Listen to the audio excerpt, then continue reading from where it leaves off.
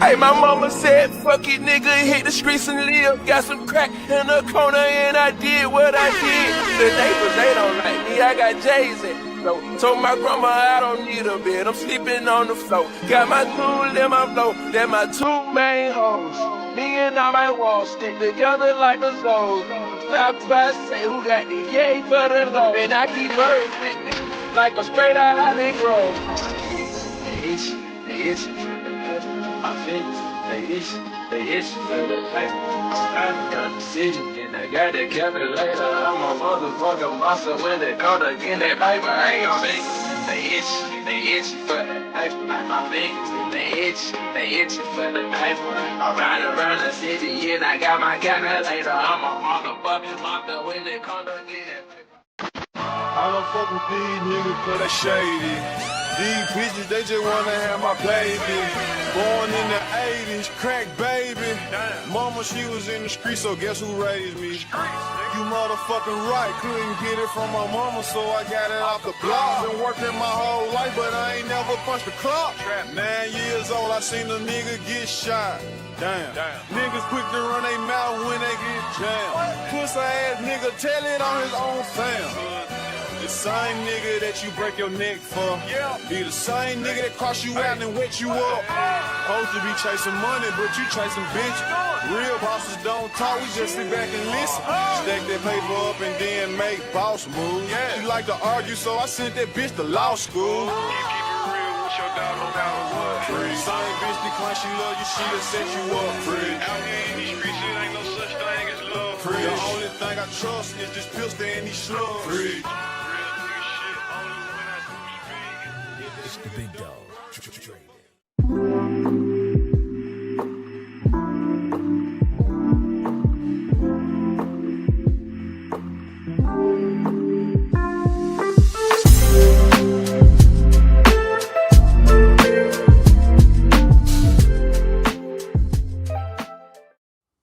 First of all, Ernest, I would like to start off by giving a shout out to FYF Sports Debates Podcast. I really love that podcast. I really do. Oh man, FYF Sports, man. It's Leonard, man. We back. Salute to everybody in the chat, man. Yeah, hey Johnny, man. I see you. Yeah, the song is fire, man. I keep telling y'all, that's one of the hottest songs out, man. It's one of the hottest songs out, man. One of my favorites.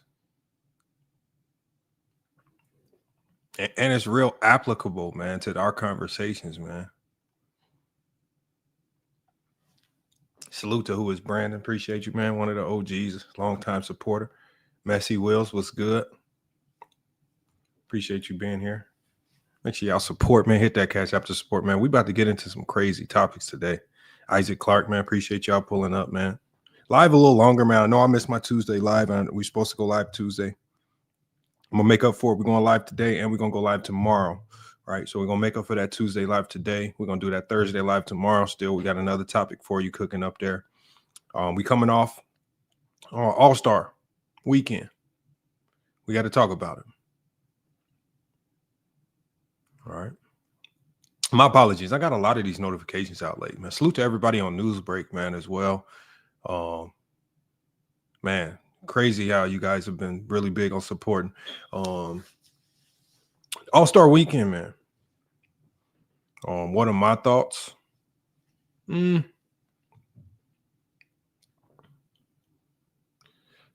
All-Star Weekend was kind of mid. I didn't like it. I thought it was too many commercials.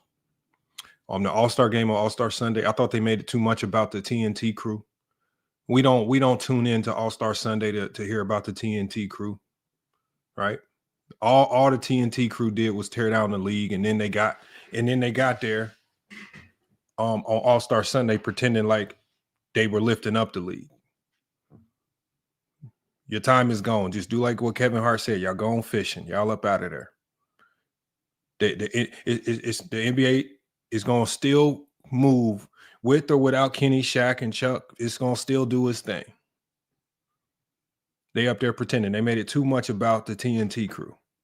They could have done a 30-second video montage and moved on. Yet they made the whole show about them. That's where it went wrong. We was there on All-Star Sunday to see people hoop. Even if it was broken up into those 40-point games. We came to specifically see people hoop. We don't really care about that. So they made it about the TNT crew. That's where they went wrong. But with regards to if it was a success or not, whether we liked the product or not, was it a success? Did it get the viewership? Yes. Now, I saw somebody put on a community post, cable TV numbers were down 13%. Yeah, cable TV numbers were down 13%. Right. But what these people don't tell you with these cable TV numbers, y'all, is in 2025, cable TV subscriptions are down 27%. So if you look at cable TV across the board, from entertainment to reality TV to sports to news, everything on cable TV is down 13 to 27%. Because cable TV is losing. I saw a stat. I actually saw a stat about cable TV, y'all. It says that cable TV with a full sports package added to it, if you go through like one of the primary, like Comcast, Cox, if you go through any one of just the primaries, right?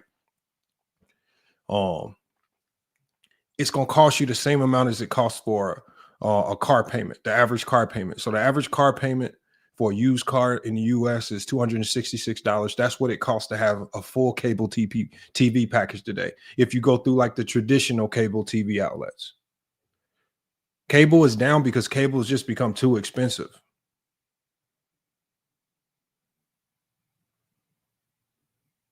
And then when you have all of these viable replacements that you can not only just watch on your TV, but you also have viable replacements that you can bring with you. You watch them on your phone as well.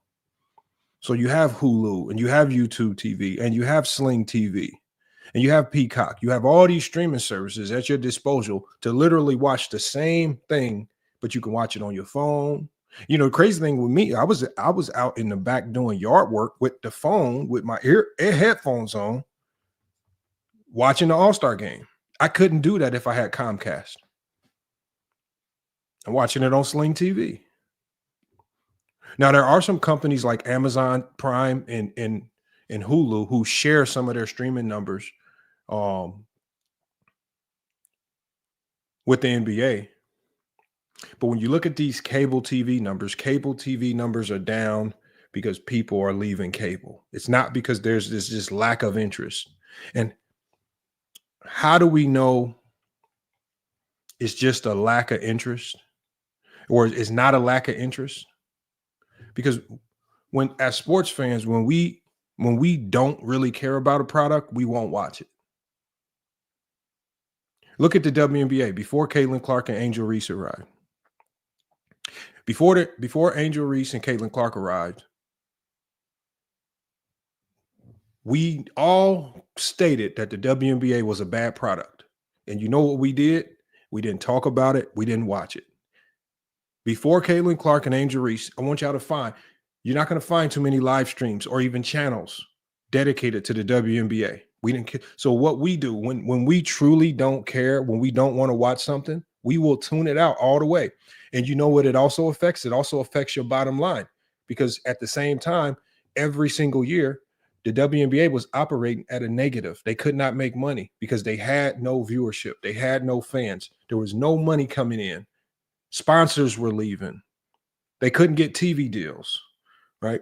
So the money was also affected. That was in, you know, even the generation before millennials are starting to turn into just crybabies. A lot of it's not the younger millennials. I'm talking about the older millennials, the first wave of millennials, right? Also the ones from the prior generation. All they're doing is they're crying and complaining about everything. They'll cry and complain about things that are even normal, right?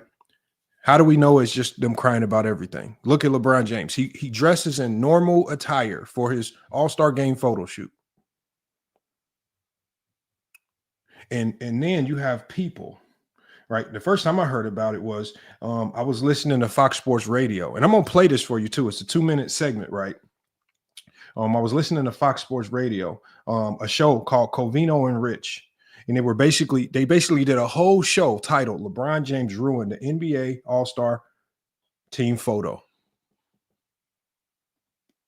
I'm just trying to figure out, how did LeBron James ruin the NBA All-Star Team Photo? That's what I'm trying to figure out.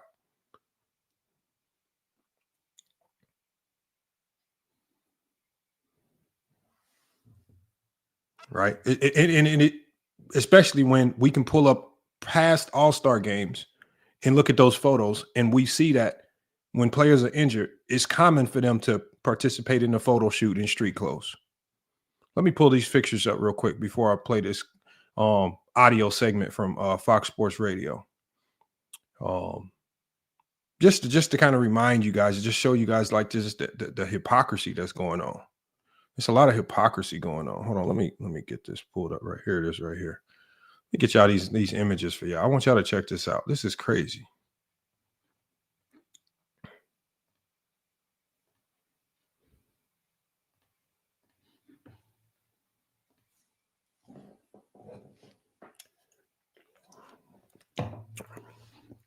Right. So this is LeBron James, y'all. This is the photo that they were complaining about. This is the photo that Covino and Rich, also many YouTubers, from the Carcinos to the Ticket TVs. I'm sure there's a plethora of YouTubers that just love creating and running with fake narratives that mean absolutely nothing. They took this picture. They said LeBron was disrespecting the game of basketball.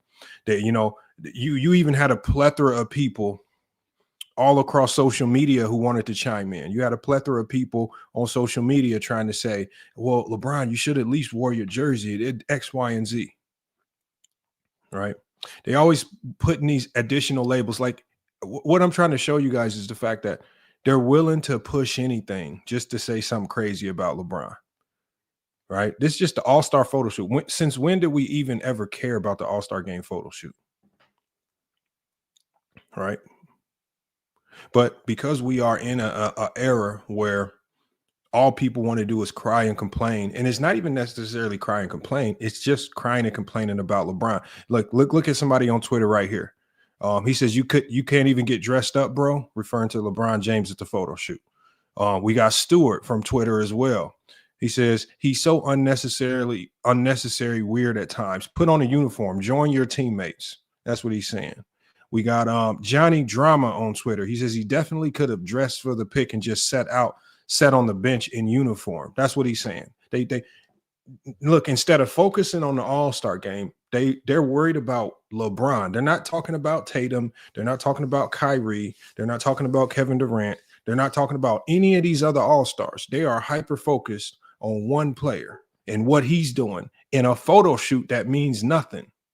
This photo shoot means nothing. It's just a photo shoot for social media, for IG pics, for the NBA Twitter and IG. We got Michael Herman. He says LeBron's foot hurt so badly he couldn't even change into uniform for the team picture. We got Shawanda Maximoff on Twitter says he couldn't have dressed out for the team photos, laughing. Right. We got DWW. LeBron wouldn't be in the picture with me. I would say something. That's what he's saying. All these people pretending to have an issue with LeBron James. Pretending to have an issue. I want y'all to ask yourselves something. How come they didn't say nothing to Kobe and Brandon Roy in this picture? And I'm so glad there were a few people on IG and Twitter that actually made videos about this as well. Kobe Bryant just dressed in street clothes. No complaint in the world from no Kobe fan. Brandon Roy injured, dressed in a suit. No complaints.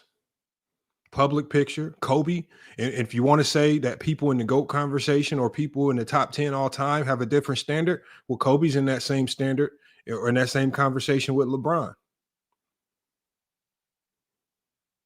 We heard nothing about Kobe. They didn't care. Because people actually back then in the 2000s only cared about basketball. They didn't care about making up narratives. There was no agenda to make up narratives about anybody. We can even go to this photo. Steve Nash, Yao Ming, and Carlos Boozer all dressed out in suits. I didn't hear anybody complaining about Yao Ming. Didn't hear anybody complaining about Carlos Boozer. Didn't hear anybody complaining about Steve Nash. Right? Cool when they do it. It's cool when they do it. It's a problem when he do it. It's cool when they do it. It's a problem when he do it. I want y'all to ask yourself, why is it? What's the difference here? I want y'all to ask yourself that. What is the difference?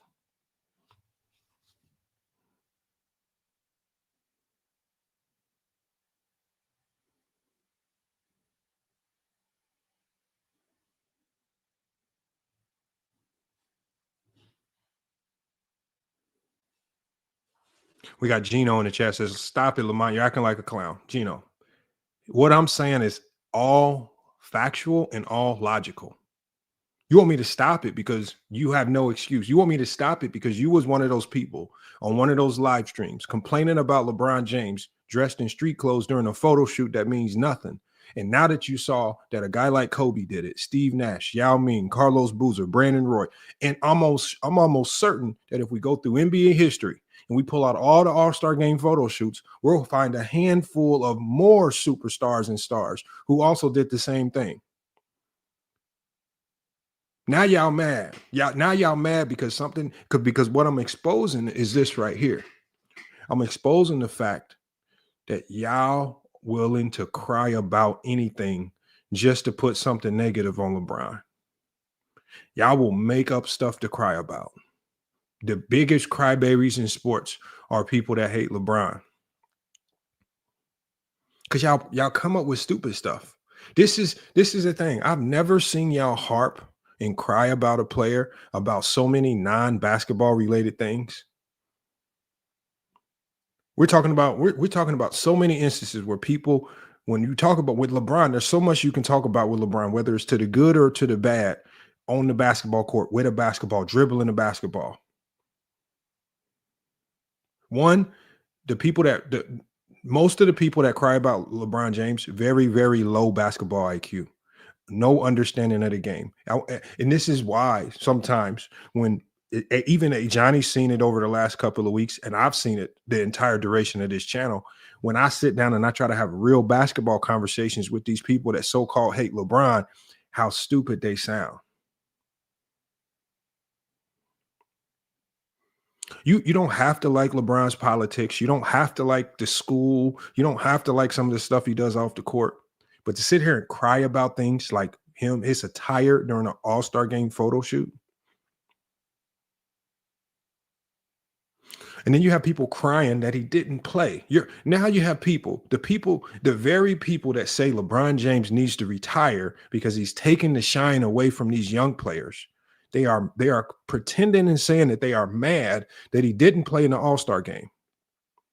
So when LeBron James, who is hurt, because last year LeBron James was dealing with the same foot injury. And I said LeBron James should probably sit out the All-Star Game, yet he played and probably put more of a workload on that foot when he could have been taking that time off the rest of his foot. This year, he takes that time off. He allows the All-Star Game to be about the new stars, the rising stars that were there, some of the newer All-Stars. He had an opportunity to allow others to shine. He sat by the wayside. And when he sits by the wayside, all the people that say that they don't like LeBron, all the people that say LeBron needs to retire, all they do is complain and say, how come he didn't play?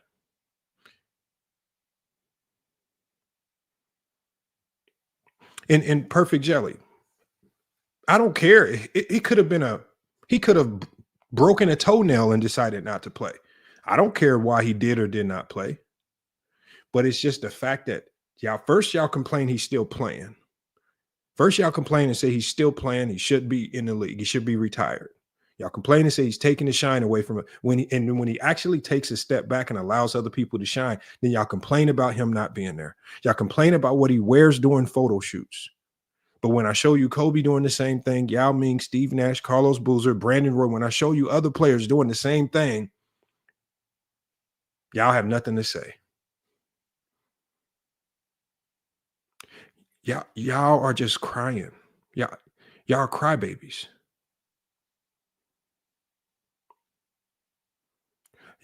A lot of you guys are the people that were basketball rejects in high school, couldn't play, couldn't hoop, but you go to the YMCAs and the parks and pretend like you actually was on the team and act like you could hoop.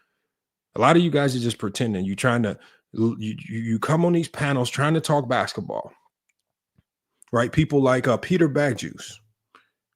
Peter Bagjuice he will type stuff in the comments, and I had to tell Peter Bagjuice, I said, Peter, stop Googling stuff. I said, stop Googling these terms, copy and pasting stuff into my comments, trying to pretend like you know basketball. I know what usable basketball terminology is, and I know what the words are when you go and Google stuff. Peter Bagjuice, you're one of those pretenders. Stop pretending.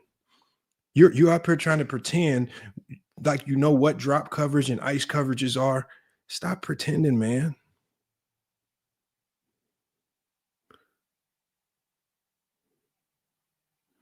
Peter Bagjuice was in my comments, y'all, talking about, AD likes the soft hedge. He said, AD likes the soft hedge. He said this in my comments. Now, what I want y'all to do, because Peter Bagjuice was in my comments, was like, this is what Peter Bagjuice said. He said, AD ain't in drop. He liked the soft hedge. Now, I want y'all to Google what a soft hedge is. A soft hedge and drop coverage are essentially the same thing.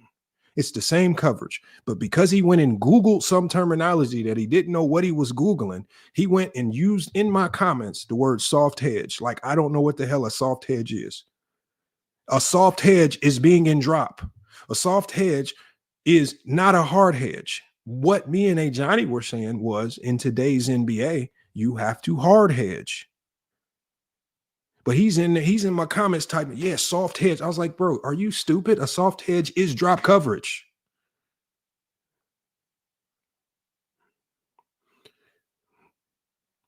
Like, so he tries to Google these new terms. Yeah, I know they don't know what none of it means.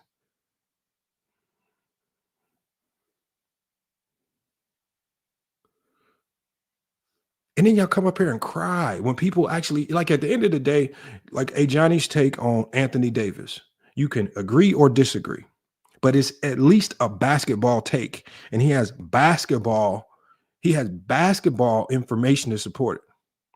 We got Peter Bagjuice. He says, I agree with you. No, you did not agree with me, Peter Bagjuice. You were up on this channel.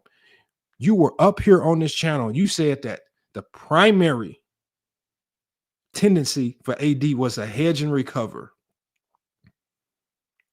If we want to use the actual terminology of a hedge and recover, it would be a hard hedge and recover, because no one really says hard hedge or no one really says soft hedge. They either say hedge and recover or drop coverage. You're only doing one of the two. Drop coverage is primarily for rim protectors.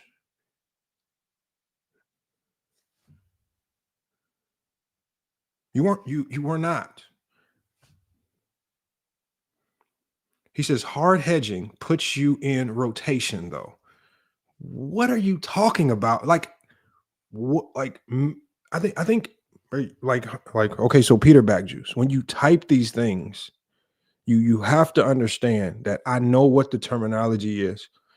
When you say stuff that makes absolutely no sense, like what you just typed, it literally makes absolutely no sense. Hard hedging puts you in rotation. What the hell does that mean?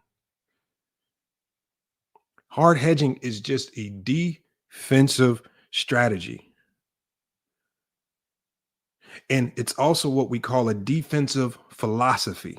You don't just hard hedge one time and never do it again. Hard hedging stems from a coach's philosophy. You're going to have some coaches that have non-negotiables. We hard hedge everything. You're going to have some coaches, we switch everything. You're going to have some coaches, we fight over everything. Like coaches like Matt Painter at Purdue, where he's going to tell his players, get skinny, don't get screened. If you get screened, it's your fault.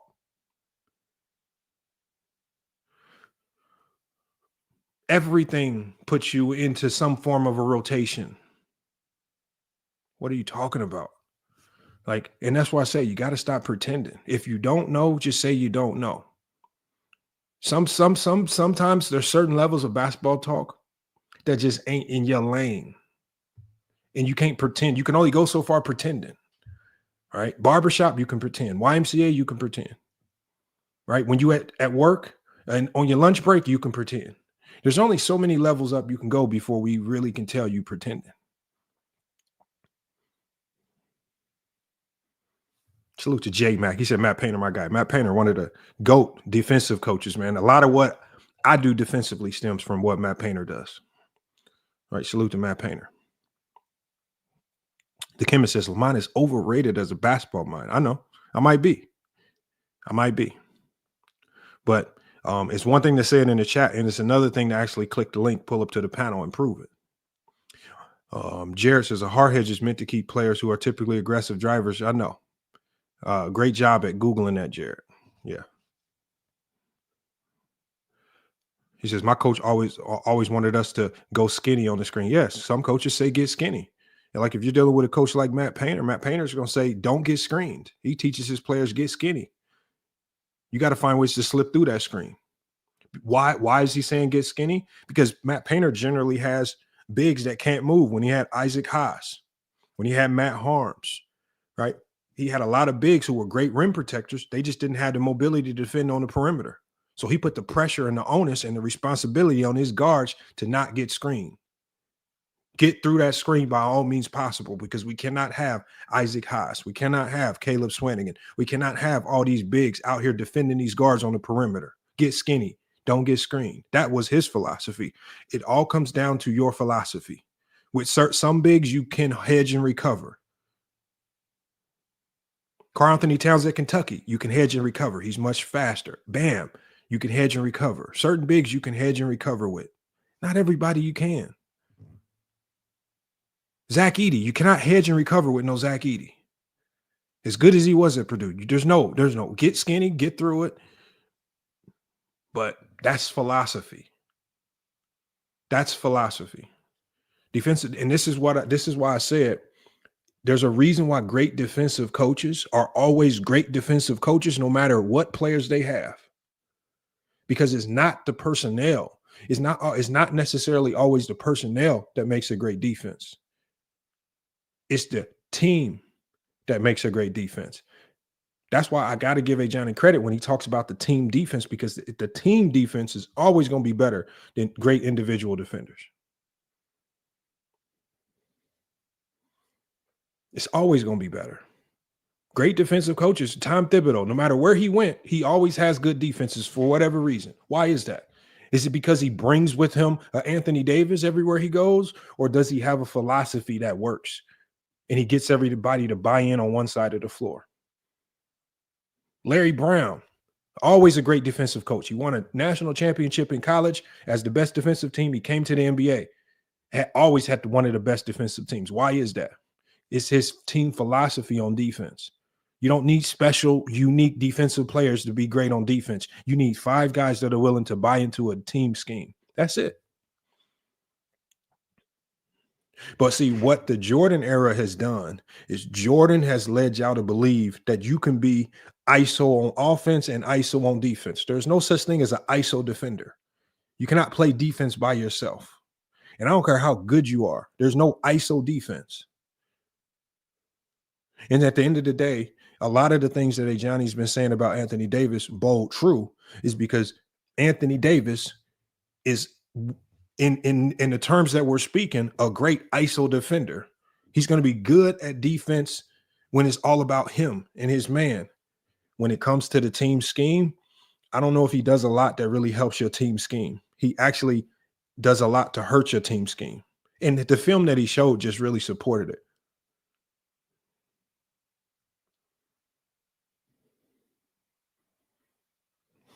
He says the glove was lockdown. Okay. All right. If you say that. Salute to Flex Sweat. Make sure y'all check out Flex Sweat, y'all, man. Fitness coach, Man, does a hell of a job. Make sure y'all check out his channel. Give him a sub, man. I know locker room. Like I said, locker room. At the end of the day, certain takes is like the film. The film is only going to support one or two things. It will support me being right or support me being wrong. The film supports when I say that Larry Brown's been a great defensive coach no matter what players he's had. The film supports that because you look throughout Larry Brown's entire career, he's always been a great defensive coach. And when you go through some of the teams he's had, he hasn't always had the best defenders in the league. Right? When you look at the best defensive, when you look at Tom Thibodeau, he's had great defenses with Jimmy Butler and without Jimmy Butler. When you look at Phil Jackson, he had a great defense with the Bulls and a great defense with the Lakers. Great defensive coaches are always going to be great defensive coaches. It's team. Defense is team. AD is a great individual rim protector. In the wrong era. Rim protecting in this era is not as relevant. The same reasons why many people say that Rudy Gobert is no longer an elite defender. It's the same reason why that's hurting this. It's the same things that's hurting Anthony Davis. Anthony Davis is a great rim protector. There's two problems that come with being a great rim protector. One, you need to be a deterrent, right? The sign of a great rim protector means that people don't even drive. They don't even want to come see you down there. But if people are coming to visit you in the paint constantly, well, that's the other side of the coin when it comes to being a great rim protector. And I've told y'all, these guards no longer fear great rim protectors because they feel they can win that battle more times than not. Anthony Davis' presence in the paint does not deter anybody from turning that corner going downhill. When Jamal Murray sees Anthony Davis in front of him, he does not fear Anthony Davis. When Kyrie Irving turns the corner and sees it, when these guards turn and see great rim protectors, they don't fear it. Their eyes light up. That's just basketball. Basketball's just changed. And you have to then convert your defense to what works.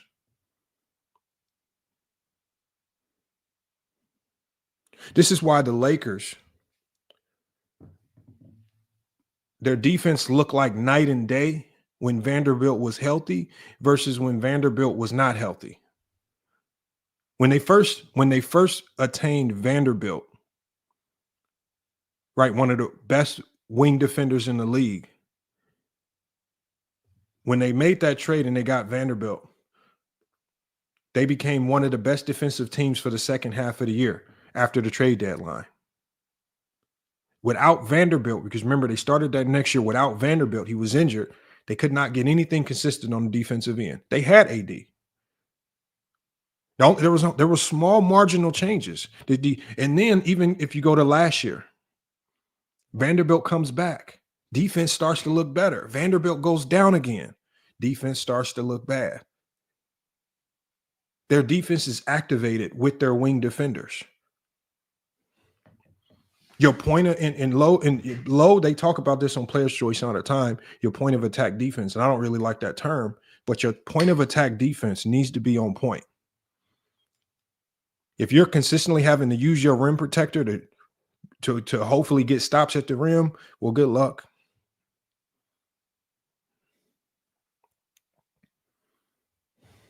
Yeah, Peter Backjuice, that is kind of wild. Glorious King is wild. It might be. I'd probably just trolling, but I don't know if I would troll to that degree. That's kind of wild right there. I don't know if I would troll with Glorious King.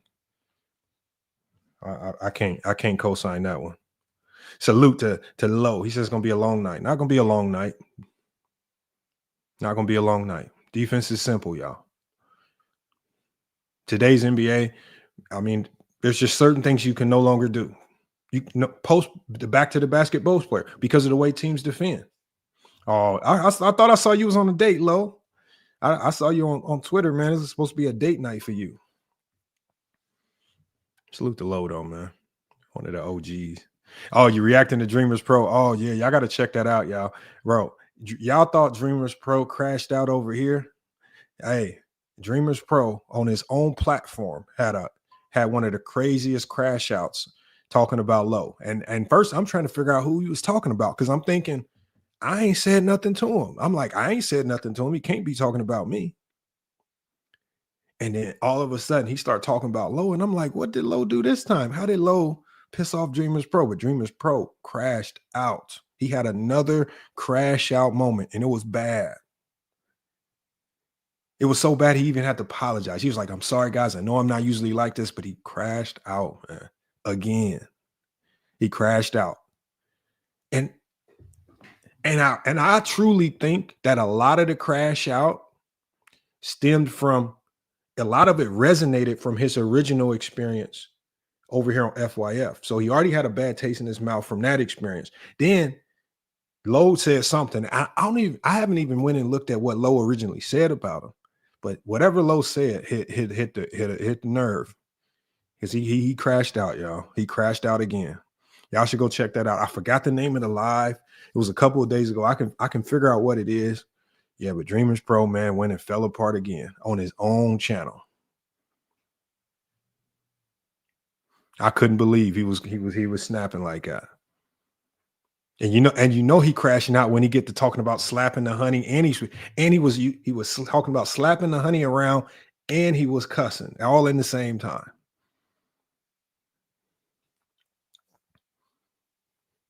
Which is crazy, man. I don't know. I'm gonna find the name for you. I'm about to drop the link. I'm about to bring everybody up. We're gonna talk about it. But let me play this 2-minute clip right here from Fox Sports Radio. This is a news show on Fox Sports Radio. Covino and Rich. They actually were doing a segment on the Dan Patrick Show, and they were talking about LeBron James. It's just a 2-minute clip. I want to play it for you guys. But yeah, they were talking about LeBron James, and they were saying that LeBron James ruined the NBA All-Star team photo. And I haven't even heard this clip in full, so I want to see what angle they go with it. But I'm almost positive they're going to go the angle that we thought that we think that they're going to go. Oh, let me share my screen real quick. I want y'all to hear this. This is Covino and Rich, Fox Sports Radio, on the Dan Patrick Show. Check this out, y'all. It's, I guess, an honor, right? You're there with all the greats of the year. Or it should be an honor. That's the thing. My favorite group photo every year is all the NFL head coaches. Oh, that is pretty When does that come out? That is pretty good. That's always my so favorite they're group taking photo. their all-star team photos, and LeBron James jumps in with some big names. They're all-stars, guys. Kevin Durant, Steph Curry, James Harden, Kyrie's there. They're all there posing in their all-star uniforms. And LeBron James jumps in with street clothes. This is the team photo. Street clothes, dude. Like, not like a warm-up outfit. Like, this is what he was rocking. And they're like, all right, we're taking the team photo. Now, I understand he was hurt. I understand he wasn't playing. But you're going to tell me his ankle hurt so much that he couldn't throw on a pair of shorts, the tank top, the shirt, and just pose with the rest of the team like a guy who's honored to be on the All-Star team? I thought that was odd. In my opinion, ruin the photo. I get it. He's LeBron James. Any photo with LeBron James is a great photo. I'd be thrilled to have a photo with LeBron James. But these are his contemporaries. These are other big stars. If I was Steph Curry, if I was Kevin Durant, I'd be like, yo, man, put your uniform on. What are you doing? You're ruining the photo. Ruined the photo. Now, what did I say? I said I've been there and I've done that. I am not guilt-free here. I have my own stories. It just adds to the feeling of how little do you care about this? Because when you, the player, the superstar, the team doesn't care about the product, how do you expect the fans to care about the product? How do you expect us to care about the game? You don't even care enough to put the uniform on for a photo. And that's just one little side story here. But that feeling translates to us, and that's why we are left here like, that was boring. No, it's the question here is ruining the topic. Really is ruining the photo. Yeah. And some people care. How Some could you people- not? And some people, Dude, that's the don't. problem. It's supposed to be an honor. You're supposed to care. If you don't, Why should I?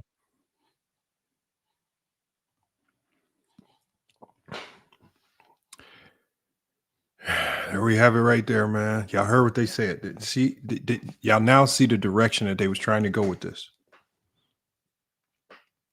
I'm proud by P. If I'm losing credibility, then explain this. If I'm losing credibility, then why is Kobe able to dress in street clothes, but nobody say a word? We never heard a Kobe fan. We never even, and around this time, Kobe had a lot of haters. Kobe was not the most liked player in the NBA. Kobe had haters. Kobe was hated. People did not like Kobe Bryant. But even with the hate that Kobe Bryant had, nobody said anything about Kobe or Brandon Roy being dressed in regular street clothes in this photo, right? Look at Yao Ming, Carlos Boozer, Steve Nash. This is just 2 photos. There's more. There's more of other players. This is just 2 photos. We never heard anybody say anything to Yao, Carlos Boozer, or Steve Nash. They're all injured. Nobody said, oh, are you too injured to put a jersey on? Nobody said any of that. Y'all create standards for LeBron, but y'all don't hold those same standards to everybody else. Y'all create standards for LeBron, but when I show you other players doing the same thing, now all of a sudden that you no longer, that standard does not hold any weight for any other player. Remember, I don't mind it if you want to complain about it. I only mind it when you complain about it only when LeBron does it. It's just like LeBron has a lot of political takes. And y'all let the world know about it.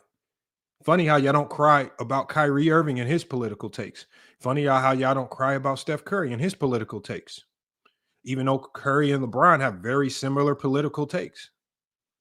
But Curry does it, it's fine. Steve Kerr does it, it's fine. Brian says something. Oh, you just need to shut up and dribble.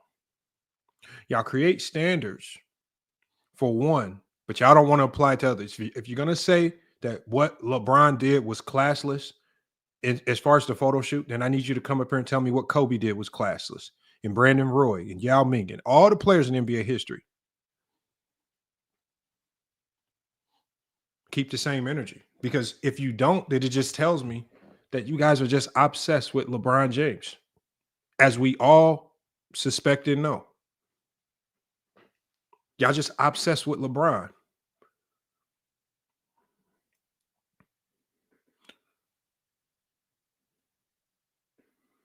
See, this is a new standard right here. Exactly, Iron Man. I was seeing it in my comments today. They were saying none of the people in the photos are in the GOAT conversation. I said, yeah, Kobe is in that GOAT. Whether I like it or not, Kobe is in the conversation because people have put him in that conversation. It's just funny, y'all. Isn't this All-Star game funny? Leading up to the All-Star game, people were telling us that the NBA was losing viewership. I told you guys, I said, no, the NBA is not losing viewership. I said these same people are going to always watch.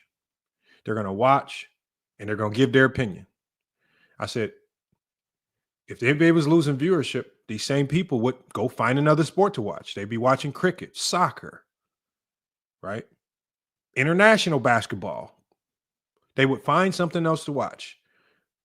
Yet the people that say that nobody's watching the NBA are the very people that watch the NBA. And then not only just watch it, they'll come back, especially if they're content creators, to tell more people about it.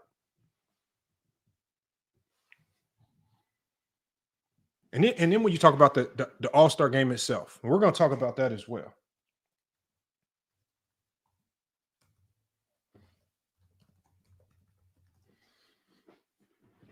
Because people are going to say that the All-Star, the dunk contest, and the three-point contest was trash.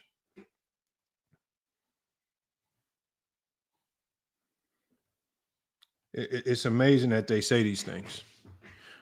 Is it going to have to take me playing the 1985 or the 1987 dunk contest to show you guys that almost every dunk contest is trash no matter who's participating in it?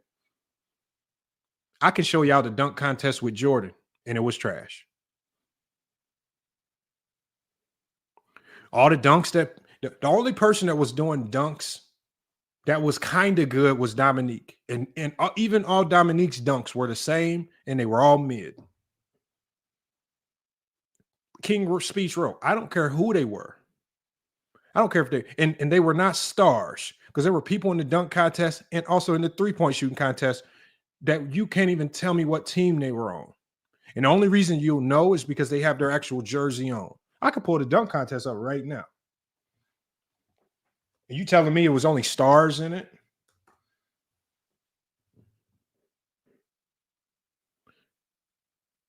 The dunk contest, even the ones that people claim were good. The Larry Nance dunk contest was trash. All of Jordan's dunk contests were trash.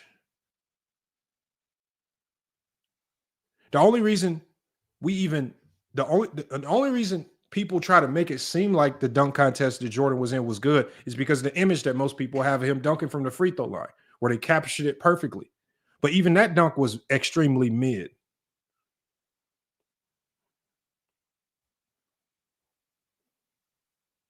Mac McClung still beats all of those dunkers in a dunk contest. A G League player. I can put the game up. I can show you. When Spud Webb won, Spud Webb only won the dunk contest because that's because of the fans kept chanting Spud. That's how bad all of the other participants were. All of the other participants in the dunk contest with Spud Webb were so bad that the crowd just started chanting Spud Webb when they were about to announce the winner, and they made the judges say it was Spud Webb.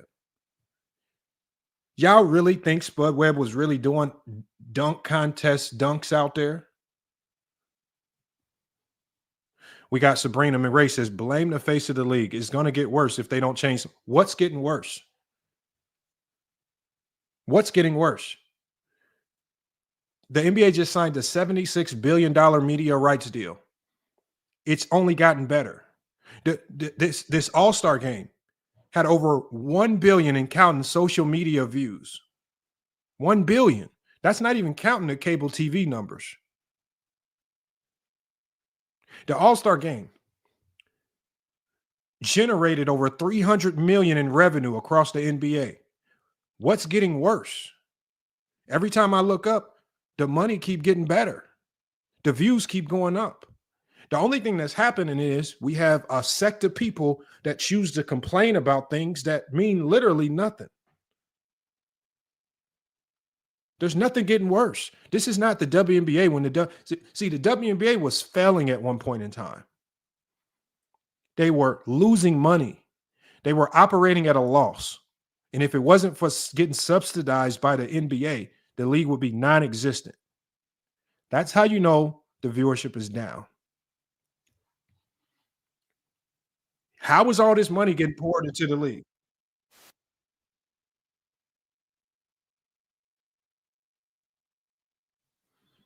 That's what I don't get right there.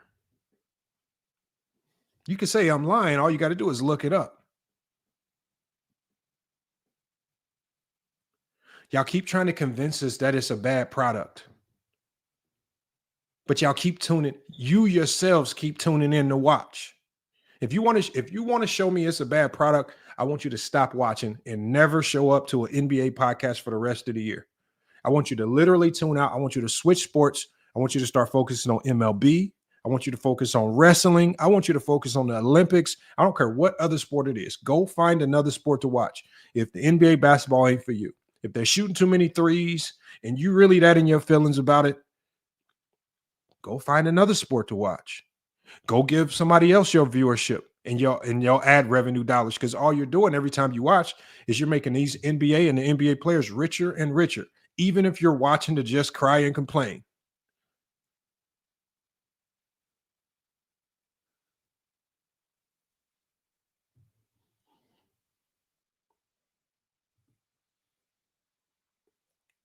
I don't know what, y'all keep trying to tell us it's bad. Was this particular dunk contest the greatest dunk contest we've ever seen? No. But there's a whole bunch of dunk contests that are bad. There were horrible dunk contests. in the 1990s, there was probably only one good dunk contest over the course of that entire 10-year period. In the 2000s, we might have had a few more. Over the last 15 years, the Zach LaVine and Aaron Gordon dunk contest might be the best. Outside of that, you can only probably on your hand name 4 to 5 good dunk contests over the last 40 to 50 years. The three-point contest is the three-point contest is always can always be kind of good because the three-point contest is good based on how many threes they make or miss. The more players that make more threes, the better the three-point contest is. So it's not really hard you can't really get the three-point contest wrong because it's make or miss. Even though in the 80s and 90s, we saw some atrocious three-point contests. I think Michael Jordan still has the record for the worst three-point contest in NBA history, shooting 5 of 30. 5 of 30, wide open practice shots. I don't hear you guys talking about that being the worst three-point contest of all time. And Jordan was the face of the league. 5 of 30. I want you guys to go to the gym and shoot 33s. And I would almost bet that most of you guys would make more than 5 out of 30. And don't mind the three-point line because the distance that Jordan was shooting the threes from was about the same distance of the line that you'll see in your YMCA. So don't worry about the line being at the NBA range because at the distance it is now, that's not what it was. So I just want you guys to go test that out. Go to your nearest gym and shoot 33s. Come back, tell me how many you made.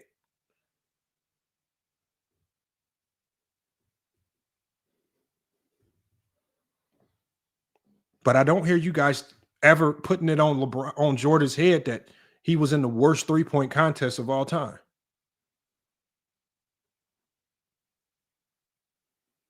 Because we all know the All-Star game is, and the All-Star game festivities are just the All-Star game and the All-Star game festivities.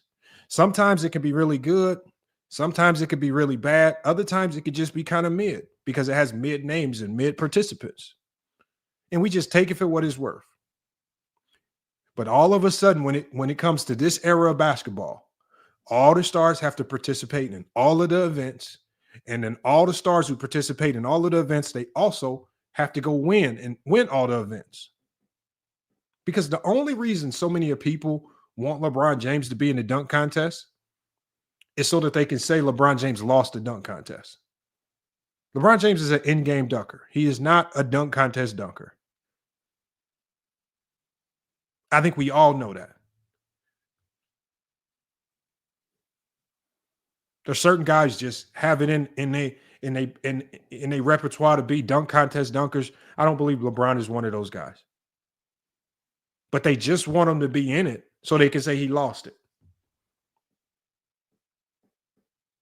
And then they try to hold it over his head. Well, LeBron, you said you were going to be in it.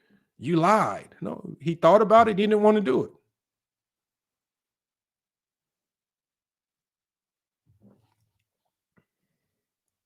But it's just the standard. Y'all have a ridiculous standard for LeBron. Y'all don't hold that same standard to anybody else. Y'all cry about the NBA and the viewership. What you're doing is you're not even crying. You're just lying. You're lying saying viewership is down, yet viewership is at an all-time high.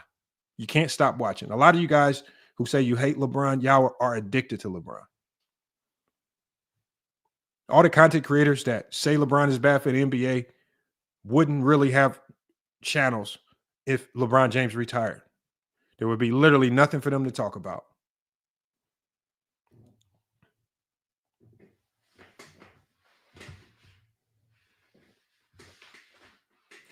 All right, y'all. Link is in the chat, man. Y'all can hit that link to pull up, man. It's time to hear what y'all got to say, man. I want to hear a lot of people cap. I want to hear a lot of people crying.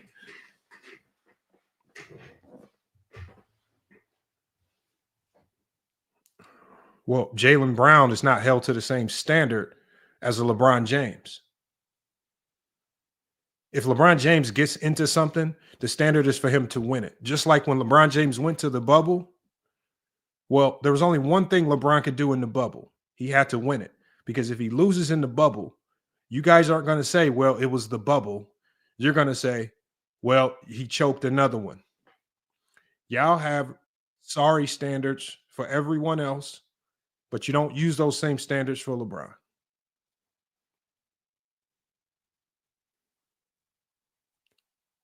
You pretend as if you wouldn't kill LeBron James if he lost the dunk contest. We all know if LeBron James lost the dunk contest, all y'all would be doing is on live streams talking about he choked again in the dunk contest. Salute, Lamont. Salute, everybody. You got a little background noise, Olo.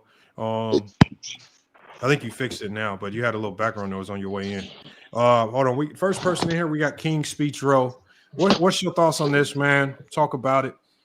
Did LeBron James ruin the NBA All-Star photo shoot?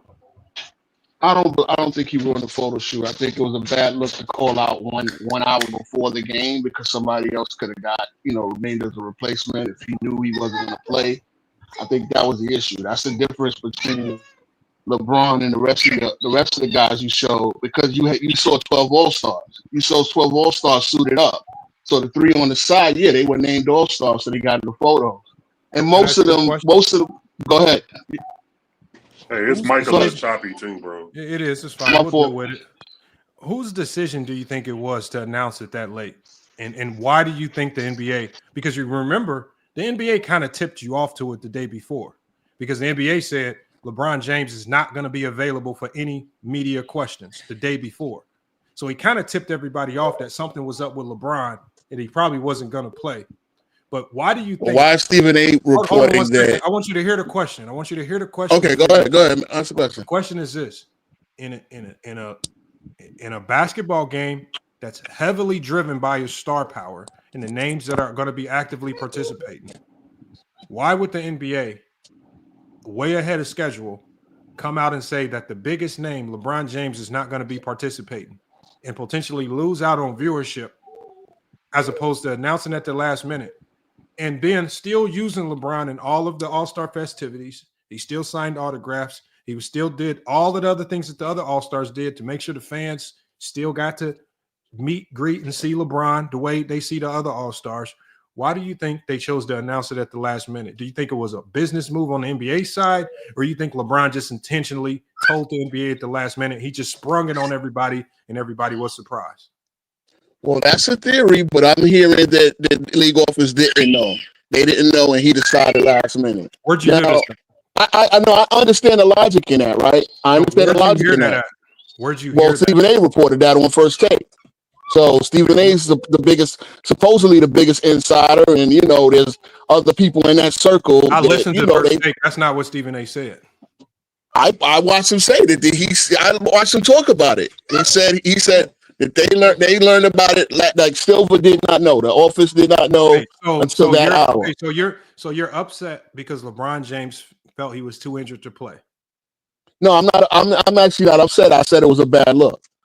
Okay, I said it was a bad look. Hold on. It's a bad look for what and how and why?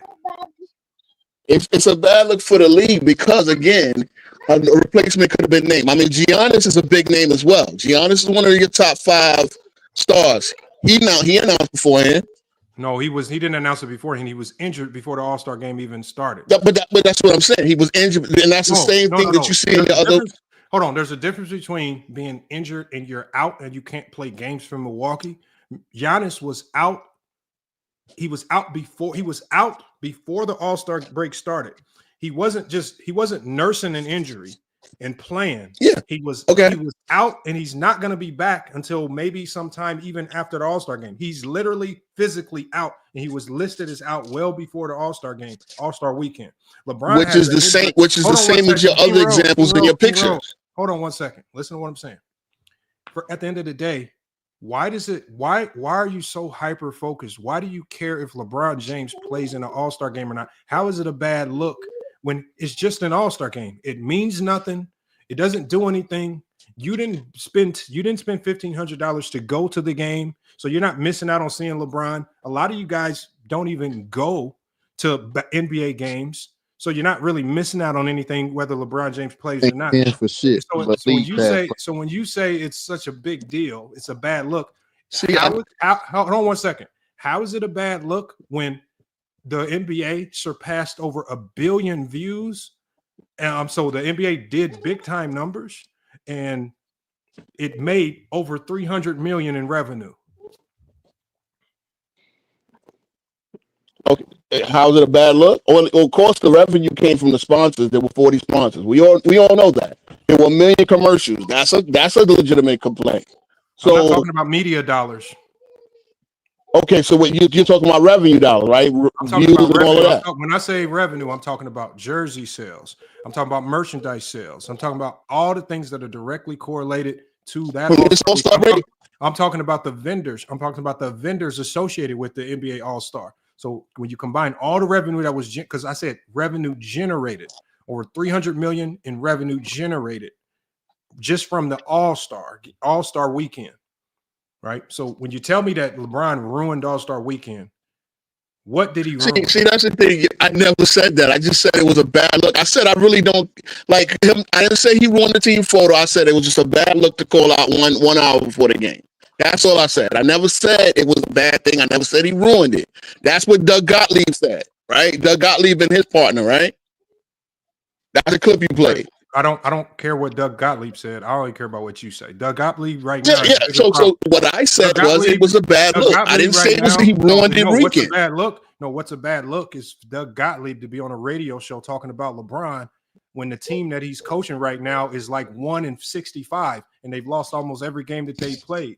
And they cannot play. They cannot win a game. They don't look like a very good team. He ran around and he even talked about a NAIA basketball team, right? They were about to play a D1 school. They were just playing basically a practice game versus an NAIA school. And then he proceeded to go lose to an extremely low-level team that's not even a D1 team. So when you're talking about Doug Gottlieb telling us what's a bad look, well, it's a bad look for Doug Gottlieb to be saying anything about anything related to basketball right now, because the team that he's coaching right now, Wisconsin Green Bay, I need y'all to go look that team up. They looking like the worst team in college basketball. So I don't really care what a Doug Gottlieb has to say about it, right? Doug Gottlieb is a bad look for basketball right now. He's a bad look. Just by his content. Just even talking on the game. I got you, but it's content. It's content. You know, like, look, there's a lot of players. There's a lot of players who go out there, stink it up, and get on their podcast. I mean, listen, I agree on that part. Like I said, I only my opinion, the way the game was played, could he give you 2 minutes to sit on the bench? I don't know. It was his choice. It was his choice at the end of the day. What does it matter if LeBron James plays 30 seconds, 0 seconds, or the whole game? What does it change? It doesn't. It doesn't. But like I said, my issue is I think Norman Powell should have. Okay, go ahead. Because last year when LeBron James played, all I heard was people talking about how LeBron James playing is taking the shine away from these other All-Stars. Now this year, when he plays, oh, you were supposed to tell us you wasn't playing. We wanted to see you play. Now you're pretending that you actually wanted to see him play if it mattered. Last year you kill him for playing. This year you kill him for not playing. There's no win or lose. What can he do to do something right? Because last year he played, y'all killed him for playing. This year he didn't play. Y'all killed him for not playing. You saying you didn't tell us soon enough, as if it would change anything. Our feelings are hurt, LeBron. You didn't notify us within 24 hours. You only notified us within a few hours, man. So we're really hurt. It's petty. No, I don't think it's petty because again, it's not petty because a deserving player could have got the spot. Hold on. Now you're pretending. So the fact is now is you literally have to pretend as if you care about Norman Powell being an All-Star. Yes, I do. I do. As a real fan, I care about Norman Powell. I do. Because I like a player who improved himself after 10 years in the league to get to that point. I like that story. And a lot of real basketball fans like that story. I got to go to Khalil next. Khalil, go ahead. Now, Khalil, it's about they really wanted to see Norman Powell in the All-Star game. Hey, listen, LeBron, the same people that said that he ruined the All-Star game is now complaining that he wasn't in it. It's the stupidest shit I ever seen in my life. And LeBron don't give people ammo to like go after him, so they make up stuff and try to generate talking points to talk bad about him because he ain't out here doing illegal stuff like a lot of their favorite players do. So they got to create something, you know what I'm saying, just to hate on this dude. Like, I've never seen the stupid shit in my life. And as far as the dunk contest, I mean, you mentioned the one with Aaron Gordon and all them. I thought the Vince Carter one was a good one too. Yeah, that was a good one too. You had 3 guys going at it with Steve Francis and McGrady was also lit in that dunk contest too. Outside of that, those was the only 2. The one that holds some value to me was the one Kobe was in because I'm from here and it was in Cleveland. I guarantee you most people don't even know the other participants. All they can remember really is Kobe. I mean, of course, I'm going to give you one. Darvin Ham was in it. And Bobby Sura, of course, when he played for the Cavs, was in it. Outside of that, I guarantee people cannot name the other players in that dunk contest. I guarantee you. And I mean, most of the dunk contests are boring.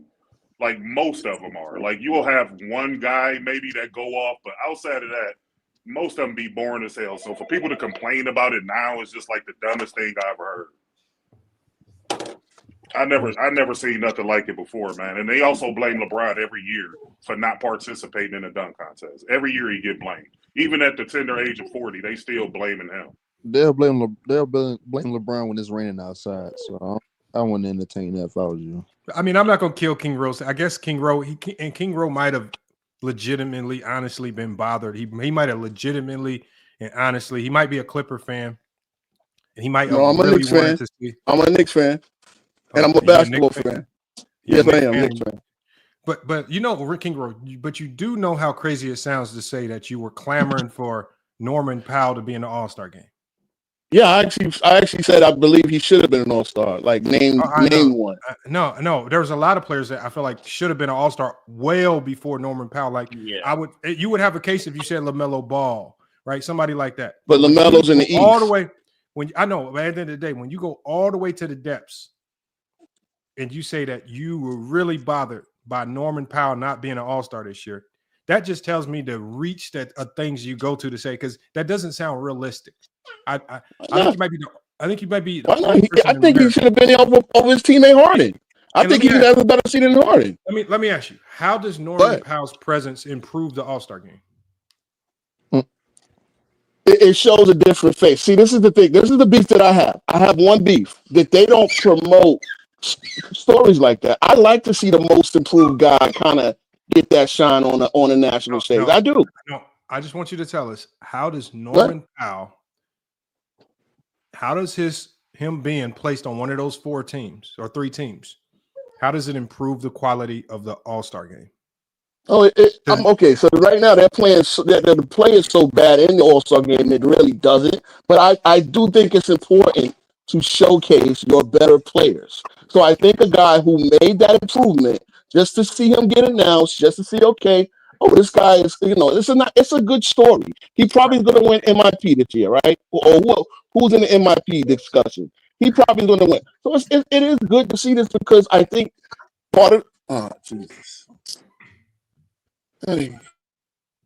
It's not changing anything, man. Like, bro, like it's Norman Powell, bro. I mean, like, that guy's a great player, right? But there's other guys too, like, Sabonis, Fox. But Powell, like, is it going to change anything? I mean, come on. All right. Thank God that guy's gone because he doesn't know what he's talking about. He is completely lost. Now, my problem is that I'm a big Bron fan, right? But I truly feel like he should have told us a little bit sooner and not have waited that long. I mean, it's just my thing. No, I can't.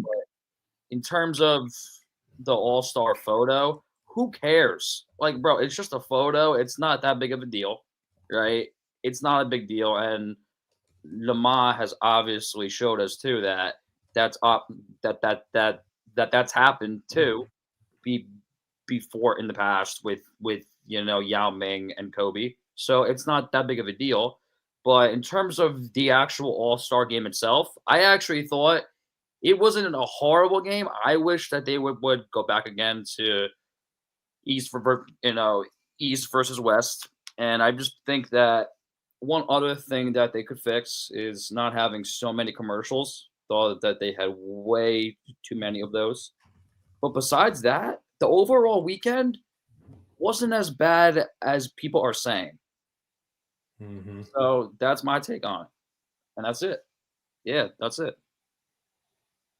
That's all I got. I agree. It wasn't. I agree too. The dunk contest actually with Castle and them guys actually especially towards the end turned out to be much better than I thought it would be. Yeah. So I applaud the 3-point contest was the 3-point contest.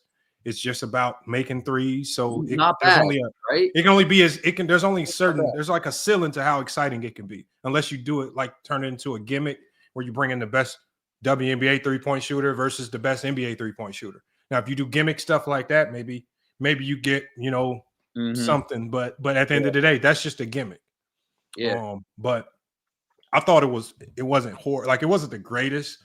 I didn't have super high expectations. What did you think, Lamont, of Kevin Hart? Because I thought I don't think Kevin Hart. I never thought Kevin Hart was funny. Kevin Hart to me is he was doing a little too much. He's only a movie comedian. Like, he's only funny when he's in a movie. Yeah. And he's only so funny then. I think he's kind of corny at best. That's what I'm saying. I thought if you were going to have an MC for the game, you should have went and got the OG Rucker Park MC or the OG I was thinking that MC. That would have made it so much better, bro. I got you, Frank. Hold on one second, Frank. Yeah. And all I'm saying is you can make it. I thought if you're going to have an MC, go bring in one of the OG MCs who we know is good at that. But I think Kevin Hart was just trying too hard to be funny.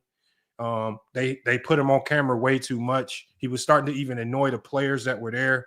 Mm-hmm. And so it's just like that even completely backfired on him because, like I say, I think they misjudged who Kevin Hart actually is to most people. So that kind of fell flat. But at the end of the day, think about it like this. The NBA knows that they can try stuff. They can try different things. And if it doesn't work, the reason why they know they can go trial and error with the All-Star game is because they know that people are always going to tune in to watch, right? And then people are going to give their feedback, whether it's good or bad. They're using, especially the haters, they're kind of using them like guinea pigs. And I don't think they see that. There's always going to be haters out there. You're never going to have like a perfect product. There's obviously haters in football too, right? They're not a fan of, Patty Mahomes getting all those calls off of the referees, but there's always going to be haters, but you got to have haters too. So, that's just part of like how it goes. But at the end of the day, the overall product I didn't think was that bad, but there can definitely be small tweaks to make it great again, because I do feel like there was a time it was better. And if I'm keeping it real, that's the truth. When it was East-West, maybe they could make it mean something again, where the winner gets home court in the finals and stuff like that. Feel like it would make it more competitive again. I don't know about all that. You was making some good points though, man. Can you hear me clearly? Bro. Can you hear me? Yo, what's up, man? Yeah. What's up, y'all? Yeah, you was making some good points, man. But I think a lot of it is like there's not much you could do to make the All-Star game better. I think, what somebody said earlier, cutting out some of the commercials and maybe having the celebrities not have as significant of a role, in the All-Star production. Maybe like, have it something a little bit more toned back. Don't bring guys like Kevin Hart up. I think that can make it easier. But I think with the All-Star game, a lot of people look at it with like a veil of nostalgia, because if you've seen more than 10 All-Star games, at some point it's going to get boring. You know what I mean? Especially when some of your favorite players are not playing in All-Star games anymore. You're looking back on those times where, it would have been a little bit more fun because you might have been a bit more engaged. You hadn't seen it as many times, because these kids that are coming up, they're watching the All-Star game. It's a whole new experience for them, and they're enjoying it. You know what I mean? They're not like, you're not wrong about that one. You're right. You're right. yeah, I like, feel like it's a little bit more difficult on fans of like us who've been hooked yeah, on the sport for so many years. It's like it goes back to your point. It's like watching the same movie over and over again. It's yeah, man. It's a problem. I was at my grandmother's house a few weeks ago, man, and she likes watching the same shows like over and over again. Like she still watches Golden Girls. You know what I mean? yeah, It's like, and it's like, yo, but that's and what it's I'm like, saying. I don't hate on it, but it's like at the same time, Uh, you're like, damn, like you just watching the same thing over and over again. And when I think about that, how that applies to basketball, we've watched the dunk contest. We've watched 10, 15, 20 But different dunk sometimes, contests man, over the if it years. ain't okay, but sometimes if it ain't broke, don't fix it, right? Well, no, So even if it isn't, like that's the thing, like it's still gonna get boring.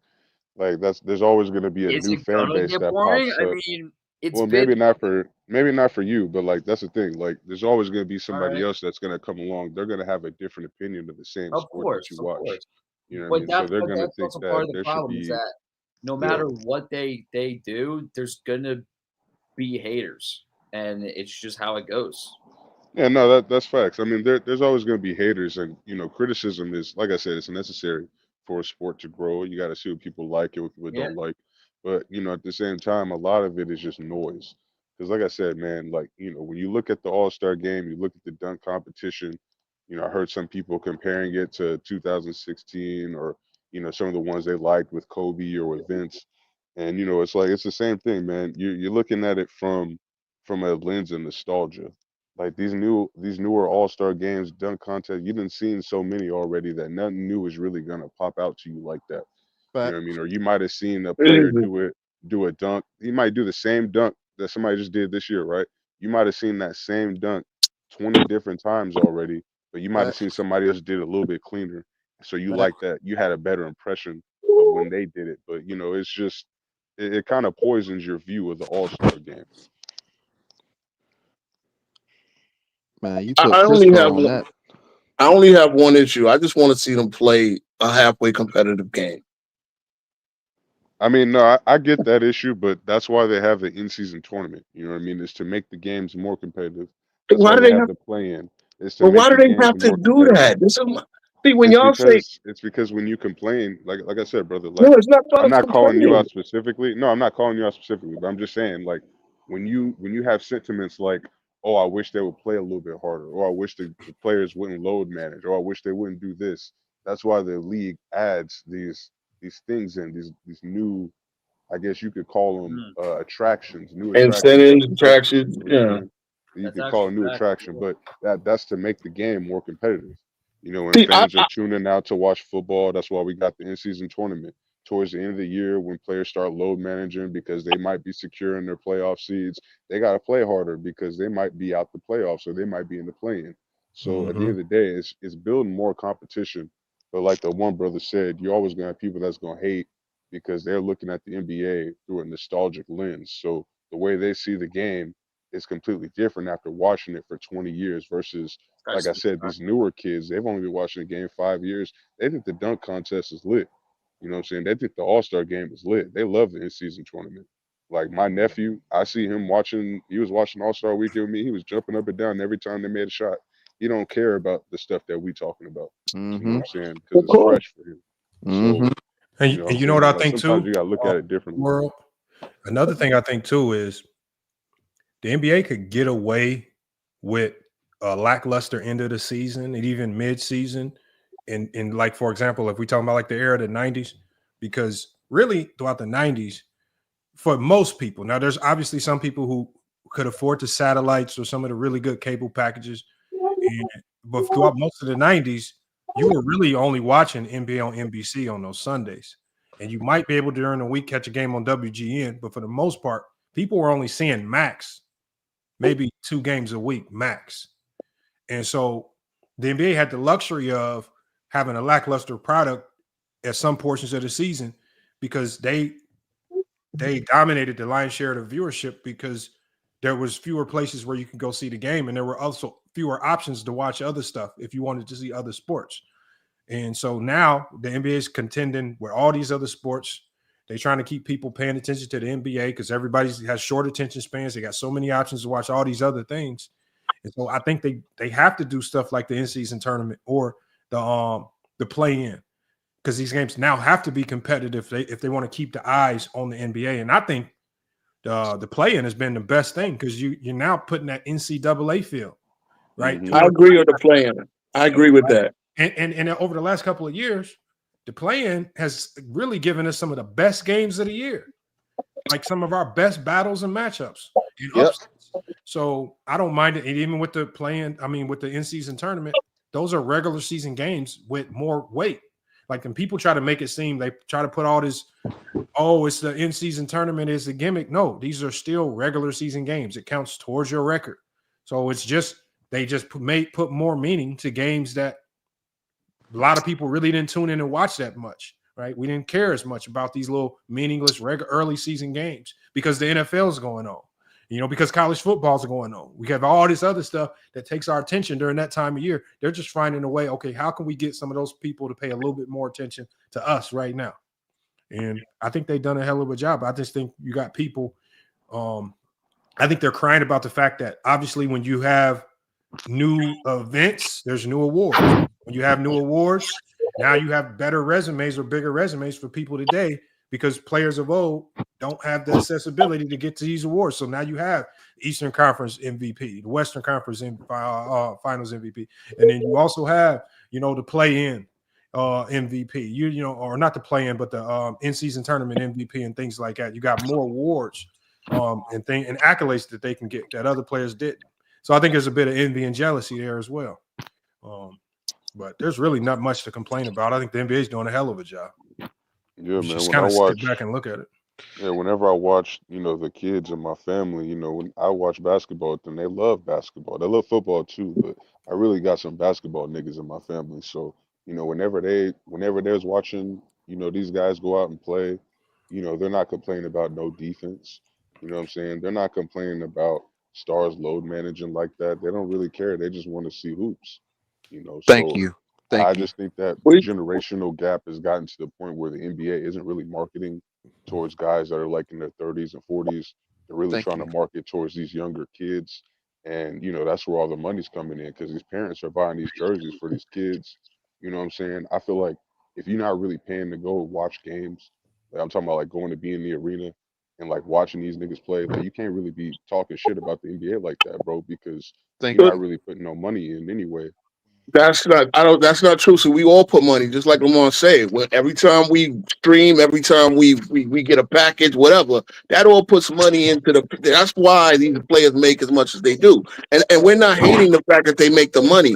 All we okay, is Draymond a hater when we say All-Star weekend was boring?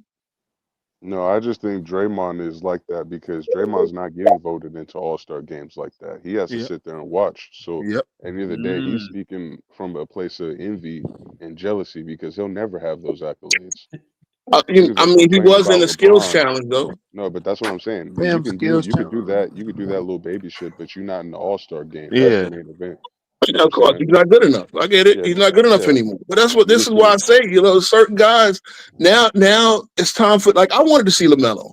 LaMelo should have been there. I feel a lot of guys, but of course, it's 24 guys.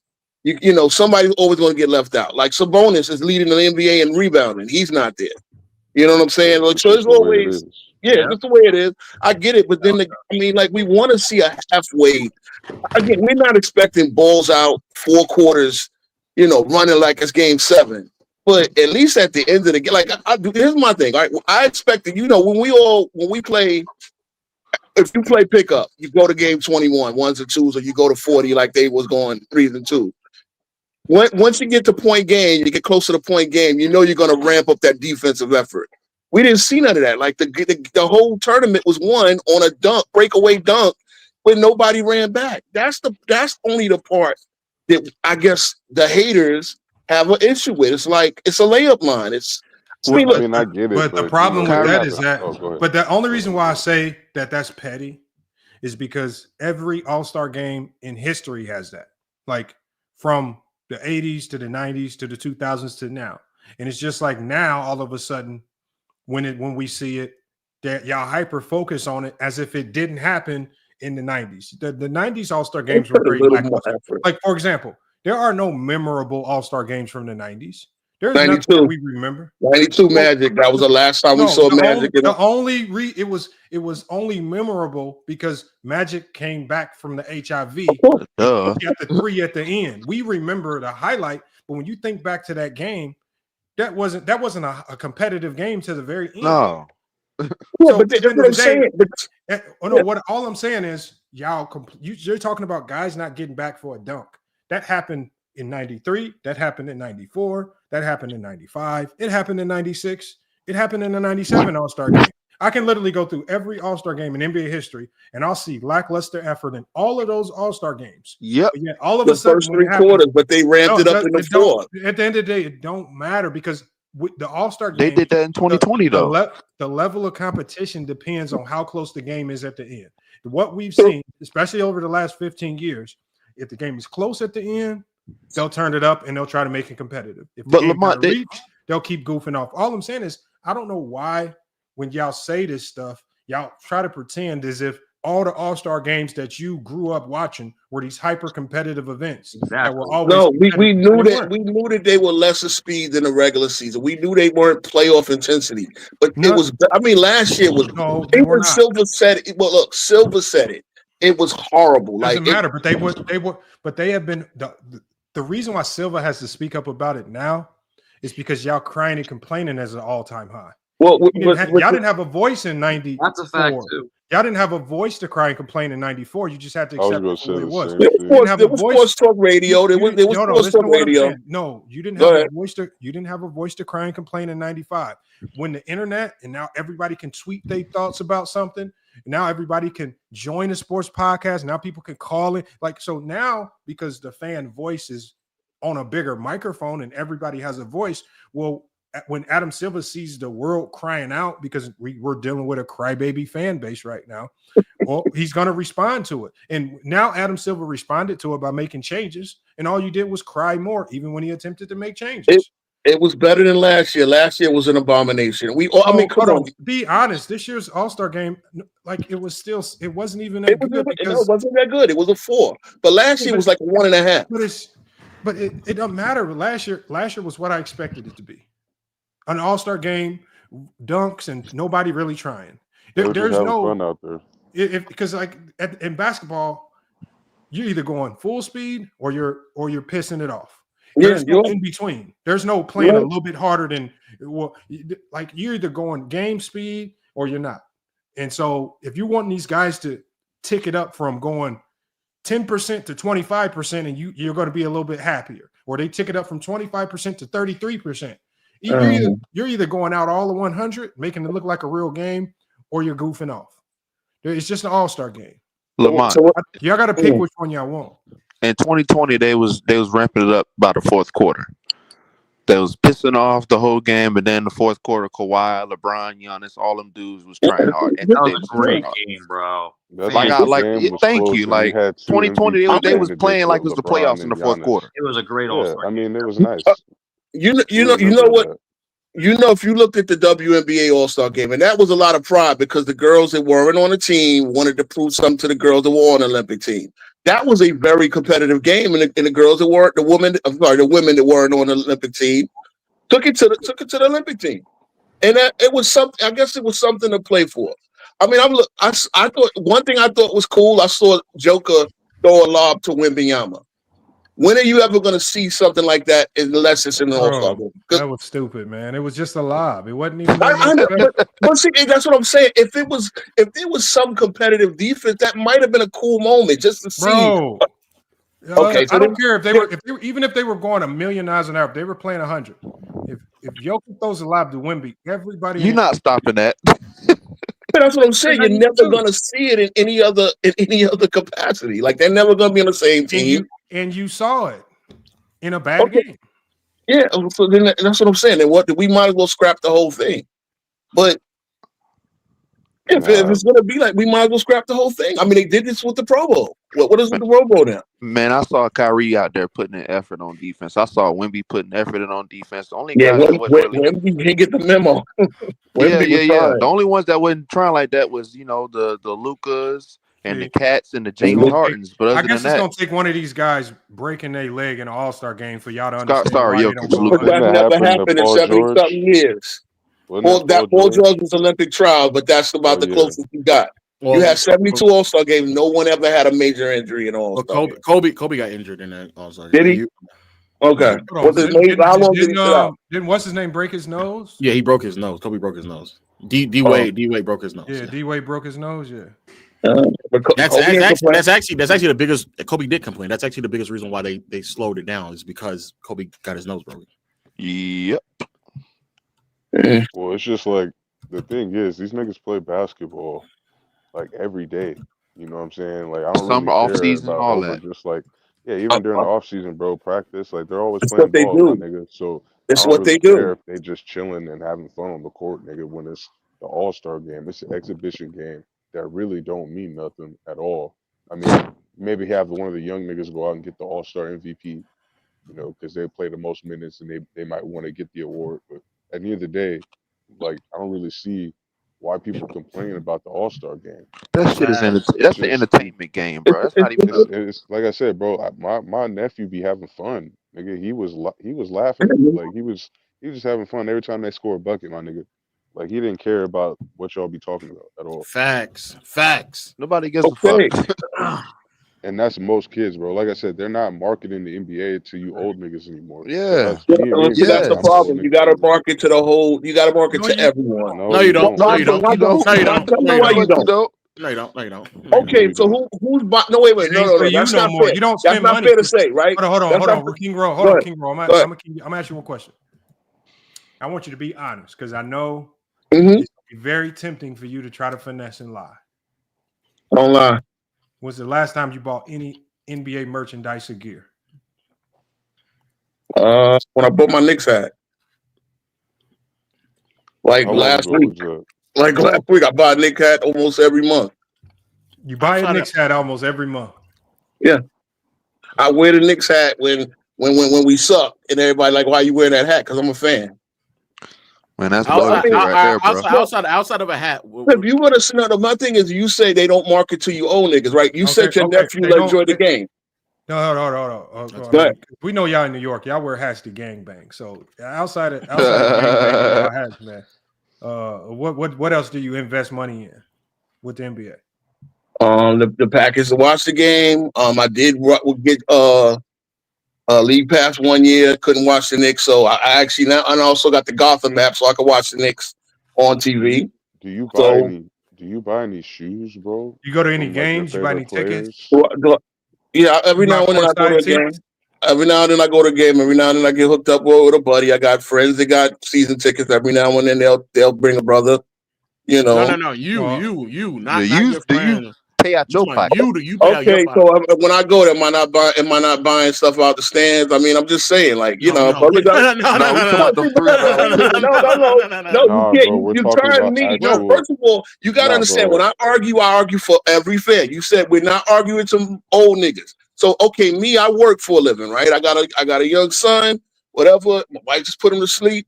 It is what it is. Here's the deal. But you say your nephew likes the game. Who's taking your nephew to the game if he ever wants to go to the game? A parent, right? So yeah. So what happens when the parent who's into the game, he comes up and then like 5 stars is out with low management, and he paid what? The parent going to shut up and enjoy the game because their son enjoys the game. That's. I mean, I don't know. When you go to a movie with a child, you don't sit there and be like, "Man, damn, the story ain't really compelling." So let me ask you. What you do. See, we got Broadway here in New York. We got Broadway here in New York, right? You go to a show that Denzel Washington is playing in. Do you want to see Denzel Washington? You want to see his understudy? Bro, if your son enjoyed himself watching the understudy, then you're gonna enjoy. I mean, look, so y'all don't want any criticism, and again, it's not about criticism. No, that's a valid criticism, my dog. But like the thing is, like You're talking about something that's like a 1 in like 10, like maybe no. I'll be a little bit more generous. Maybe like a 1 in 5, like percent chance of What? happening. Like it's not gonna be.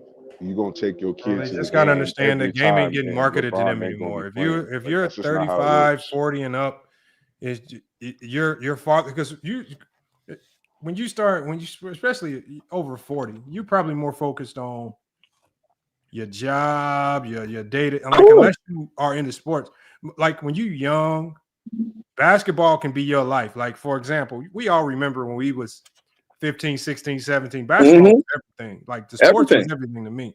That's why they market to the younger group, because basketball's everything to them. They're not going to get through to, like, y'all set in y'all ways, y'all stubborn. Y'all not going to like the new players. Why would they market to y'all?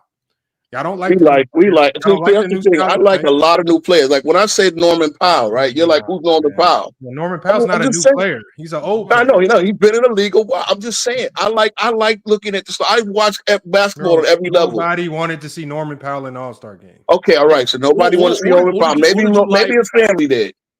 Yeah, his family is short. What about in the last 4 years? What is a player you like coming in the league last 4 years? 21, 22, 23. Let's see. Wemby, I knew Wemby would be special. I like that. I like that, man. Obviously Zion. What you said? 4 years. All right. So 4 what? years. 4 years. Yeah, So we talk about 2021 since then. Ant-Man. Ant-Man was 2020. So 2021, 2022, 2023, 2024. What we got right there? What's going on with there? Who you like out of those drafts? Was LaMelo? LaMelo's no, before that. No. LaMelo, 22, 20. Well, Jesus Christ, bro. Okay, like I said, it's not meant for you. It's not. And what's crazy classes is were rough. No. I mean, look, the rookie classes are not rough. The Thompson twins came out of there. Paulo You're came right. out of there. Here we Chet go. came out of there. Thompson, Paulo, Brandon Miller was doing well. See, here's the thing, bro. I like the story. I like to see guys improve. I like to see a player come in a little rough in his first year and become a star in a few years. I like that. When Giannis came in, I thought Giannis would be Stacey Augman. I had no idea that Giannis would be what he is. He grew another 3 inches. He got stronger. He worked on his handle. He learned how to run and pass a little bit, and he became a megastar. Right? I like to see improvement and growth in the game. So what do you think about Trey Murphy then? Oh, I love Trey Murphy. That's I'm doing a show tomorrow about guys who I think are underrated versus guys who I think are overrated, and I think Trey Murphy is definitely on that list of guys you need to. See, back then it's like, all right, even now there's guys you need to see that you don't see every day. They don't put on national TV, right? There's guys who can really, really hoop that they need to show more of, right? There's guys that like maybe played for the Sacramento Kings or maybe played. Actually, Portland's doing good. I like to see that Portland's picked up their play. They got a lot of guys you probably need to see, huh? Only Portland fans like the end of the day. Well, let him tell us the 3 players in Portland that's improving. Let us know. Name it. Shaedon Sharpe, Anthony Simons, who was already doing it well. Scoot Henderson is picking it up. Kamara. I heard Cats randomly talk about Kamara the other day. He's a bum, man. Bro, this is my team. You named 2 people that everybody already knew of, and then said that one of them was improving. At the end of the day, yeah, the gaming's never really meant for old heads, bro. Y'all gonna complain regardless. That's BS. See, that's the thing. That's BS. Oscar Robertson was at the game talking, spitting gems. He's 86 years old.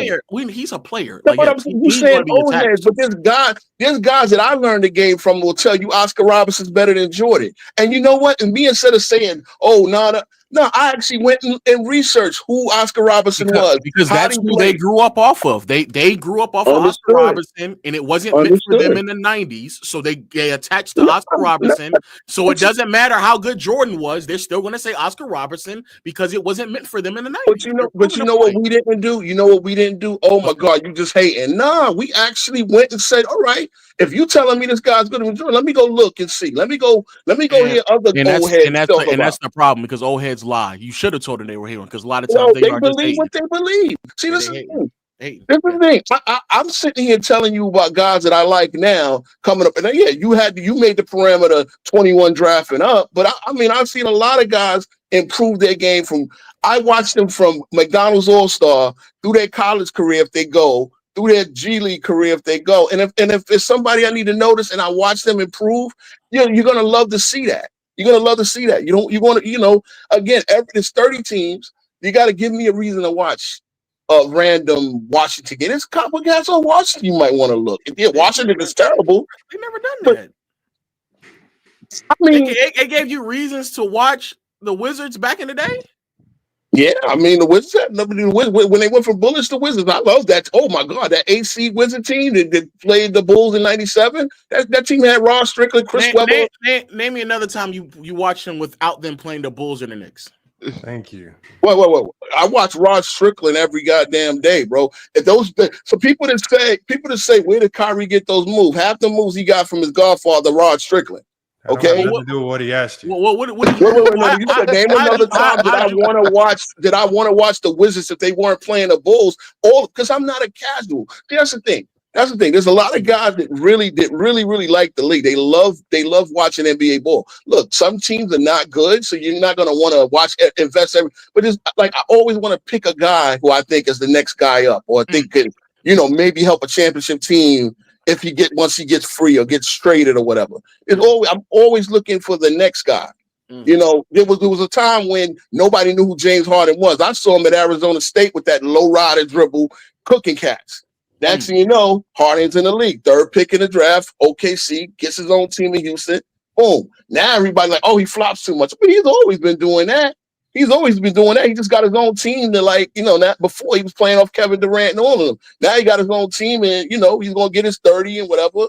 And, So if that's the case, why can't you tell me who's an up and coming guy in the last 4 or 5 years? Then I actually did name a few guys. I did. You had to jog my memory. I love the Thompson twins. I love the fact that they both got to develop jump shots, but they defend and get to the basket at an elite level. I love it. They participated in All-Star Weekend. It's just surprising that you forgot about them and they just was in your. I didn't watch Friday night. All right, I didn't watch Friday night, but okay, yeah, I wanted to see the Thompson twins. You didn't watch Friday night because Friday night was for the younger crowd.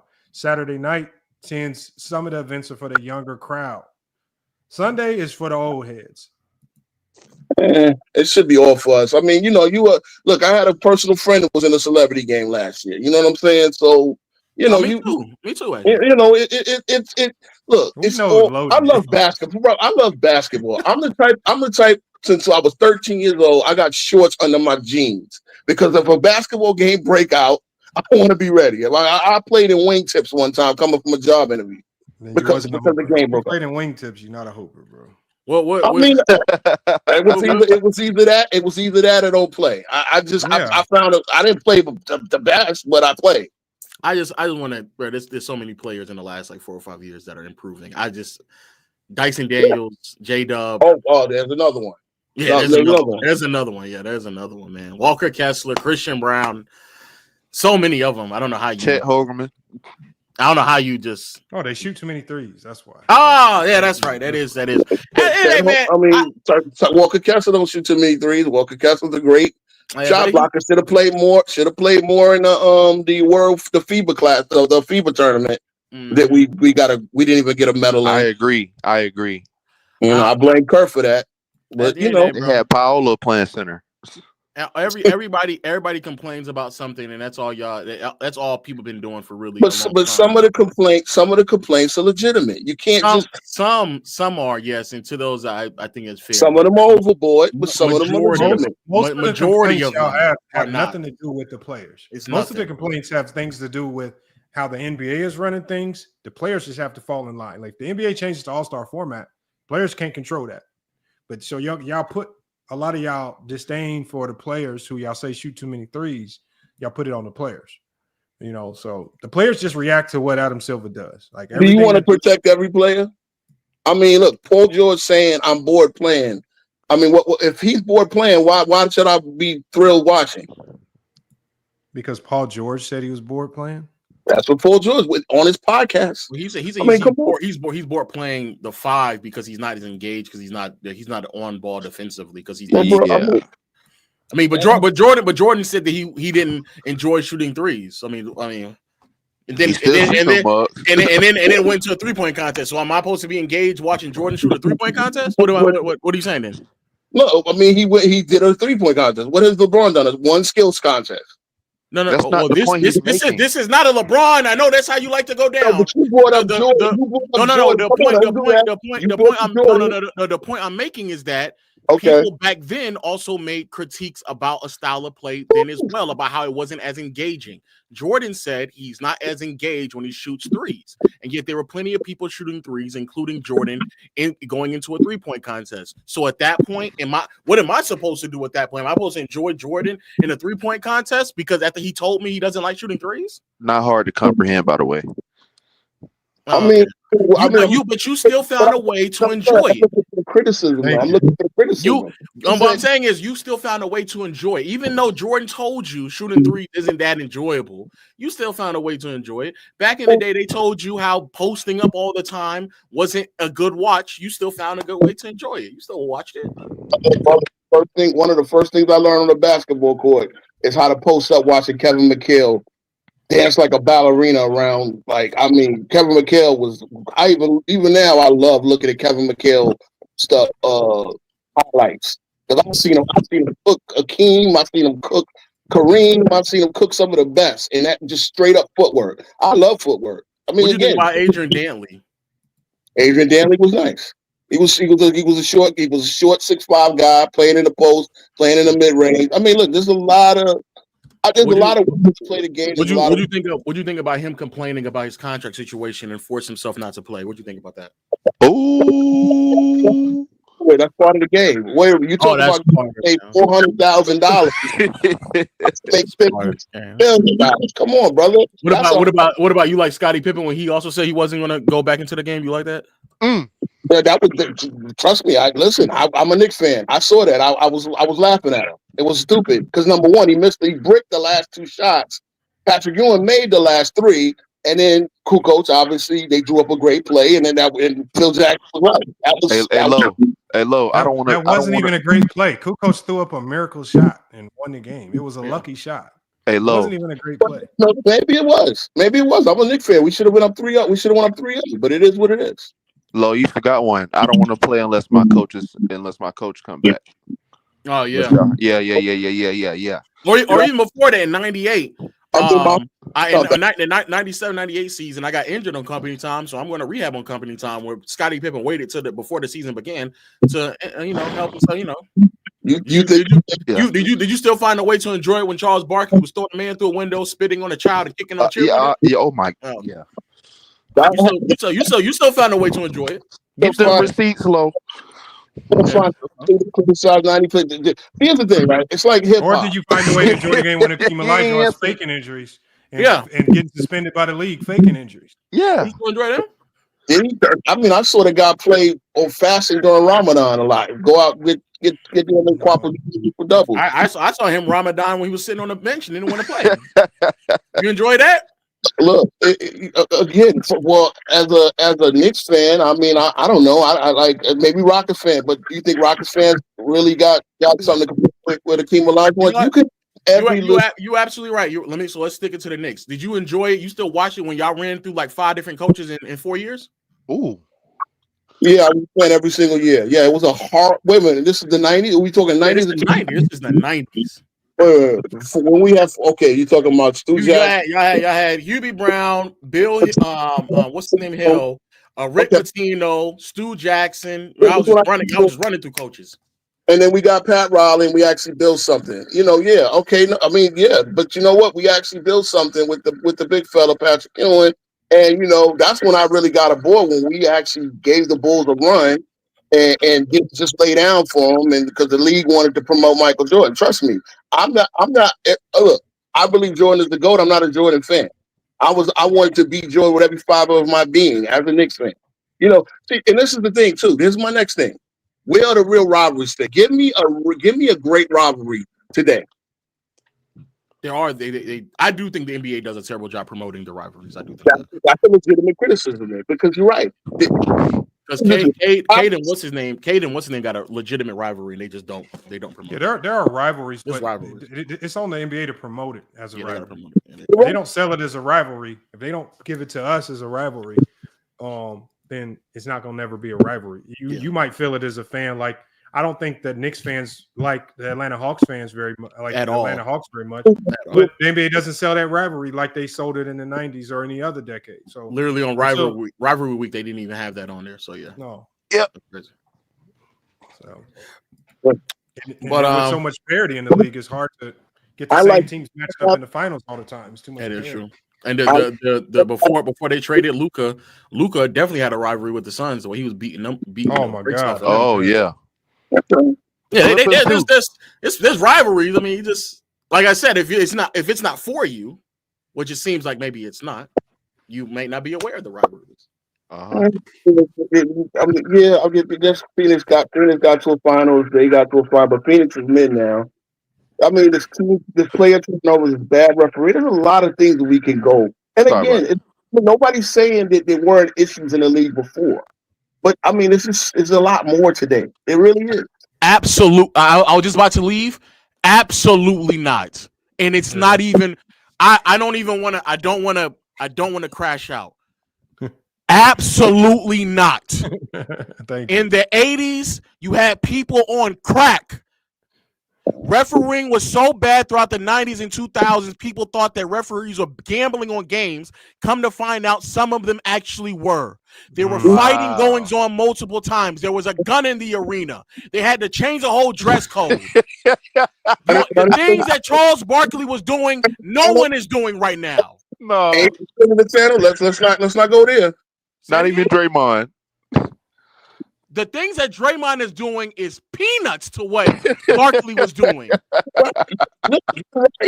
You're right. I mean, imagine Draymond playing up against the Davis boys in Indiana. But the point I'm making is that you It said was the Davis boys. You said that there's more problems now. No, there is not. No, there's not. There's rules set in place now to prevent the things that were going on back then so they don't happen again. The reason why we have a drug policy is because there was a bunch of crackheads running around in the league.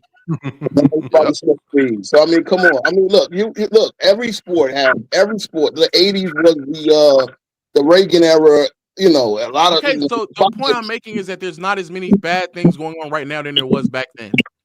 The dunk contest was so bad in the late 90s they canceled it. Okay.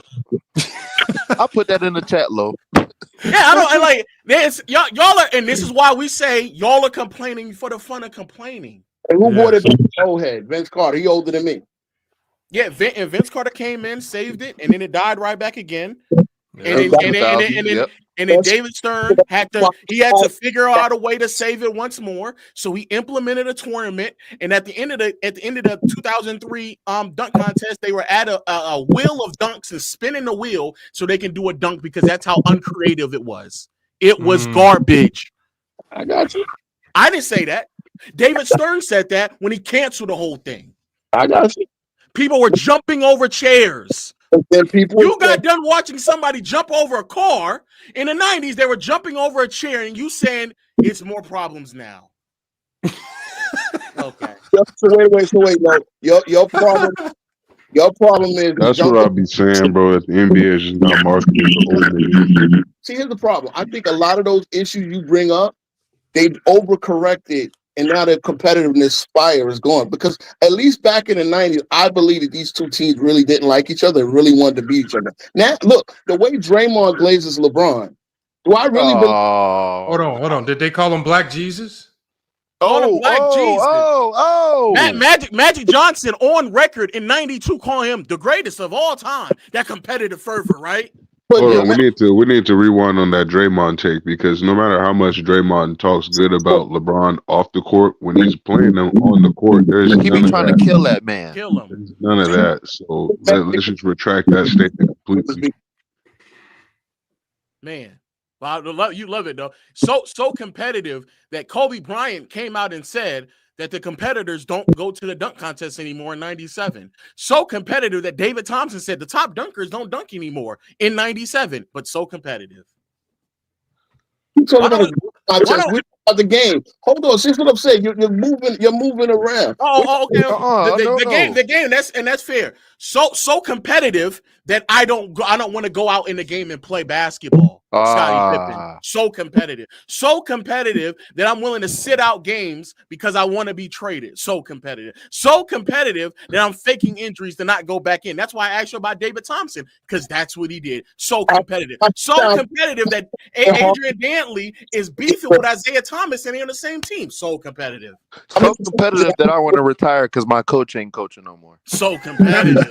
So competitive, you had a team score 50 points in a finals game. So competitive. So competitive that Jordan, when he retired the first time, said, "Not really much else for me to compete to get done with. I've done it all now." So competitive. For 3 straight. Beat everybody. You're gonna beat everybody. Beat everybody. You're gonna leave out the beat fact. Everybody. Y'all can't keep doing that, bro. Trust me, we all sad that happened. And me as a Knicks fan, you guys in this area, y'all dudes quit before the game is over with. At least he stopped after he beat everybody. Who quit? What? I mean, James got himself traded 3 times. You can sit there and Hook way. If anybody did what Scottie Pippen did in today's game, y'all would lose your mind. Y'all say niggas are stat padding trying to play the clock out even though they already lost. Like, what are you talking about? I thought Scottie was underpaid. Scottie was underpaid because he signed a long-term deal before the money blew. No matter why he did it. Okay, you're right. I gotta go catch this game. All right, Low, man. Appreciate it. There's nothing. There's several issues wrong with today's game. Way worse than it was. It was much worse in the 80s and 90s. Oh my God, bro. We still trying to do this. We going with the 90s. Again, I want everybody before I leave. They literally created a rule committee because that's how bad the game was in the 90s. They created a rule committee so they could change the rules. That's how bad it was. No, that ain't my opinion. That's what they literally did. You got players crying about back-to-back games in this era. Back-to-back games. We need rest. Games in the 90s. They cried about it in every era. They cried about back-to-back games. They cried about contracts being too long and not enough They cried about not having proper representation. How we got to where we are now, where there are fewer back-to-back, is because the players before them complain about back-to-backs. Which is why the guys can make $60 million a year, which is why the guys can make 52% of. But did they go out and play them? They went on and played them, no? See, the thing with Low is doing, you're crying. Okay, that was the lead, the players actually improving the game. Look, somebody cried about not being a free agent. Somebody cried about not being able to come out of college early so I can come and feed my family. Those things actually progress the game, right? So you can't, every complaint, some complaints are good. You want to actually leave the game in better shape than you did. Look, when Jordan got drafted, got good 7 footers with flying commercials. Justify complaining, bro. It's still a complaint at the end of the day. They were still crying in the 90s. They're crying today. They was crying in the 2000s. They was crying in the 80s. They was always crying, bro. But see, now the players are crying that we're crying. The same thing you complain about, they was already doing before, bro. So it don't make no difference. Instagram and Twitter and shit. King Roll, let me read this to you from Sports Illustrated, right? Bro. It says several NBA players voiced concerns about the number of back-to-back games and grueling schedule, arguing that it contributed to fatigue, injuries, and overall wear and tear. Some notable players who spoke on the issue who were affected by it include Michael Jordan. He acknowledged that the condensed schedule and frequent back-to-backs made it difficult to stay at peak performance every night. Charles Bark cited the heavy schedule as the reason why players would sometimes pace themselves during the regular season. Stockton and Malone, primarily Malone, emphasized the importance of conditioning, but acknowledged that the schedule made recovery difficult. Scottie Pippen, during his later years with the Bulls, he would sit out games strategically to manage his health.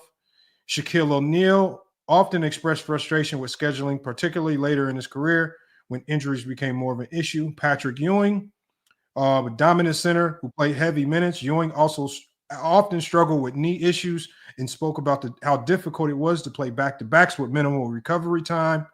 Hakeem Olajuwon. Olajuwon had discussions with the NBA about how recovery was crucial, especially for players who relied on agility and footwork. Reggie Miller, one of the NBA's most durable players, discussed with Rod Thorne the difficulty of playing back-to-backs, particularly for the teams that had extensive travel schedules. Alonzo Mourning, also Grant Hill, and there are many more players. So the same things that you say that they complain about today, and we're not just talking about any players in the 90s. The names that I just gave you were some of the best players of the 90s.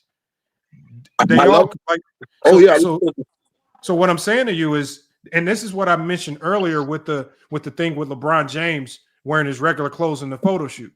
Y'all make a big deal about LeBron doing it, but the same things were going on with your favorite players, yet you had no smoke or ether for them when they complained about it. When they complained about the back-to-backs, you guys were fine with it.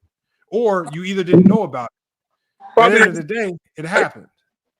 There's a difference between, because so if you're putting in Mr. Winters, hold on, let me let King Rowe finish. My fault. And then I'm gonna come to you. Yeah, but you look at go back and look at the games played for those guys. So they might have complained about it, but they suited up most of the night. Now I remember, look, the first game I ever went to, Knicks played the Suns. Barkley was in street clothes. I was a little disappointed, but I enjoyed myself. This was 93. But what I'm saying is the guys that you're talking about who are missing significant amounts of games due to load management, you can count on your hand. The Kawhi Leonards, the Joel Embiids are probably the two most popular. But really, once we leave Joel Embiid and Kawhi Leonard, we're really not talking about a significant number of players who are just missing games due to load managing, and they're missing all these games. A lot of them have literally legitimate injuries that are keeping them out. And many of the players like Zion came out publicly and said on the news, he said it was after he had just came back from his knee issue this year. And he told the media, he said, look, I feel great. I would love to play back-to-backs if the team let me. But he said the team made the decision. They said they did not feel it's in my best interest to play back-to-back, so I will not be playing. Zion Williams had to publicly come out and let the people know, look, I'm not trying to sit out. I can play back-to-backs. I want to play. Dame and CJ both said the same thing. So, again, what you're doing is you're putting things on the players that's no longer in the player's control. If the organization says you got to sit, you got to sit. Just not really, even if you're the star player. When they got $100-200 million invested in you, if they feel it's in your best interest to sit, you have no choice but to sit. So, again, y'all are putting things on these players because you're primarily using Joel Embiid and Kawhi Leonard with their load management, and you're making it seem like every player in the league is doing all this significant load management, as if all these guys want to miss out on all NBA first team, as if all these guys want to miss out on awards, because now you have to meet a game threshold to even be eligible for these awards. So load management isn't very significant. It isn't as significant as you say. Guys are getting injured at the same rate as they did in any other era, right? But you guys you don't care. You just don't care. You don't care. You didn't care when guys missed games in the 90s, right? But you all of a sudden act like you care, and these guys are sitting down intentionally to the low management in this era when it's not happening at the rate that you pretend it is. It's just not. No, it wasn't for now. See, what they want to do, Lamont, is they want to take maybe the top 2 or 3 people that might have played 82 games a season more than 5 or 6 times, and they want to make it seem like every player in that generation did the same thing, when it's really just like, no, you just got a prime example of maybe like the top 1% of players who had the durability to continue playing at that pace, but not all players are like that. So, you know, LeBron gave 2 of the worst examples you could ever give. He gave 2 guys who did not take their fitness serious, did not stay in shape, and it doesn't matter. They still had they start being injured, and then they were told not to play back. Mr. Winters, they got a lot of smoke. Mr. Winters, you gotta hold on. I just want you to stay locked in on what we're talking about. My examples were on Embiid and Kawhi Leonard, because when you talk load management, not why they're load managing or how they're load managing, When you think load management in the NBA, those are the two most prominent names that just pop up in the conversation because that's who the conversation generally revolves around. Outside of Joel Embiid and outside of Kawhi Leonard, you are not talking about a super long list of stars in this league who just sit out and miss a whole bunch of games specifically due to load managing. You just don't. It does not exist. Kawhi Leonard, you have a point because Kawhi Leonard is actually hurt. And Listen, I don't care why he's sitting out games. I don't care why Joel Embiid is missing games. I don't care if it's because of his fitness or what. What I'm saying is the term load management, because I'm not talking to you, Mr. Winters, because you didn't bring up this point. King Rowe brought up the point about all these guys load managing. Outside of Joel Embiid and Kawhi Leonard, who are these load managing guys? And Mr. Winters, you're a Clipper fan. You're going to come to the defense of the greatest load manager in NBA history, Kawhi Leonard. You're going to come to his defense for whatever reason. I'm stating facts. I'm stating facts. At the end of the day, no matter how you slice it, Kawhi Leonard is connected. Hold on, King Rose, something's going on with your mic. I got to mute you. At the end of the day, I don't care how you slice it, whatever excuses you breed, Kawhi Leonard is one of the faces of load management. And there's no ifs, ands, or buts about it. If you type in load management, if you type in load management on Google, I guarantee you, and on that first page of Google, something about Kawhi Leonard is going to pop up. But why? Why, Lamont? It doesn't matter. It doesn't matter. No, you don't want to tell why. You're scared to tell why. No, but see, here's the thing, Mr. Winters. I know why load managers is important. No, that's not what we're asking. That's not what we're asking. No, Mr. Winters. I'm not the one complaining about load management. I don't think it's a significant problem. It's people like King Rowe that come up here and complain about load management. He says all these players in the league sit out and miss all these games. I understand why load management is important in today's game. It's not nothing that I complain about. But when people come up here and use it as a gripe as to why the NBA isn't so great, well, unfortunately, you're only talking about two players in that conversation because you don't talk about load management because the guy that is been the most durable player in NBA history who doesn't load manage, LeBron James, all y'all do is hate on him. So even for the guys that load manage, he's just not hurt. He does load manage. Even for the guys that play, y'all hate on him. For y'all get on him for being durable. Y'all get on LeBron for playing through the injuries. So at the end of the day, y'all gonna always find something to complain about. You're gonna complain about the guys that play. You're gonna then complain about the guys that have to sit out due to injury or load manage.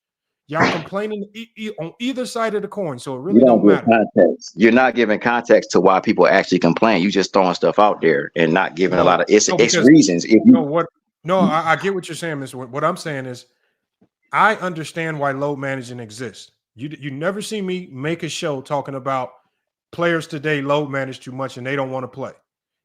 I didn't make that argument. I understand why load management is in the league. I understand why organizations do it, and I understand why players utilize it. I get it. Maybe it's not always the best optics, but at the end of the day, guys are trying to find a way to be healthy at the right time so they can make playoff runs. So again, I'm not complaining about it. But if you're what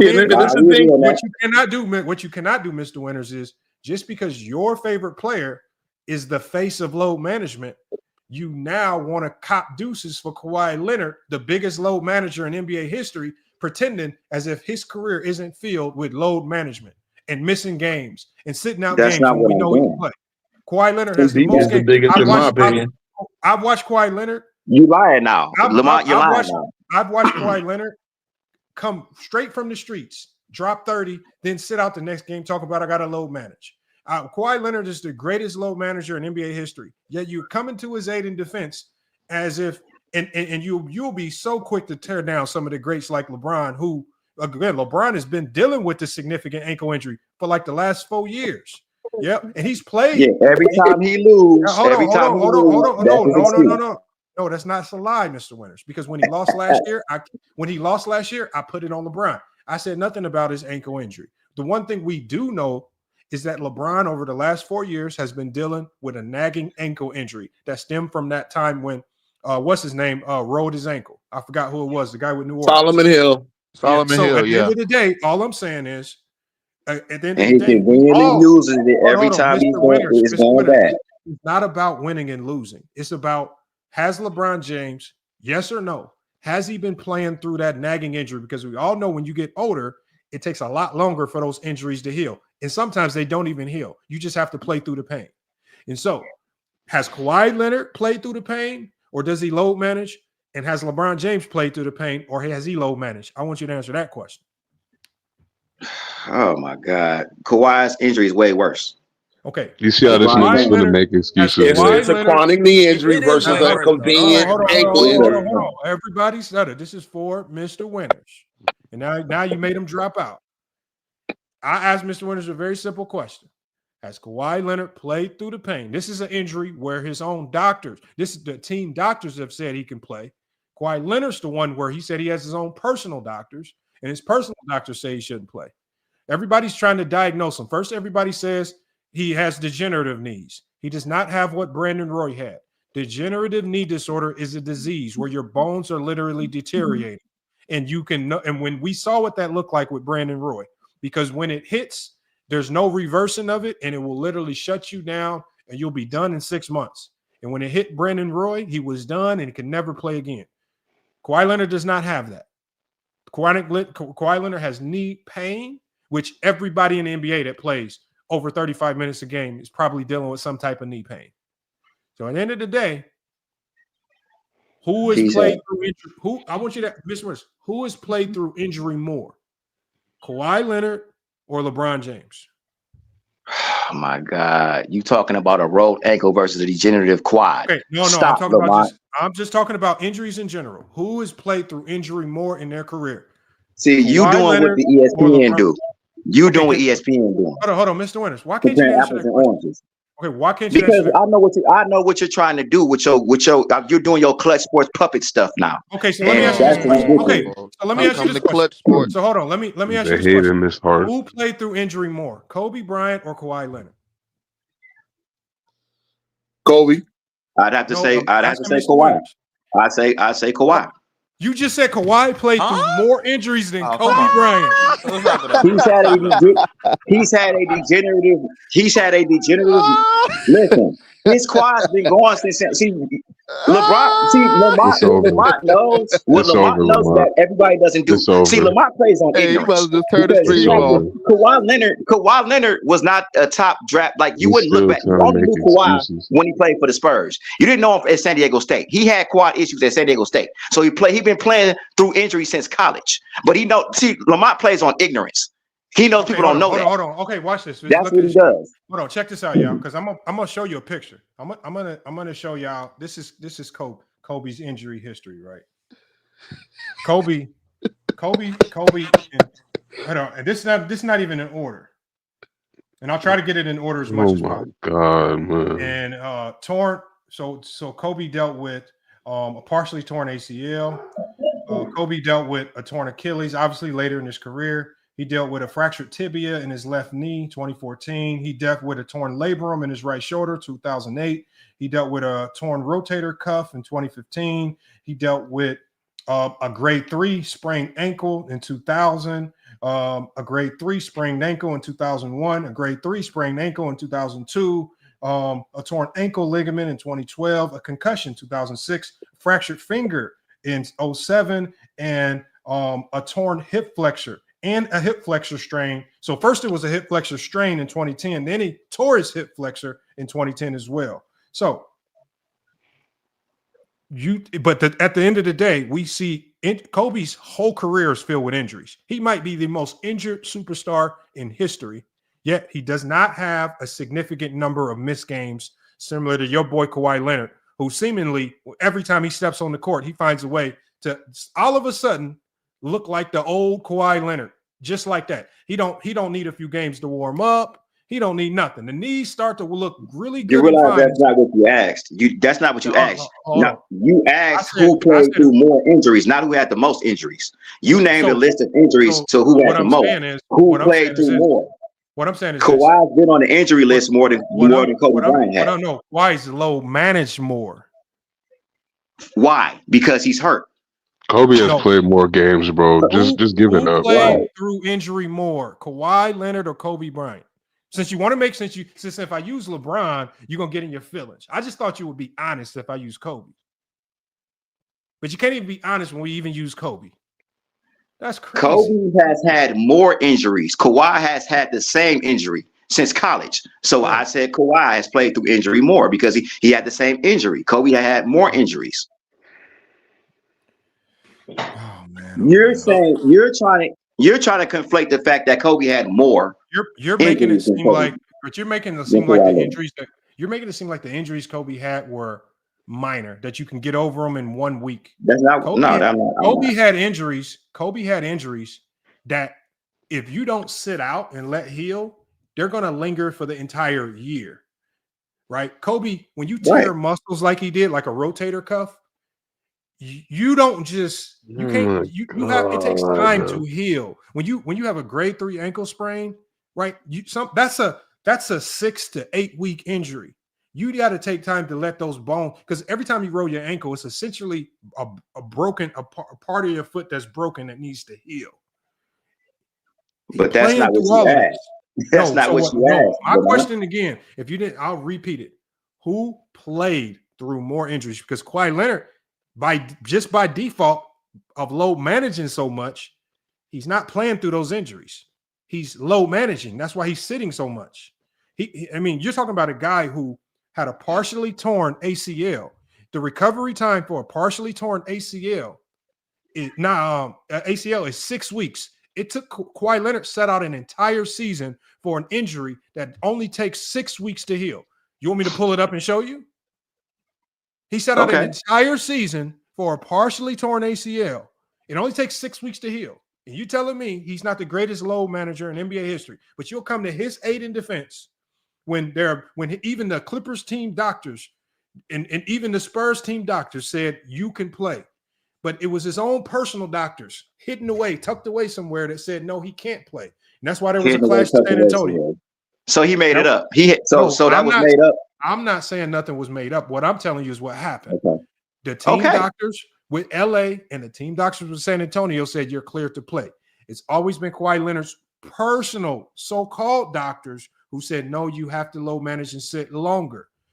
So didn't the Clippers just get investigated for misdiagnosing injuries to rush players back to didn't they just go through something like that? Didn't Andre Iguodala say teams do rush you back just to get you back on the court? But why does it keep happening with Kawhi with every team? The only team that was willing to deal with it was Toronto because they wanted him so bad. They were willing to tolerate He played through injuries in the playoffs. And what happened in Toronto? They won. Okay. And he was injured too. Okay. But he played 22 games that season, didn't play very many back-to-backs, and he lasted the whole playoffs. But Mr. Winters, at the end of the day, you got to take this back to what I said originally. I understand the importance of load managing. I'm not the one running around saying the league is bad because players load manage. But when King Rowe introduced load managing, by default, he introduces Kawhi Leonard into the conversation because he's the GOAT load manager. But can I tell you, I never said load management is bad. I never said that. I said I want to play. Can I tell you the difference, Lamont? There's no difference. There is a difference. It's a big difference. I'm not making an excuse for Kawhi. You don't want me. I can tell you this is the GOAT. Hold on. Who is the greatest of all time in load managing in NBA history? You can say, he got 2 rings. He got 2 rings out of it. He got 2 rings. So Kawhi Leonard, he's better than all those guys. This is what playing through injury looks like. Kobe's a go to that. This is Kobe's injury career. So let me ask you. That's like 20 injuries. Okay. Kobe had the most devastating injury you can have in basketball, a torn Achilles. Yep. Who came back faster, Kawhi Leonard or Kobe Bryant? Kobe Bryant. Kobe Bryant at an older age had the most devastating injury you could have as a player. Came back faster than Kawhi Leonard, who all the recovery time for a partially torn ACL is 6 weeks. He set out. So your question would be, who played through worse injuries then? No, who played through injury more, Kawhi Leonard or Kobe Bryant? Kobe. Mr. Winters, who's in your background? Mr. He just got exposed. That's some LA stuff right there. That's some LA stuff. Clippers versus Lakers fans. Winters, did your girl expose you, Mr. Winters, man? How does your girl know more about basketball than you, man? Oh, here we That is go, crazy. man. That is crazy. Did y'all But a hear fair that? point is Kobe was never the same after the Achilles. Yeah, okay. Put her on the Nah, mic, what I'm Mr. saying. Winters. Put her on the mic, Mr. Winters. How did your girl know more about basketball than No, you? it's like, no, that's my. What's Oh, up? that's crazy, man. Yeah, that's my coworker. That's my coworker. Okay, But what well, I'm saying is, oh, that's crazy. How did she have to put sense into your head, man? That is crazy, man. okay, cool. Okay, cool. If you want to have that, cool. You got that one. You got that one. But this is where I wanted. So your coworker exposing you had to get you to admit that. Okay, no, you can have that. No, I still got my opinion on it, but that's if you want to have that, you can have that. It's separate. Yeah, Lamar, can I make a fair point here? No, But put her here, on the I mic, just- Mr. but you Winters. can't- No, put her on the mic, Mr. Winters. She's trying to get a point No, across. no, I'm gonna give you that. I'm gonna give you that. I'm gonna give you that. Even though I don't agree, I'm gonna give you that. But this is what I'm gonna tell you: stop comparing Joel Embiid to a guy like Kawhi Leonard. You can't compare a playoff choker and a guy that started low management to have an injury after he choked Kawhi's better, but Kawhi's still and low had management no more than Embiid success. does.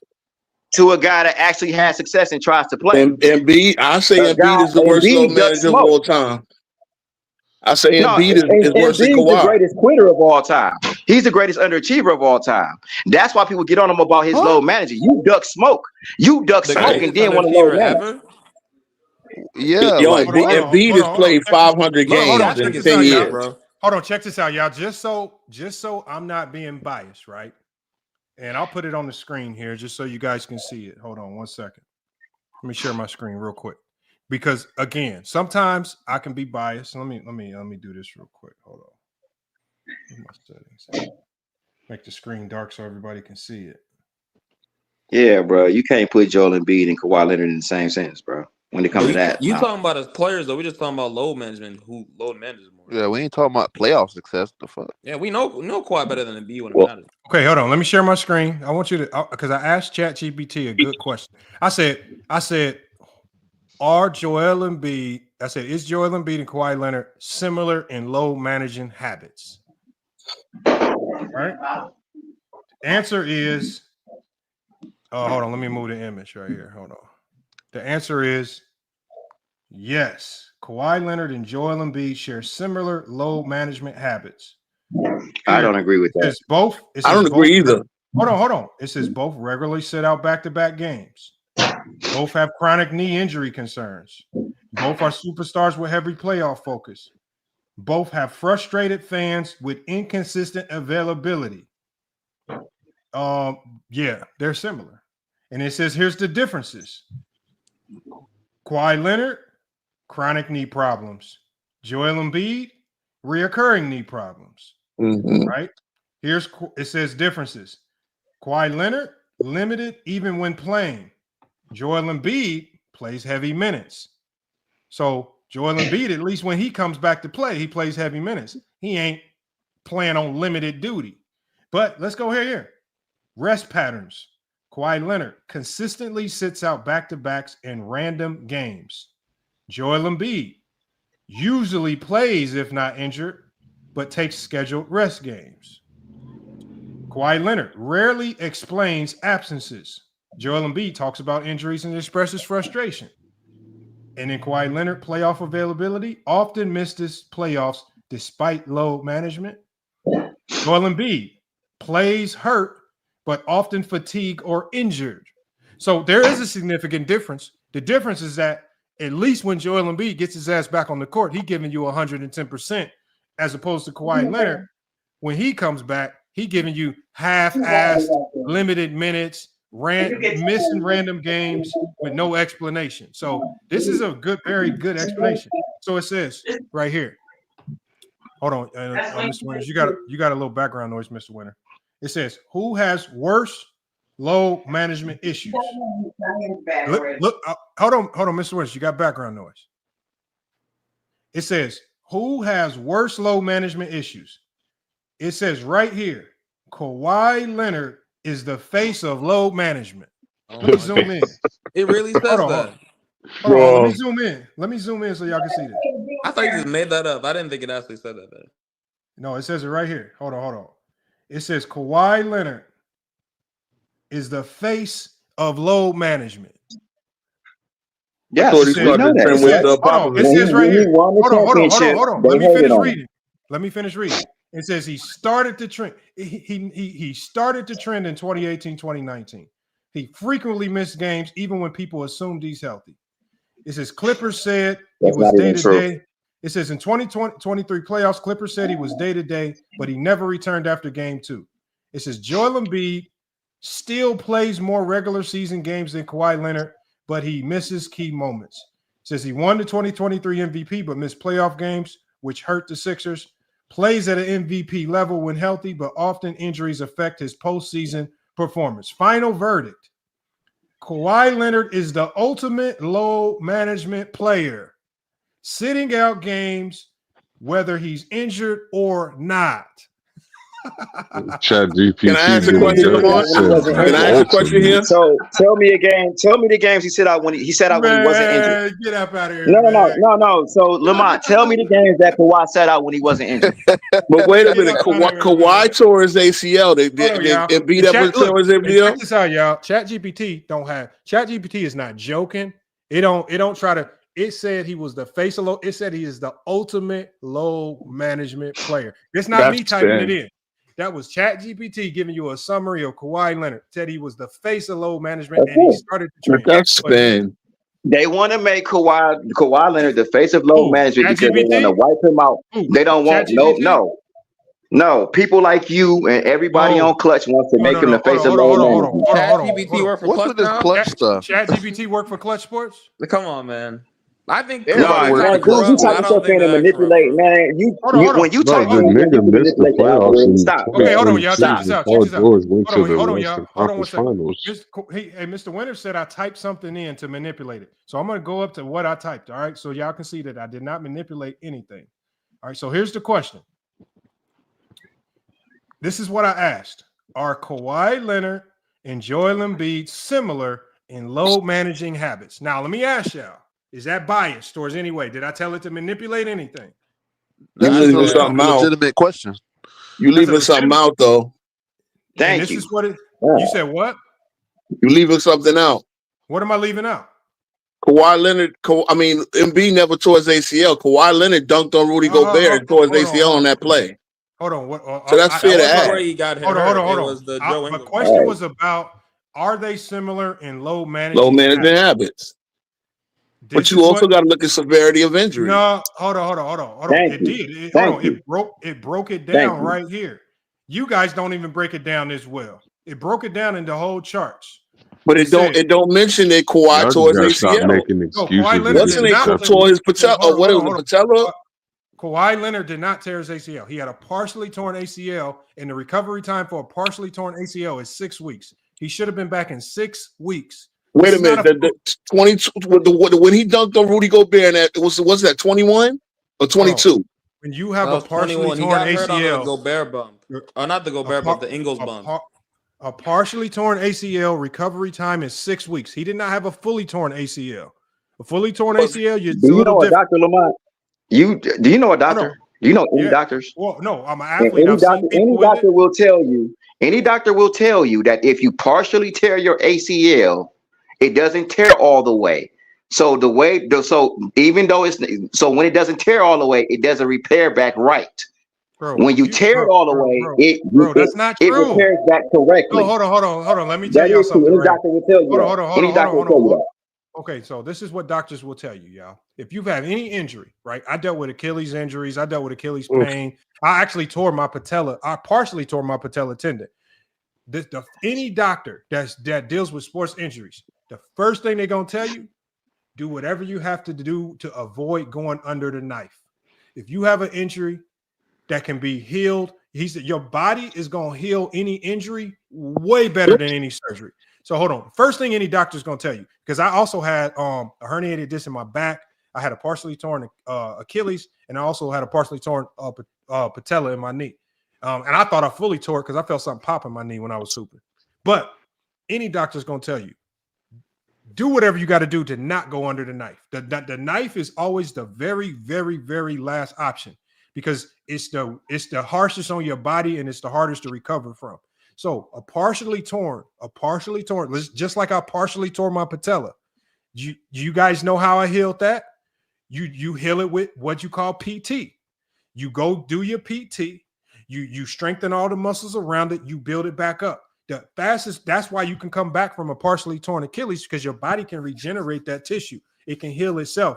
And when it heals back with that scar tissue, the scar tissue that heals it back is stronger than the actual tendon itself. So that's why letting your body heal it is always better than going under the knife. So when y'all talk about all this stuff, y'all don't want to listen to Mr. Winters. Y'all going up under that knife, getting sliced up, and now y'all walking around looking crazy. No. No doctor is going to tell you go under the knife. When you have something partially torn, let your body heal it. Okay, so here it is right here. It says right here. I'm looking at it right here on WebMD. Okay. It says recovery time for partially torn ACL. It says the recovery time for a partially torn ACL is 6 weeks to 3 months. 6 weeks to 3 months. Okay. It says treatment, physical therapy, strengthening exercises, bracing, and possible PRP, platelet-rich replacement therapy.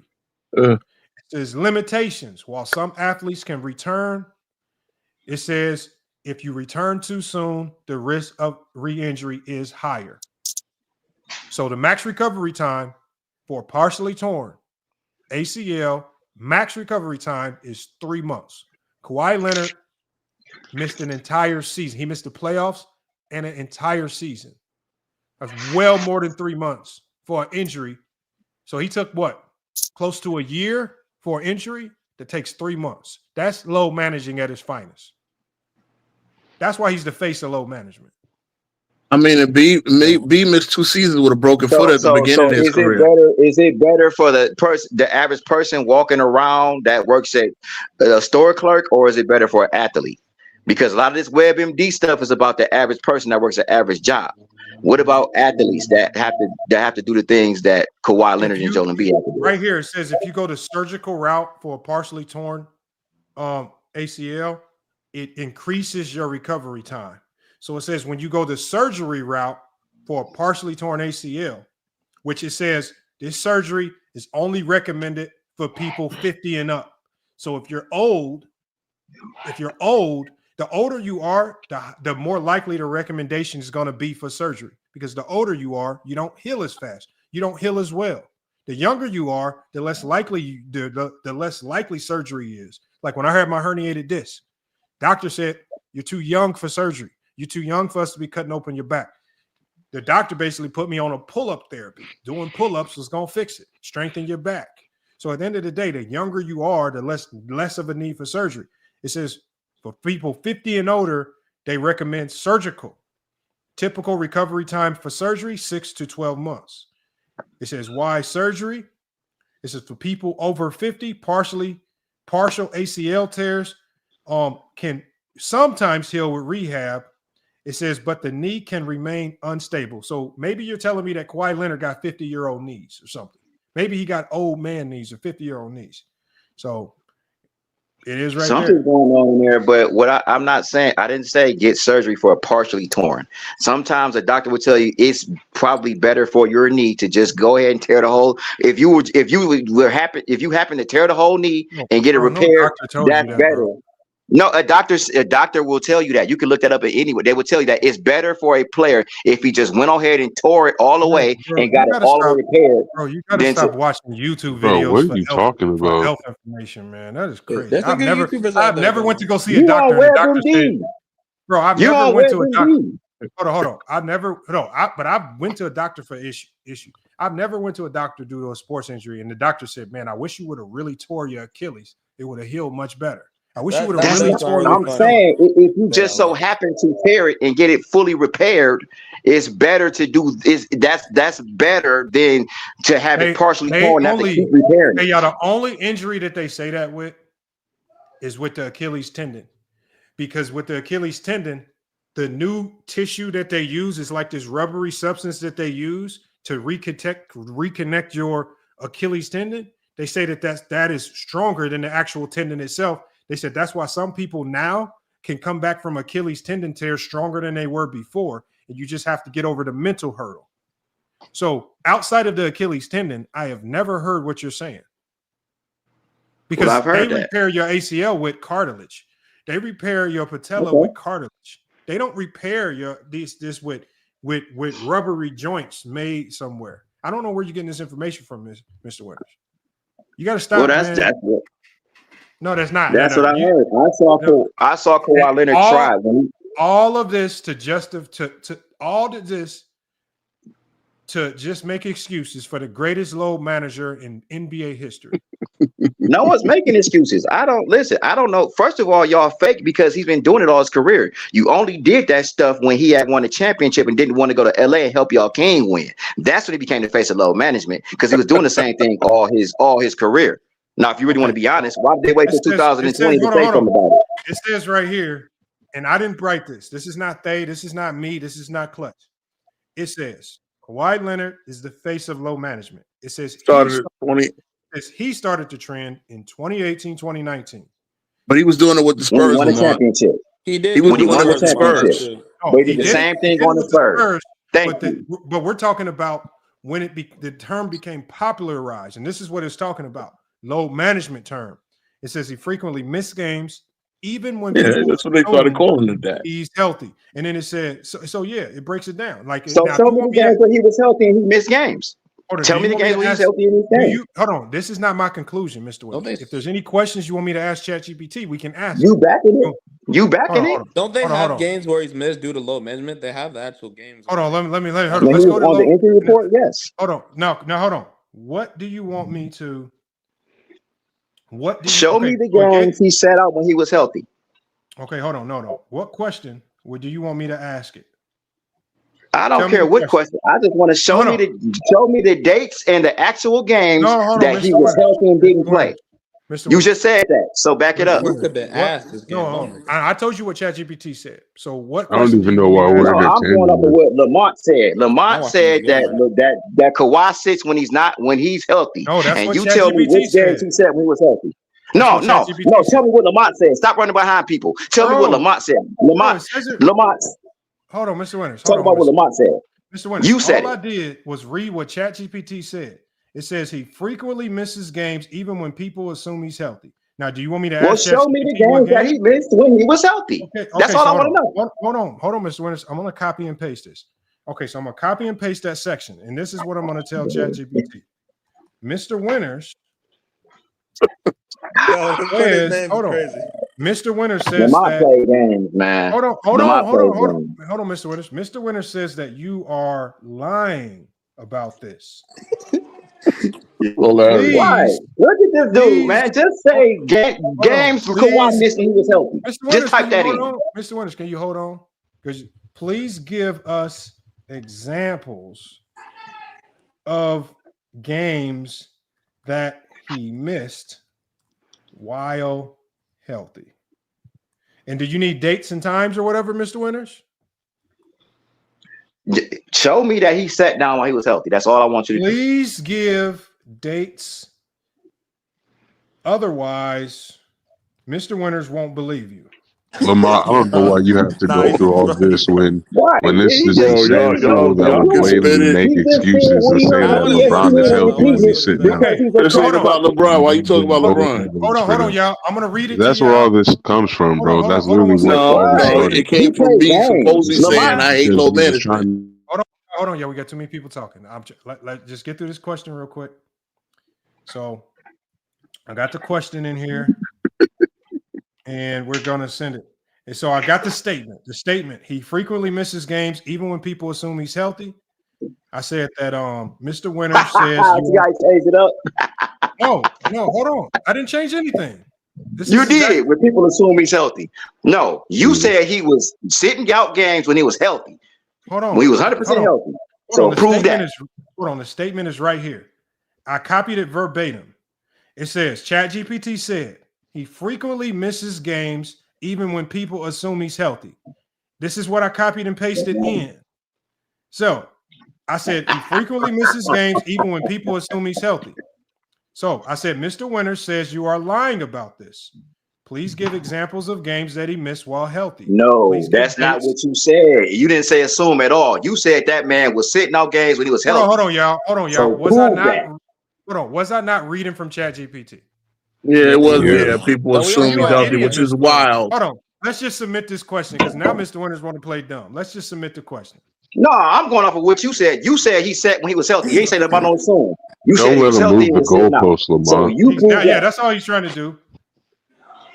Ain't no moving no goalposts. It's a simple question that Hold on, Mr. y'all Winters. moving the I'm goalposts. reading. Hold on, Mr. Winters. I'm reading what it says. So ChatGPT says, I understand Mr. Winters' skepticism regarding Kawhi Leonard's absences. While it's challenging to pinpoint specific games he missed solely due to low management without official confirmation, Leonard has been known to sit out games as a part of low management strategy, especially during back-to-back scenarios. For instance, during the 2018-2019 season with the Toronto Raptors, Leonard missed 22 games, many of which were strategically chosen to manage his workload and maintain health for playoffs. It says in 2019-2020 season with the Los Angeles Clippers, Leonard played in 57 out of 72 games, missing 15. While some absences were due to injuries, others were part of a low management plan. That's from sportingnews.com. It says it's important to note that the specifics of which games were missed due to low management versus injury are not always publicly disclosed. However, Leonard's approach to managing his health has been a topic of discussion throughout his career. This is for a detailed breakdown of games played and missed each season. You can refer to this source right here, sportingnews.com. Yeah, Now, we should look at that. Look at his season, see how many he played every year. Let's see if it's because Kawhi been in the league 11. I mean, Embiid been in the league 11 years. He hasn't played 500 games yet, I believe. That's something Mr. Winters got to answer to, man. He's the one that said he's not the face of low management. I think Embiid is. I agree with Mr. Winters. I think Embiid is the face of low management. Trust the process was what they called it before. They called it low management. I don't. Yeah. I don't. What I said was Kawhi. They called it the process. No, trust the process. No, hold on. Trust the process was not about injuries. Trust the process was about the Sixers losing a whole bunch of games, but getting a whole bunch of draft picks and basically saying, wait, we'll be better later. It had nothing to do with injuries. But part of that, Lamont, was Kawhi missed. No, hold on. Y'all can't add. You cannot add to what trust the process meant. Trust the process specifically meant we're trash now, but with all these draft picks, we'll be better later. It had nothing to do with injuries. Ben Simmons, hold on. Ben Simmons breaking his foot, hurting his foot right before the season started, having to sit out, had nothing to do with low management. It was a freak injury that happened, just like the Chet Holmgren foot injury that happened. Freak injury that happened right before the season started, and then you have to sit. That just was unfortunate, but it had nothing to do with intentionally sitting these guys so we can lose games. And then immediately when Joel Embiid and Ben Simmons are healthy, what do? Sixers in the playoffs, they playing games, right? But Joel Embiid just can't stay healthy. Well, Lamont, Embiid was drafted in 2014. He didn't play until 2016. We know, but that's not low management. Okay, but it was part of the process. They believe that Embiid could have played a little bit. Hold on. That was not low management. The low management term did not start until Kawhi Leonard came about in 2018. That's not even true. That's not even true. That's what I'm saying. Because it was low management and they just didn't call it that in San Antonio. Hold on. Oh my God. They started calling it low management after Kawhi won in Toronto. I get it, but the same thing was happening in 20. Hold on. It don't matter. That's not the point. The term low management was popularized by what player? Kawhi Leonard, I get it. Look, what I'm telling you is the process was these guys could have played a few games, but they sat out. Okay, hold on. Okay, let's just do this. So, because I may be biased, so I'm gonna go to a source that is not biased. Okay, was the process? Go ahead. Right in Philly. Right, with the Sixers, Mm-hmm. 76ers. Multiple players. Load management or just or let's just say that. We'll stop right there. Was it load management? Okay? Let's just see what it says.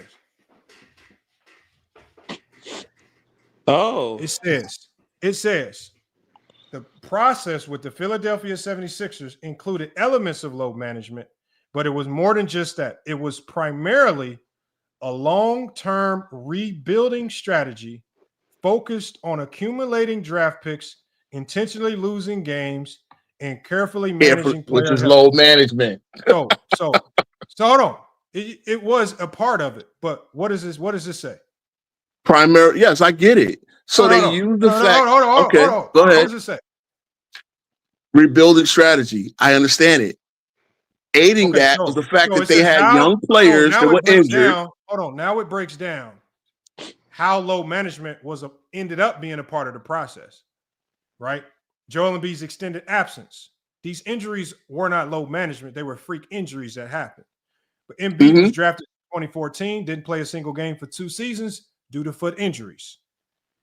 Even when he debuted in 2016, 2017, he only played 31 games on strict minutes restriction. Sixers often held him out back-to-back games, a load management strategy to preserve his health. Ben Simmons, his rookie season. 2016, right? Ben Simmons missed. Obviously, we know Ben Simmons with the foot injury missed the entire 2016, 2017 season, right? But what I'm saying is there's a difference between having a season-ending injury and load management. So if you're talking about what the team did after these players came back from season-ending injuries, okay, I get that. But what is Kawhi Leonard doing? Kawhi Leonard has now incorporated load management into just his day-to-day NBA livelihood. It's not about injury. It's not about managing an injury. It's not about nursing an old injury. This is just Kawhi Leonard's day-to-day NBA season approach. This season, we're probably only going to play about 40 games this season. Next season, probably going to play 50 games this year. It's just, now it's a part of just how he approaches each season. You're talking about guys that are coming off of season-ending injuries. When has Kawhi Leonard come off a season-ending injury? Well, okay. Here's a quick. I see guys in football come back from the broken foot in 8 weeks. Tell me one season-ending injury that Kawhi Leonard has had. Well, when he tore his Achilles, when he tore his ACL in the playoffs. No, even if it was partial, that's a season ending considering where you are in the season. You're not going to play again. Now, and I get that. So it ended his season that year. Okay, you have the right. rest of the playoffs, and you have the whole summer to recover. When did he come back from an injury that takes max 3 months to come back from? Yes, because did he re-injure it? Did he have any setbacks? No. He didn't have any setbacks. He sat out an entire season. So not only did he sit out for the rest of the playoffs, not only did he sit out all summer, not only did he miss preseason, training camp, all of that stuff, he also sat out the next entire season for an injury that has a max recovery time of 3 months. You add that to the quad situation he has. Kawhi Leonard has never had what is defined as a season-ending injury. But he's set out the time that most people would sit out for when they have real season-ending injuries. All you're doing is making excuses for one player. I'm actually fairly. And at the end of the day, I said both Joel Embiid and Kawhi Leonard are the faces of load management. So no matter how you slice it, Mr. Winters is a Clipper fan. He is in love with Kawhi Leonard, and he now has to defend Kawhi Leonard. And he hasn't to defend Kawhi Leonard because I asked him. I said, who has been more durable? And I said, who has played through more injuries, LeBron or Kawhi Leonard? And he didn't want to answer the question because it was LeBron. So you saw him get caught up in his feelings. So then I switched it. I said, let's just go Kobe then, because we all know Kobe is one of the most injured players in NBA history. Yet he found a way to grind out and play through the majority of all those injuries. But Mr. Winters, he's so deluded and so caught up with being a fanboy over Kawhi Leonard because he says Clipper fans are very weird that he said Kawhi Leonard has played through more injury than Kobe Bryant. It was his coworker in the background. A woman in the background had to yell out, Kobe. But let's be fair though. Let's be fair. Kobe's first season ender was the Achilles, right? Yeah, but that's called a season-ending injury. Yeah, I got you. But he also re-injured it because he got a second surgery in 2013-14. What I'm saying is the only time Kobe was really forced to sit for an extended period of time is when he had an injury that was defined as a season. We know. Yeah. Kawhi Leonard came back too early. He did come back too early because he got a second surgery. Kawhi Leonard has never had an injury that's been defined as a season-ending injury. I agree, but see, here's my point, then, Lamont. Because foot injuries, if you break your foot in the preseason, there's a chance. And again, this is a 7-footer. That's a slippery slope, right? It all depends on what bone in your. You know that you have the most. You have the most bones in your foot. So your foot injury, your recovery time is all dependent on which one of those little bones you break. Some bones take a much longer recovery time than others. So when doctor says like Chet Holmgren broke a bone in his foot and now he's out for the season, we can safely assume that he must have broke one of those bones in your foot that take an entire season to heal. Yao Ming lost his whole career for the foot injury. I get it. It's even worse as a 7-footer because you got a bigger foot, you got more on it. I get it. But your ChatGPT said that they were load managing in 2016 and 17. It said it, and it said it in the answer. And that's before the term became trendy. It said that they were using load management in 17 and 18 because you had Nerlens Noel who sat out the whole season. You had Okafor in 15 was drafted. He was playing limited games. And then Ben Simmons, another one, missed his whole season. Okay, let me read something to you. Go ahead. Obviously, we knew what the Sixers were doing. But when we're specifically talking about the term load management, it says right here, the term load management in the NBA was created during the 2018-2019 season. Yes. When Kawhi Leonard and the Toronto Raptors strategically rested him through the season to preserve his health for the playoffs. So it says, but it also says, however, the concept existed much earlier. So what I'm talking about was, although the concept actually existed prior, it never was done to such a significant degree that a term was allotted to it, and there was a player at the face of it.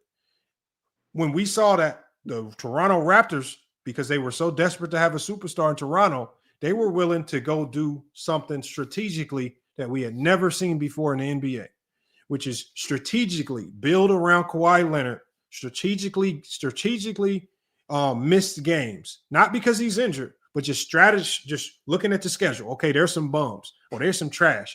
All right, we can get him a rest here. They strategically looked at the schedule and said, this is where we can get him rest games to make sure he's healthy for the playoffs. They catered to him more so than almost any other team he's been with. They did, but they also won a championship.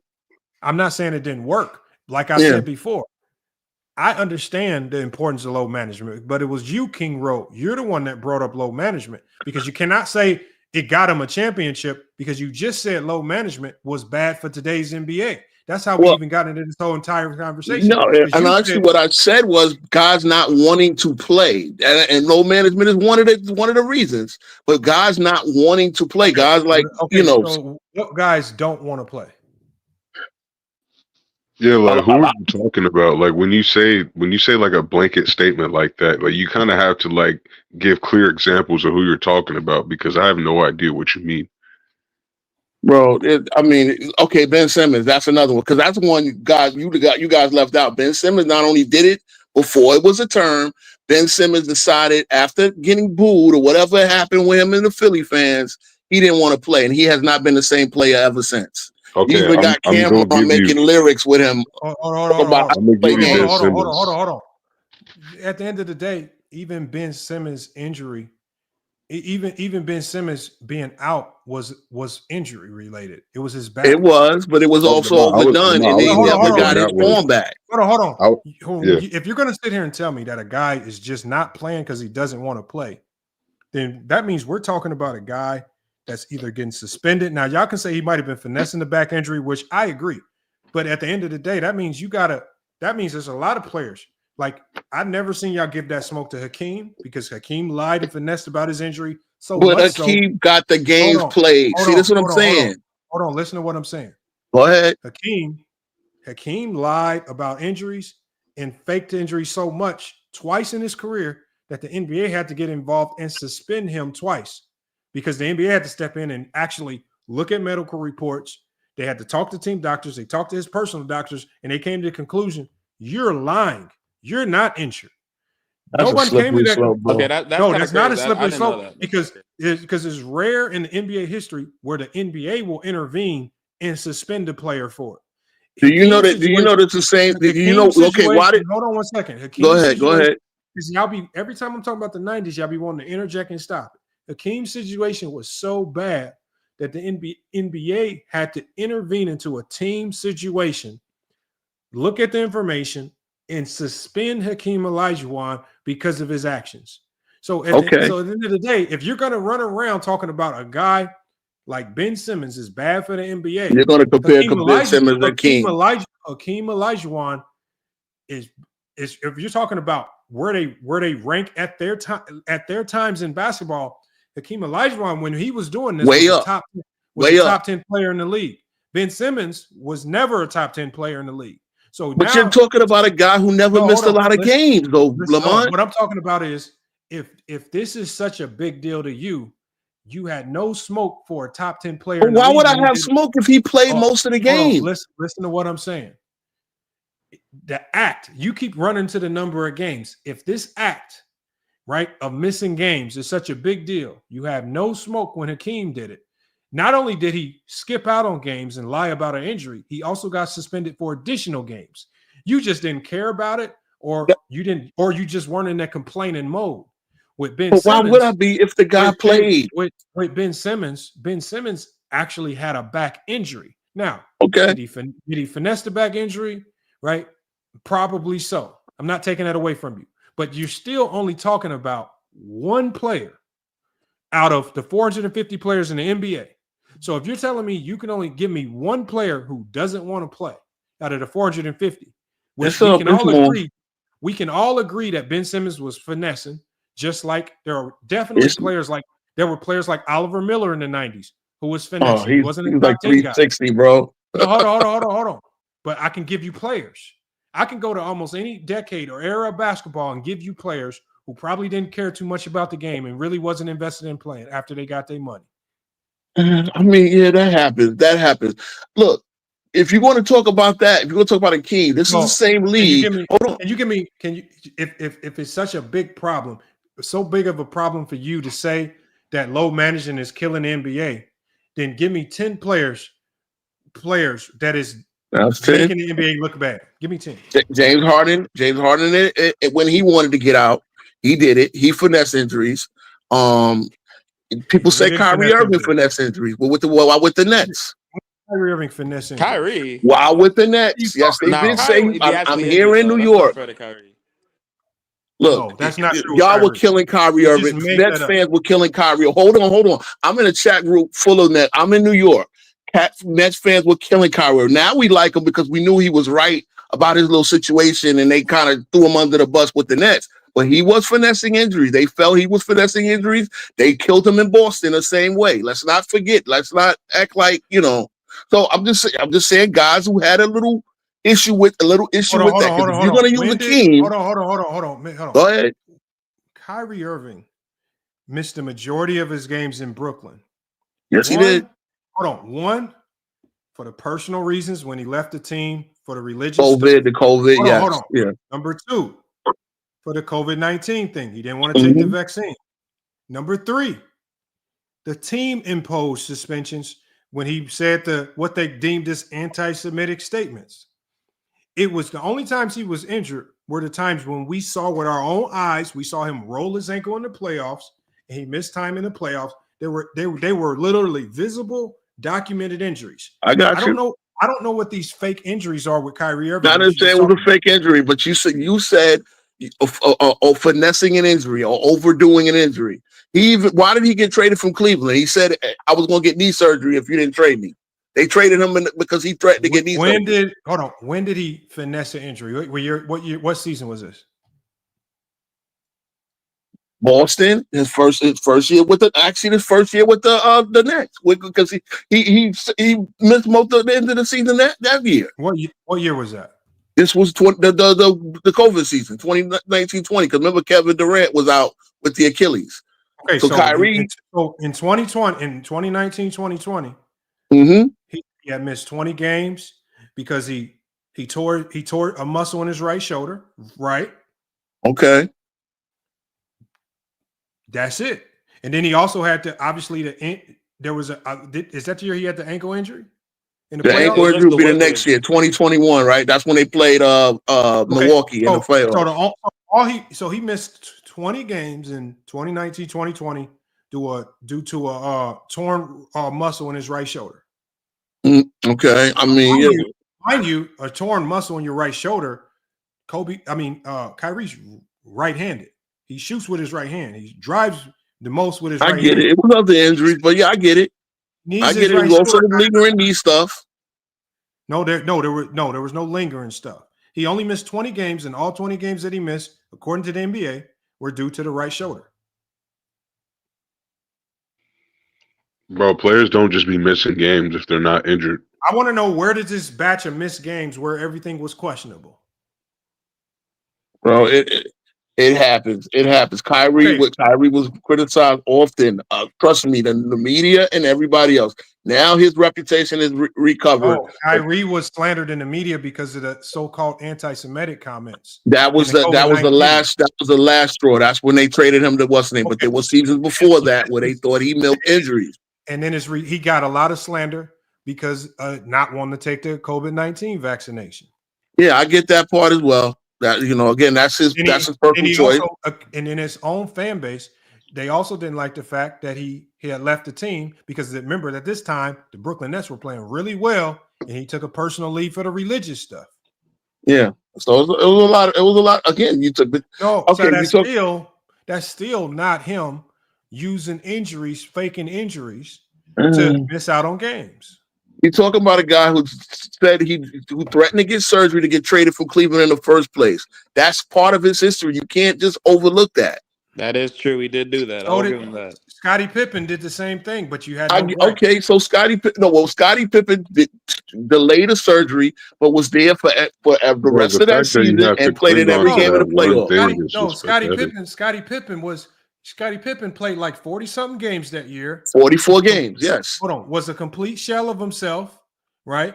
You're right. That's what most people say about him that year. Wait, Luka has 5 turnovers? Holy crap. So at the end of the day, what I'm saying is every time you give one player that does it today, I can also give one player that did it back then. And we all know that. Bro, you came to Hakeem. No, but see that because I want to rebut your Hakeem point. Hold on. The main point is this: just because you name one incident or one player, I named 3 at this point. Actually, 4. Hold on. I don't care if you name 10. If you can name 20, it's still not indicative of the entire league. And the problem is that the players that you're given for today aren't top 10 players. The problem with you is that the players that I'm giving you examples of, Scottie Pippen, I can give you examples of Charles Barkley, I can give you examples of Hakeem Olajuwon. But you also giving me guys that played 70 games year in and year out. Listen to what I'm saying, King Rowe. I'm giving you 3 players who were all top 10 players in the 90s, and this is the faces of your league. You can't tell me Kyrie Irving is not a top 10 player in this league. You're giving me guys like Ben Simmons. Ben Simmons is not a top 10 player in this league.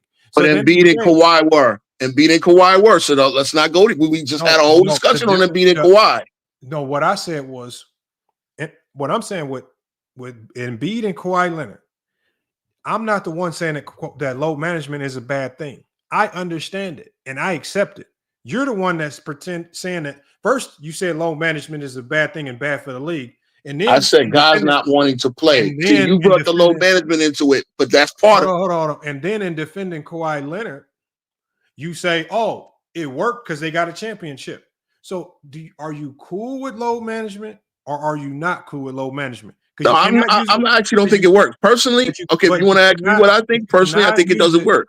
No, what I'm saying is you cannot use it in one instance to justify the Toronto Raptors getting the championship, but then in another instance, you're trying to use load management to try to tell the people how bad load management is for the league.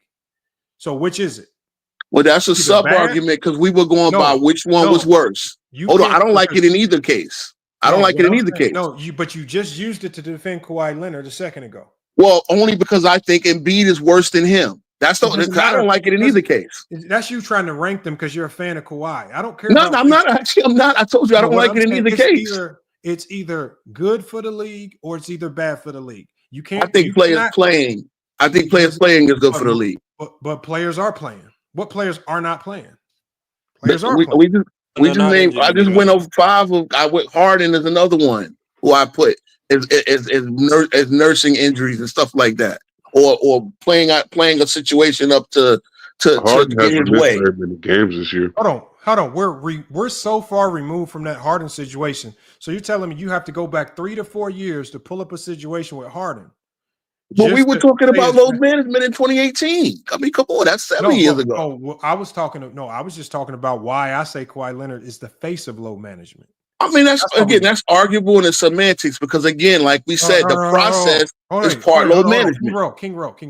If we're talking about the NBA right now, today, what's going on right now, today, to where you're saying that load management is bad for the league? What players are load managing to a significant degree today, right now, to where you can say load management is so bad for the league? Zion Williamson is one guy who's been criticized for his injury management and his conditioning. You got guys, I mean, he's supposed to be a face. No. Zion Williamson literally just came out and publicly stated, I am not load managing. Hold on. So first, and this is what I said earlier. I said, y'all keep putting things on the player that is not even their fault. Zion Williamson came out and publicly said, I can play back to back. But my team is holding me back. Hold on. Listen, because you cannot use players who publicly come out and said it's not me, it's the team. He's come out and said, I'm fine. I'm healthy. I can play back to backs. I'll pull up the clip and play it for you. He came out this year. I believe you. I like Zion. Hold on. So at the end of the day, I cannot even put Zion in that category because now with him publicly coming out and saying that, I know now it's not him. It's the team that's so worried about these things. So Lamar. All right, cool. No. If you're going to give me load management, that means the players themselves are the ones. Oh, but the teams are culpable as well. Hold on, Lamar. The teams are culpable as well, and then if the teams are culpable, then it's equally a problem. Okay, because at the end of the day, fans want to see the player play. I'll give you. Okay, let's just pretend as if Zion's in that category. Who else? Because now you're at one player. Give me another one. Wow, you took all the guys I named away? No. I said I said right now, we're talking about this year. Well, then Embiid is one of them. Embiid is one of them because he hasn't played a lot of games this year. Kawhi is another one. He hasn't played a lot of games this year. That's 3. We back up to 3. Okay, 3. I mean, okay, Luka got legit hurt, non-contact. I'm not gonna give him that, and I like Luka myself. I say LeBron yet. No, because LeBron has played this year. No, listen, okay. I'm giving. Hold on. No, King Row, you're at 3. If it's a significant problem, you should easily be able to rip off more than 3 names. This should not be a struggle. See, here's the thing. Then here's the thing. You got LaMelo Ball. Again, I'm not going because these guys are legit hurt, right? And they are always hurt. Okay, so I'm not talking about the guys that are legit hurt. Yeah, I get it. Guys, I'm talking. You said that load management is bad for the league. right now today, what guys are actively low managing that's making it bad for the NBA? You gave me We got three. We got three guys. If I think around the league, guys who is missing games. Again, I'm a Knicks fan. My team don't know. My players don't low manage. My team. I have to argue with Knicks fans that Tibbs playing them a lot of minutes does not harm them. So it's I like believe this. playing So is the best way to get in NBA shape. It's like this. If I make the statement, man, players are shooting a ton of threes today, and if somebody asks me, well, who? I should be able to run off a list. If it's we can run off 100. I can run off 100. If you said that use label is one of the biggest problems in the league is guys low managing, and all you could give me are 3 names out of 450 players, then why am I to believe that low managing is this significant problem that you say it is? First of all, Lamont, I said players not playing. Low management is one of the reasons. I never said players is the only thing wrong with the NBA. What players today, this season, are actively just randomly not playing for no reason? Well, first of all, look, before we called it low management, they would invent a minor injury to give a guy a reason to sit out. No, let's be real. Let's keep it real. What I asked you. I don't care about it. I said right now today, if you're gonna say let's just say it's not because of injury. What guys are just not playing? Ben Simmons, that's 4. Ben Simmons was playing all this year. He played like 20-something games, bro. Come on now. How many games did Ben Simmons play this year? Ben Simmons is now in the Clippers and had one of his best games. Ben Simmons but he also missed a lot of games. Ben Simmons has been coming off the bench this year for the Nets. He's been for the Nets, I know. Hold on. So you can't even put him in that box because he's been playing.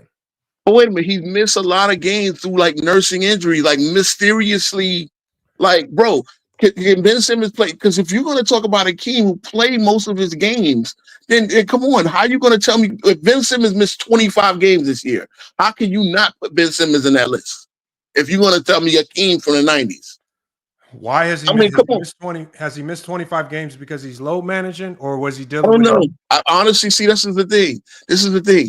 Because we're at the point where, okay, you have an injury, a lingering, looming, and you got reoccurring stuff. So that was slippery because how much of that are you injured or how much? Because look, if you're going to sit out for a month, come back, drop 30, and then you're hurt again, I'm gonna like that's kind of mysterious. That's kind of talking about Kawhi Leonard, bro.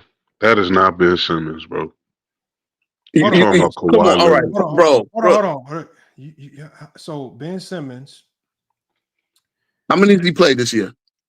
Because I own him. I have him on my fantasy team, and I have to drop him because he played 33 games total, and he started 24 something out of 55. So that's 20 something miss. Yeah, and but some of those games he missed games because he got traded, and he had to sit out games.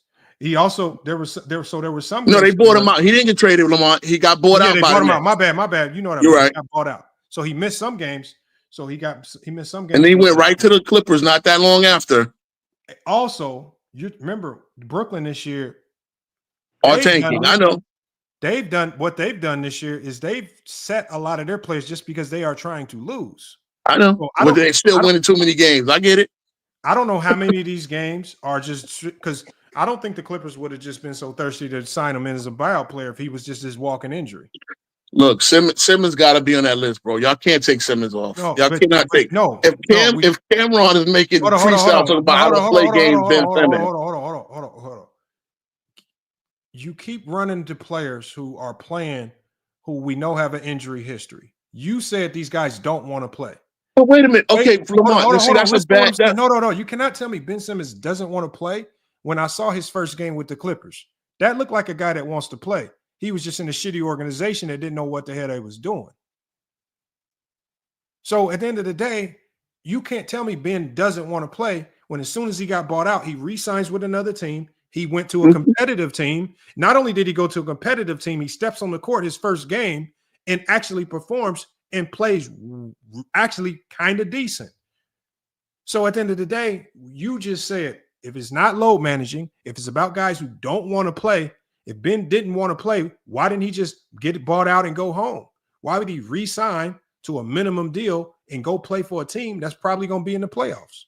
Well, you know, he also got his buyout money, so it ain't like, you know, he's doing it for charity. Okay, so if he just doesn't want to play, why did he look so good in the Clippers' first game? Because he's very you talk about they talk about him being the next Magic. Like, you know, I mean, he's very talented. That's one thing. I have to defend Ben Simmons to haters a lot. I'm like, Okay, yes. so, so give me more players. Give me more players that don't want to play. Oh, Jimmy before he got traded. Who? Jimmy was suspended by the Miami Heat. Jimmy Butler. Jimmy Butler said, "I lost my love for the game."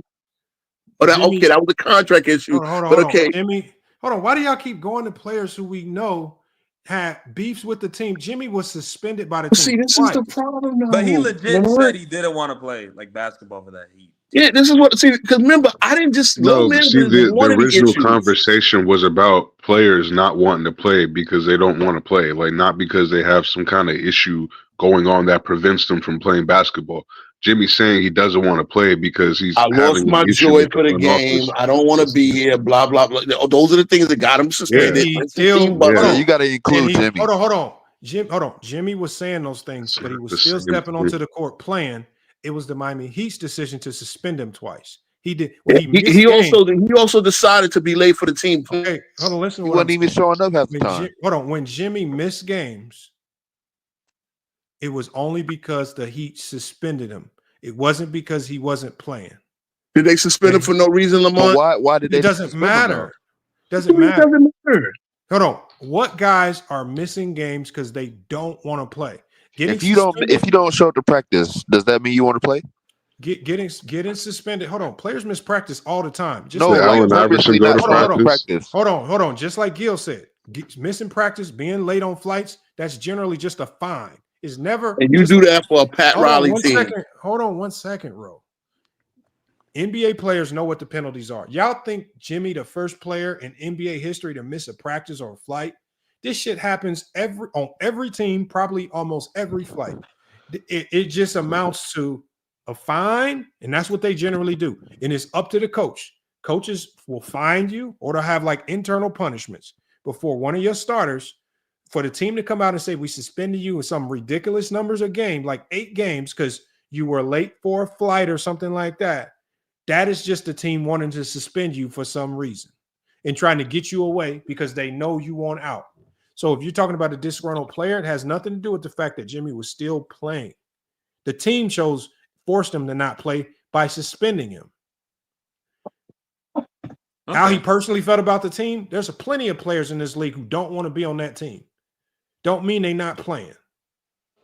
Bogdanovich did not want to be in Atlanta. He voiced this publicly, but he was still hooping for Atlanta. Kevin Huerter did not want to be in San Antonio. He voiced this publicly, but he was still playing. I mean, he didn't want to be in Sacramento, but he was still on Sacramento. At the end of the day, there's plenty of players that don't want to be in their situation. And they act professional. They act professional and show up to work. No, what happens is you don't know what they're doing behind the scenes unless it becomes public. You only know what the media tells you. I get it. So at the end of the day, you need to give me a list of bona fide players who are not playing because they don't want to play no more. They've lost their love for the game. They just showing up just to show up, and they giving 10% effort, even though they stars or starters or really good players in their prime. Who's doing this? Because even if we give you Jimmy Butler, even if we give you Ben Simmons, we have the other 3. We're still only looking at a list of 5 players, and we're not even talking about players that are top 10 players in this league. So they're not representative of the faces. Embiid was an MVP. That's the top 10. Is he top 10 this year? Hold on. Embiid is not a top 10 player this year. He can't be a top 10 this year because he's not playing, but he was an MVP recently. So hold on. What did I just tell you? I said in the moment right now this year, I said we can get. I really wouldn't want to give you Embiid, but we're giving you Embiid. We're giving you Jimmy Butler. We're giving you Kawhi Leonard. You said Ben Simmons and you said Ben Simmons. Okay. Now so at the end of the day, the funniest thing is you're not able to run down these names like I would be able to run down these names if we were talking about the guys that shoot too many threes or guys that shoot a lot of threes. If you're telling me that something's bad for the league, you have to showcase to me that it's a widespread problem. You've only shown to me that you know about the players that the media likes to talk about and that the media's made a big fuss about, but you haven't displayed to me that this is some widespread problem that's bad for the NBA. You've given me a very small sample size indicating that it's a very marginal problem. So for this year, hold on. If it's such a big problem, you should be able to run off problems on team to team to team, and you're giving me lift. Just like I can go from team to team to team, running off all the guys that might shoot one too many threes. At the end of the day, this is not a widespread problem like you're pretending it to be. You're turning and you're just finding something to cry about, and you're making it a problem in your mind when it's not even a real problem. Bro, you use Hakeem Olajuwon as a guy who didn't want to play. But my example with Hakeem and Scottie Pippen was that just because it happened doesn't give me the right to say it's bad. It's a representation of the entire NBA at that time. Pippen and Hakeem don't represent the entire NBA. It's too small of a sample size. Just like you trying to use these 5 players where it's sketchy at best with a handful of them. These 5 players are very, very minute sample size of the entire league. I don't know. Harden won an MVP, did the same thing. It was years ago, and you struggled but it was to come there. up with those 5. When we're talking about the league right now today, right? with all the great players we could talk about, with what Victor's doing, with what LeBron's doing, with what Shai Gilgeous-Alexander is doing, with what James Harden is doing, what, like you said, what Norman Powell's doing in his elevated role because of the load managing of Kawhi Leonard, with all the good things that are going on with the stars in Orlando. Branchero came back from a significant injury. He's already back playing, right? His partner in action down there. We got all of these good things going on for the NBA. You're the one that made the allegation that this load managing and guys not wanting to play is bad for the league. I want to know, with all of the good things going on from team to team. Trae Young's playing much better, having a hell of a year. De'Aaron Fox had a hell of a start with San Antonio, right? All these things going on. Or like LaMelo Ball, before his ankle injury, was on a tear individually, even though he's not on a good team. All these good things going on from team to team to team. But you made this allegation that this low managing guys not wanting to play is bad for the league. I need to know who these players are and what the hell is going on with the league. I mean, if you want me to find 30 players, like 1 per team, if you wanted me to find 10, and then you collapse it to this year. You collapse it to guys that are injured. No, that's not what I said. That's not what I said. I mean, look, again. I said if I make an allegation, I have to hear guys tell me I'm bored playing. If I make an allegation, I don't care if somebody said they're bored playing. If I make an allegation that condemns the entire league, then I better have a strong sample size to support that. And I better not be running around with 4 names pretending as if this represents the entire league. No, I never said it represents the entire league. I just said it's an issue. Just like it wasn't an issue in the 90s when Pippen, Hakeem, Barkley, and a handful of players created problems. Just like those small sample size wasn't a representation of the entire 90s, this small sample size that you're struggling to come up with, it should not be a representation of the entire league today. Because I can go through all these teams and I can find more positives than negatives. You're desperately searching for negatives just to put. No, I'm not. I'm actually not. You're desperately searching to say something's wrong with this league. You're desperately searching to say, you're trying to say these guys don't want to play just because you've heard the gripes and complaints of a few players. When I, just like Lo said, I can find more good than bad. The only way you're really running the bad is if you're really looking for something bad to say, just because you're one of those complainers that I'm talking about. I mean, look, the people are talking about this at a national level, so I'm not the only one. Nobody's talking about it. When I make an argument, hold on. When I make an argument, I don't argue with myself. You just made that up. Nobody's talking about that. Really? Nobody's talking about. Wait a minute. Didn't Stephen A. have a little back and forth with Kawhi about the whole thing? I mean, again, you talk about the number one, hold on. voice. When did Stephen A. have a back and forth? Stephen A. said Kawhi need to retire. This was a couple of years ago. He said Kawhi need about this season. Okay, what?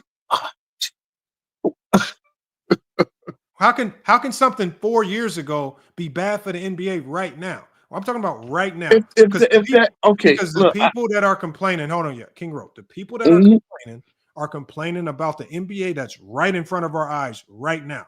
Why do you keep telling me about stuff that was happening 4 and 5 years ago when all the complaints I'm hearing, y'all are telling me about what's wrong with the league right now. I don't want to hear about your gripes about something that happened 5 years ago. If you say the league is bad, if you say load management is bad, if you say guys are sitting out not playing, tell me the guys that are doing that right now. Because It's always the same guys. I see more guys that want to play. I see more guys that are competing. I see more, especially with these young guys. You look at the Celtics, look at what they're doing. If you look at the Cleveland Cavaliers, look at what the hell Nice stories. Again, they're great stories. I cover it. Not great stories. This is what's actually happening right in front of our face. You said there's all these bad things going on in the league, guys not wanting to play. I want to know who these players are and where is this happening under our noses. Bro, we all love to watch the All-Star game and watch these guys go at 20% speed and said it was horrible. Everybody had a take on it. Let's not your whole show tonight was about what was wrong with the All-Star break. No, but what I'm saying is this: just because the All-Star game or All-Star weekend was bad, my whole purpose in this for many years running. No, my whole purpose is that the majority of All-Star weekends have been bad. From the 80s to the 90s to the 2000s. Lo just talked about how the dunk contest was so bad early in the 90s going into the 2000s that they had to cancel the whole thing. The majority of All-Star games and All-Star weekends have been bad. It's been low-grade basketball. 98 was nice. 98. We didn't have one in 99. Hold on. Listen to all I'm saying is, of course, I can pluck out a few years where the dunk contest was good. All I'm saying is the majority of dunk contests in NBA history have not been very good. We can pluck out a handful of them that we like that might have been more competitive. Even with All-Star games, there's a few All-Star games that were really good. It's not a representation of all of them. For the most part, throughout NBA history, All-Star weekend and the events around it have not been very good. Yet you guys into this era, y'all like to pretend as if this is something new. The All-Star games from the 90s to the 2000s, even in the 80s, were just as lackluster. Some of them were excited, Lamont. Let's keep it real. No, last year was the worst of the worst. Hold on. You can rank it how you want. You can rank bad. But at the end of the day, in the 90s, there was only probably one good All-Star game, and it was only good because I'm going to say there was more than that. Kobe versus Mike in 98. Okay. 97, we had this 50th greatest players celebrated. Hold on. You can try to pretend and say that some of the gimmicks around it made it better. But at the end of the day, bad is bad. And when I say bad across the board, I'm talking about the whole weekend, from the three-point contest to the dunk contest, because I guarantee you, you can't tell me nothing good about the dunk contest in 1998. It wasn't that memorable for you. Right? I was in the military, so I didn't even see it. The only dunk contest I can vaguely remember from the 90s is the one with J.R. Ryder when he came in as a young face, right? And he did the between the leg dunk going baseline. Harold Miner had a nice one. That was 92? Hold on. Harold Miner's dunk contest was very mid, just like the D Brown dunk was mid. The D Brown dunk was mid, but again, all of these dunk contests. I don't care the names. Y'all try to spice it up because these guys were on NBA Jam. D Brown's dunk is actually on NBA Jam, covering your eyes, dunking the basketball. That's mid, right? But it was impressive to y'all in the moment. But these things were all mid. It's all mid. Jordan's dunks in the 90s in the dunk contest were all mid. All he did was a whole bunch of reverse backwards dunks. He didn't do anything that high schoolers aren't doing right now. But y'all pretend as if what y'all had in the 90s was so much better than what we see today. It's not. Y'all shit was just as trash, as often as ours are bad and often. Wait, Ramon, you're not that younger than me. You saw it as well. So you saw that, you saw this. And no, I didn't see. I didn't really start watching significant basketball to the 2000s. Really? At the end of the day, so you didn't watch none of the Jordan era. So wait a minute, why are you qualified to even talk about it? Hold on. I just told you I remember the J.R. Ryder one. I know I was little. I don't remember how old I was, but I was little as hell. But I remember it as a little kid because I remember him going through the legs. The ones in the 2000s I remember. Of course, we remember Vince Carter. Put on a show. Greatest dunker of all time. Right? I remember Aaron Gordon and Zach LaVine. Probably the greatest dunk contest of all time. I agree. I remember the ones that deserve to be remembered. I'm not going to pretend as if any dunk contest that I saw when I was little, I'm not going to pretend like they were all great. And what we're seeing today is just so trash. It's so bad for the game. The majority of dunk contests were trash. The majority of NBA All-Star weekends were not very competitive or great. Just because you can pluck out a handful from you watching it when you grew up don't mean your era didn't have trash All-Star weekends. They did. When I saw David Robinson rip Isaiah Thomas in an All-Star game, I was excited. And I was 13, 14 when it happened. I mean, if you're going to tell me these guys doing a layup line and taking 97 3, 168 threes last year, this just circles back to what I was saying earlier. The NBA is not marketed to you; it's marketed to the kids because the kids think what they're doing in the All-Star game is lit. They'll grow up. They think it's lit. And see that that's garbage. They'll grow up, and then it'll be a new generation of kids that will say that it's lit. That's just how it goes, bro. It's the cycle continues. I know. How you were 13 watching that All-Star game, how you felt is how these kids right now are feeling about watching these niggas in the All-Star game. It's the same thing. It's a different generation, bro. The NBA is not for you no more. You didn't been around bullshit. for too long. The NBA will be for me to the day I die because I'm a sports fan. I love sports. If Every that's the sport case, since bro, I then was you 6, 7. gotta take the product for what it is. You know what I'm saying? Well, if that's the case, you gotta take it for what it is because that's what it is, and you can't change it. Well, again, everybody's not going to like what you like. I can accept that. Everybody's not going to like what I like. I can accept that. No, but what happens is what I want, especially the older generation, especially from the 90s, what I want them to start doing is widen your base, right? Don't be so stuck in your past era that you can't sit back and then reevaluate what's going on today and really start to appreciate it. Like when I hear people talk about all these threes are bad, I'm sitting back thinking, I'm saying to myself, well, basketball is a game that is about you do whatever your skills allow you to do. Whatever. Okay. And so at the end of the day, if it's more guys with bigger bags and they got the ability to go shoot them threes, I'm cool with that. It just makes the game better. It's crazy for me to listen to people talk about the game today and say people are shooting too many threes. It's like that's a strategy. Like I'm like, what coach in America wants to be on a team that can't shoot threes? Like, who wants to coach a team that can't shoot? No, you gotta have a variety. But Lamont, if your team got a 4-on-1 fast break and everybody wants to shoot the three, and then you're down by one, everybody pops out to the 3-point line. Is that good basketball? Bro, hold on, bro. Again, this still takes us to the same dilemma that I said earlier. Just because you might have seen one play where that might have happened, where I'm almost positive it didn't happen the way you said it. It did happen. Denver versus somebody a couple years ago. Let's just pretend. Hold on. Let's even pretend that it happened, right? That's still one play out of the thousands of fast breaks that end in dunks or layups. Because, again, the majority of transition plays in the NBA, where it's a 2-on-1 or 3-on-1, the majority of them end in a layup or dunk. But yet you're coming to me talking about the 1% of plays where somebody shoots a kick out three. Talk to me about what happens the majority of the time. The majority of the time, we're seeing a dunk at the rim. The majority of the time. And the player that does it the most, y'all hate the most.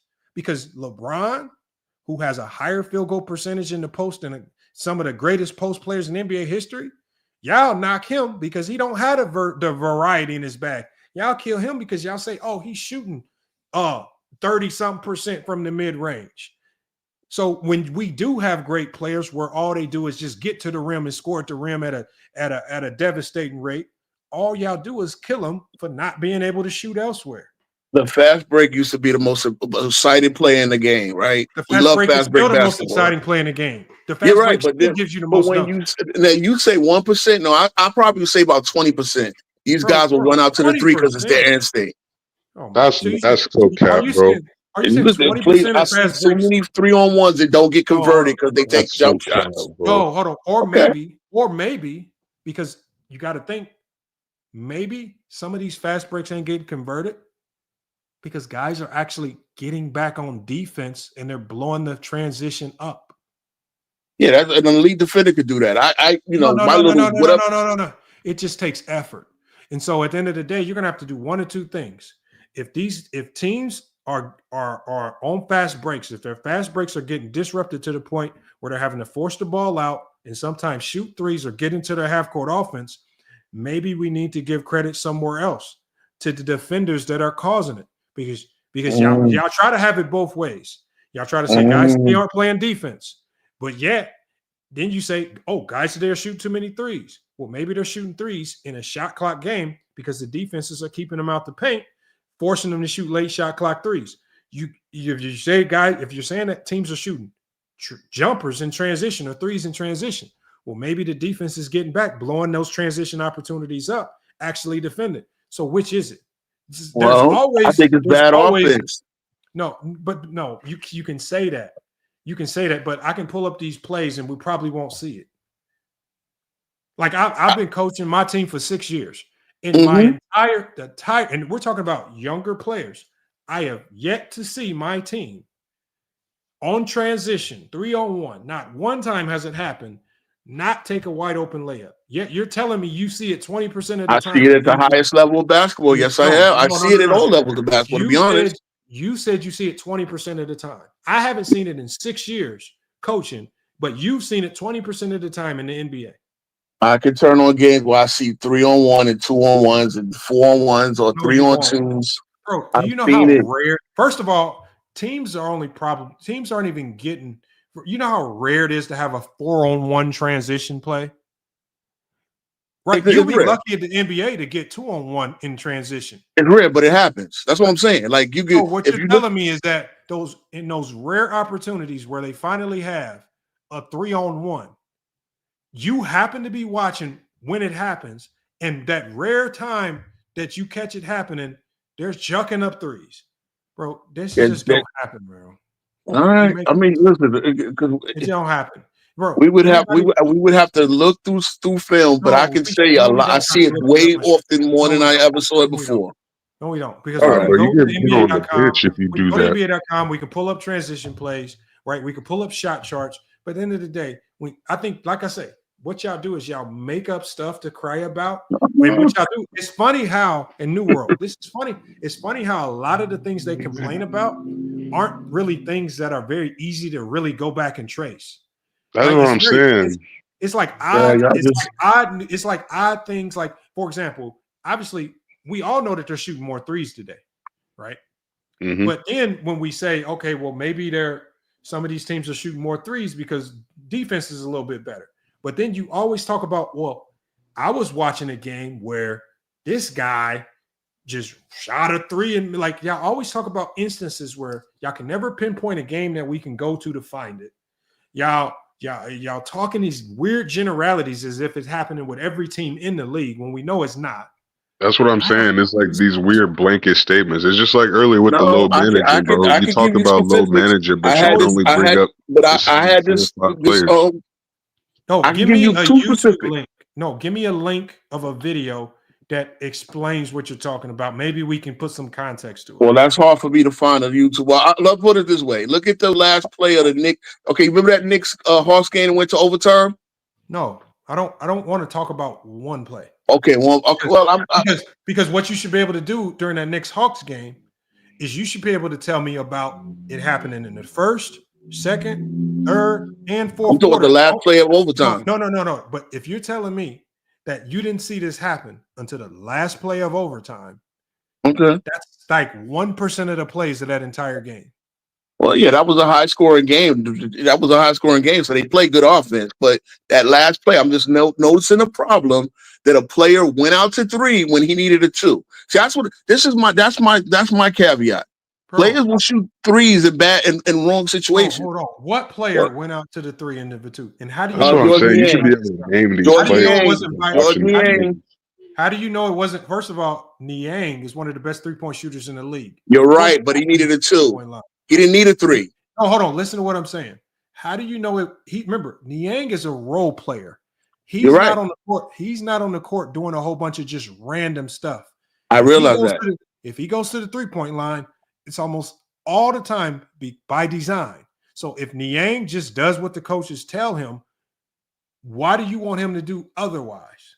Well, I'm glad he did it because I'm a Knicks fan and we won that game. I'm almost positive at the end of the game, if the game is on the line, the ball is not going to be in Niang's hand unless the defense disrupts the offense so much that they just have to get the ball to him. Conwu got an offensive rebound and he popped out to 3 and he short-armed the 3-point shot. Had he stayed at 18, he would have had a better chance of making that shot.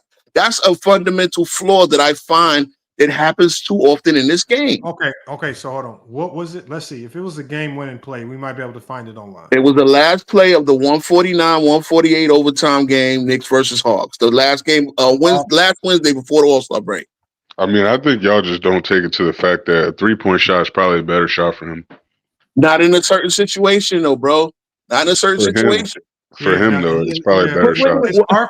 It's hard for me to hear y'all talk about situational basketball when y'all don't even understand why coaches call timeouts or don't call timeouts. I understand.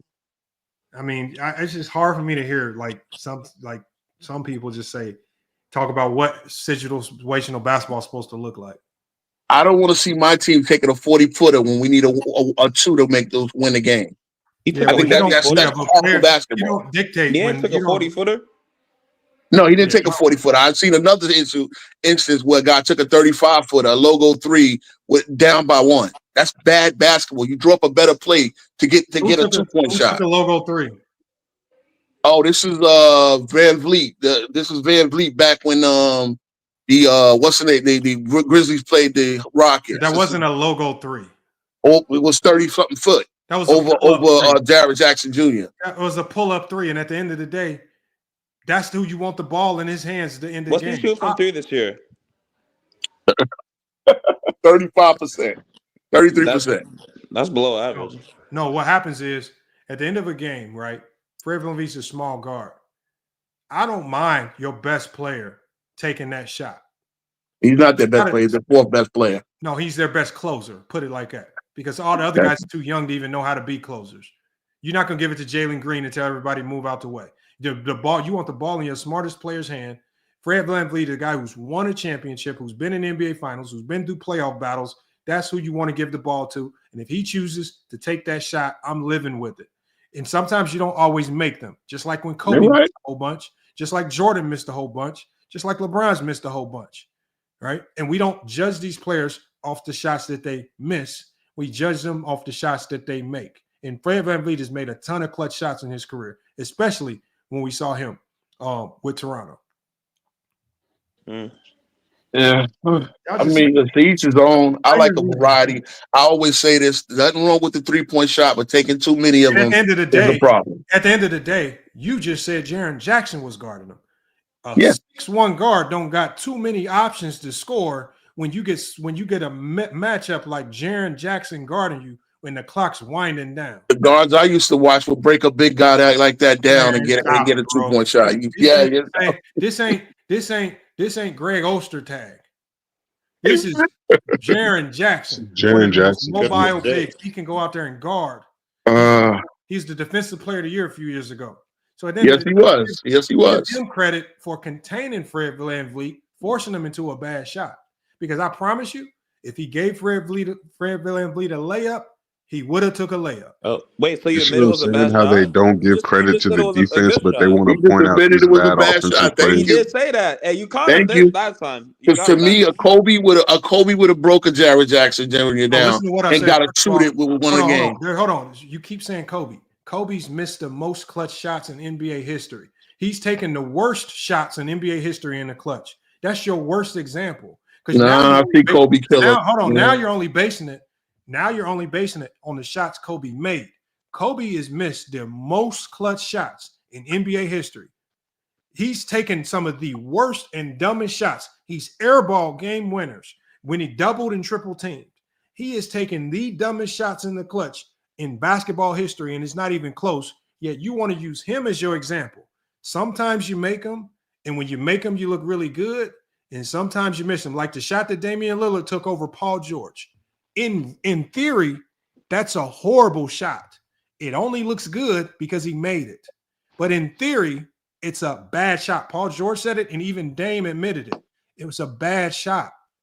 So when the problem with game winners is that you get too much praise when you make one. You don't get enough praise. You don't get enough praise after you miss one, even if you miss a good look. So I just don't think y'all need to understand it. Kobe is the worst example to use because he's probably the least inefficient player in the clutch. I disagree because I've seen Kobe put enough games away in fourth quarters. You've only seen Kobe. You're only talking about his makes. Kobe did you hear what I said? I heard what you said. He missed a lot of that last minute, the second shot. No, he has the most misses. First of all, he's missed the most game winners in NBA history. He has the most misses in the clutch. If you're talking about under 3 minutes in the fourth quarter of a game that's within 5 points, he has the most misses in NBA history. This is your worst example because Kobe is what we call the greatest bad shot maker in NBA history. Well, I agree with you.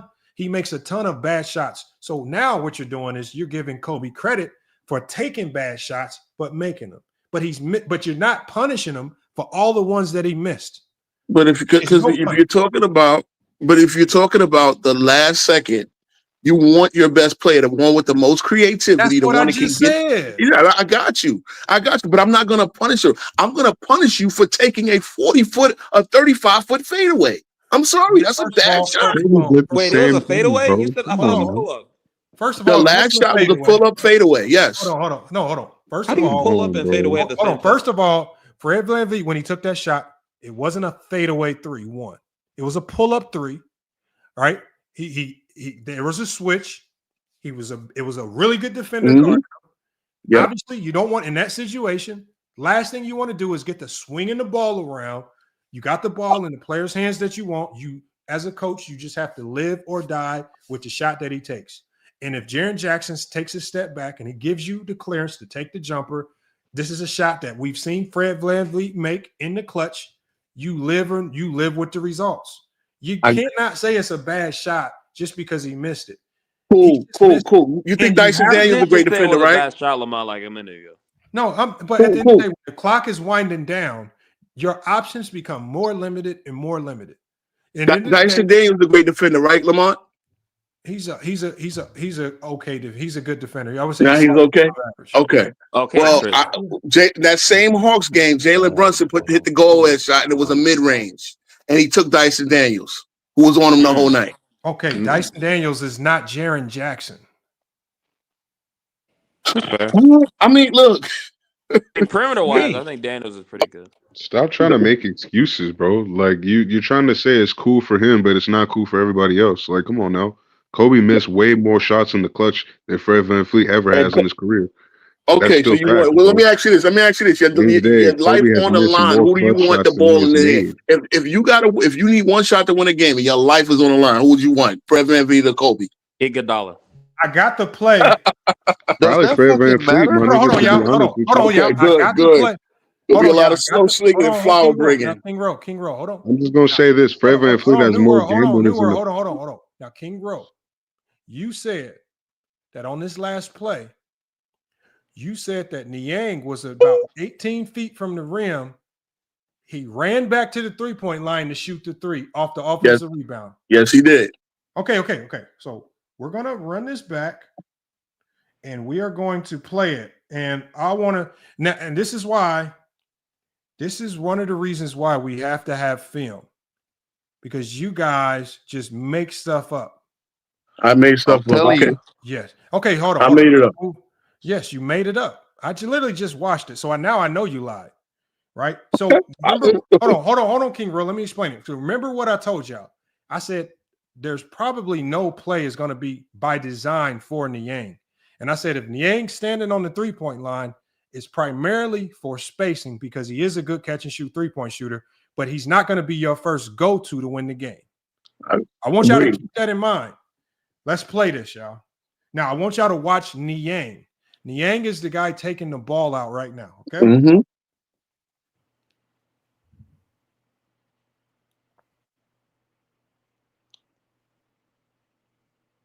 Mm-hmm.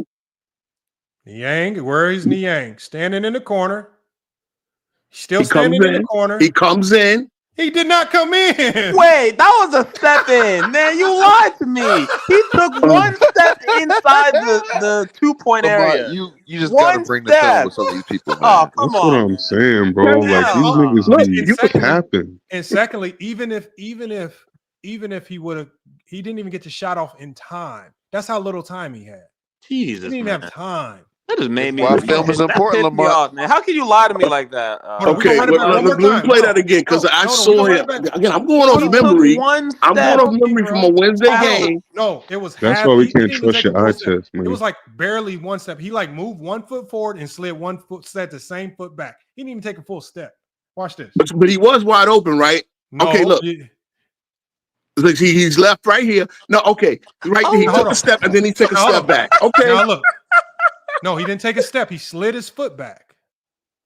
Again. Why does he? First of all, he has to slide his foot back so he can just be square to shoot the jumper. He had 1 foot forward. That's common knowledge, though. Hold on. You said he was within 18 feet, and you said he ran back to the 3-point line to shoot a 3. That's how you told us. He did say that, bro. He took. Okay, all right. Hold on. It's still a bad shot. It's still a bad shot. Bro, he has point. Hold on. When he catches the ball, to shoot it, though. Hold on. He has he has to shoot it, but he also has. Hold on, y'all. He has 0.4 seconds. See, I see him here. Hold on, y'all. I want to explain this in full. So first of all, King Rose said he took a bad shot, but when Niang caught the ball, y'all, there was 0.4 seconds on the clock. So I'm trying to figure out what else could he do other than chuck up the shot. So, but back up to take a 3. He could. First of all, you don't have to take a step back. No, first y'all of all, think step back shots are good. King Rowe. Go ahead. You're trying to talk right now to muddy it up. We saw what we saw. First of all, you said he was at 18 feet within the rim, which is close to mid-range floater range. And which would be okay. Hold on, King Rowe. Hold on. You said he ran back to the 3 instead of taking the 2. That's how you defined it. You exaggerated this situation so crazy just to try to make a point. And this is a recent game. Watch this. Now look at Niang. He's standing on the 3-point line now. Standing on the 3. Okay. Apollo gets the offensive rebound. Hold on. We're going to go slow. We're going to see, does he ever get 2 feet in front of the 3-point line? Is he ever even in mid-range? Watch. We're going to play it slow. Oh, shit, it messed up. Hold on. Where's that? Go back. I know. I'm going to run it back. Okay, here it is right here. Okay, he's at the 3-point line now. Mm-hmm. He's at the 3-point line Down now. on him. All right. Hold on. He's still at the 3-point line. He's still at the 3-point line now. Nobody guarding him. Nobody. Okay, he comes in right here. Hold on. He's not coming in anywhere. Right now, this is what you call his feet are not square, right? His feet are not square. He has 1 foot in front of the other foot. Because he's okay. All right, you're right. He's watching the play. King Rowe, hold on. He has just 2 seconds on the clock, mind you that. He has 1 foot slightly in front of the other foot. He's not even square to shoot. He doesn't even have the ball yet to do anything. So even right now, there's nothing he can do, right? 2 seconds on the clock. So we're talking about doing all this split. Like right now, he doesn't even have time to cut in for a layup. Just not enough time. So we're going to play it slowly. Okay, so he catches the ball. He doesn't do anything other than slide his foot back and start to load up into his shot. He wasn't 18 feet within the rim. He wasn't doing all this extra stuff that you said. He catches the ball. If you look at the clock, there's 0.9 seconds on the clock. He only has time when he catches the ball with 0.9 seconds. He doesn't have time to get to the mid-range. He doesn't have time to drive for a layup. There's 0.9 seconds on the clock. How is this a bad shot? He took a shot and he missed the best look he had. This in reality was actually the Knicks. In reality, the Knicks got lucky. 1, because they didn't box out and rebound. 2, because they didn't. Because when a shooter's on the court in a game-winning situation, always want to identify shooter and keep a body attached. They didn't stay attached to a shooter, and they let probably the highest 3-point percentage shooter for the Hawks on the court right now get his best shot, which is the corner three, essentially wide open. And all he did was miss the shot. How is that a bad shot? Short-armed it. Short-armed it. He just missed the shot. Yeah, you're right. He short-armed it. No. Okay. Can I? All right. I will admit I exaggerated. You didn't exaggerate. You lied, bro. Okay, bro. I'm going off of memory from a game that I was emotionally attached You can't to. trust your memory, bro. Here's the problem. Fine. If you can't even get a game from a couple days ago correct, how do we take you? It's Wednesday. It's Wednesday. It's a week ago. If you can't remember a game from a week ago, and this is your team? Yeah, you're right. I was emotionally attached. Now I remember. Hold on. Can I defend myself? I do remember Clyde. You say from 2 years ago. Oh, see, y'all, it's amazing. See, ain't no way these niggas remember the 90s from over 20 years ago, bro. They can't even remember games from a week and a half ago. Bro. Okay, I got you. This is this is way different from what you said. It's not that much different. It's not that No, much it's different. completely different, Look, bro. he did not have to slide completely back. different. Any shot. No, in my opinion, he could have came in a little closer because again, you're so conditioned to think you need a 3. 0.9 seconds, bro. He's not getting any closer, bro. No, he didn't have time to move. It don't matter. It don't matter. Well, 0.9 seconds left on the clock, bro. He's not going nowhere. And he That's not literally even good take at the floaters shot. like See, that. right His at this best point, option no is a one is three. guarding him. No one is guarding him at all. No one is even looking at him. We don't know. He doesn't have the ball yet. I get that because nobody knows who's going to get the ball. It's a rebound. Okongwu gets it. He slides back. He slid back a little. I thought he took a step back. All he did was square his feet. But again, he could have set his feet on the line. He had to slide it back behind the line, thinking he needed a 3. If he takes the shot with his foot on the line, he still wins the game? He probably still does that. I ain't gonna lie to you. I don't trust Niang like that. No, hold on. I mean, Check this out. I respect Niang. Hold on. So Niang, in less than 2 seconds, was supposed to catch the ball and come to all of this glorious realization and stuff that you're seeing that we just need to make a shot. You just need to be ready to make a shot. That's it. So first you told us. So now you're blaming. First you made up a story blaming Niang because he ran from 18 feet to the 3 and took a bad shot. Okay, so he ran from 21 to 22. Hold on. Now that we see that he didn't run from 18 feet to the 3. Now that we see that it was just an offensive rebound kick out and he had less than. That's how I described it. That's how I described the play, Lamar. Actually, he caught the ball with. See, you didn't tell us he caught the ball with 0.9 seconds. That's what I said, Lamont. He literally 0.9 seconds. He ain't got nowhere to go. He's not moving nowhere. No. Do you know how fast? Just say something. Just say anything, King Girl. It's very fast. That's 0.9 seconds. Yeah, 0.9 seconds. Yeah, I know. So 0.9 seconds is just snap your finger. That's fast. So you're telling him all this stuff, and this is another thing I tell people. All the stuff that you supposedly see from the eye in the sky, because remember, when we're watching from the TV, this is a very different view than on the court. I got it. On the court in the heat of the moment.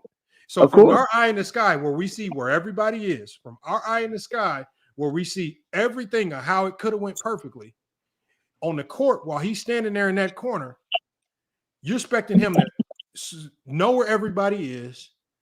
He also has to see the shot clock, time, and score. He's watching the ball. He's watching the clock. You're right. Hold on. At the end of the day, he took a good shot. He missed a good shot. This was the best shot he could get off.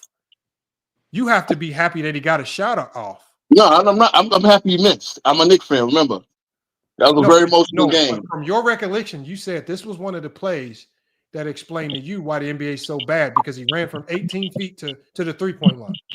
There's actually a player I remember of Lonzo Ball doing that. If you would have brought that up, I would have. He needed a 3. He did not need a 3. He didn't have to worry about it. Because this is the thing. Clyde Frazier is an announcer. He said, "Why is he worried about his feet sliding back to take the 3? A 2 would have won the game as well."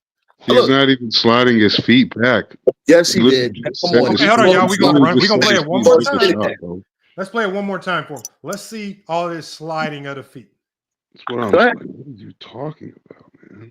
Like it looked like he shouldn't just even getting take set this up to long. shoot the ball, and he just happened to like take a little like inch back. He there. literally took like a half inch forward because it was like a hesitation to where you're looking at the where the ball's going. It looked like he wanted to cut, but he changed his mind and like. Hold on. If you look at him right now, hold on. Yeah. It's 1.9 seconds on the clock now.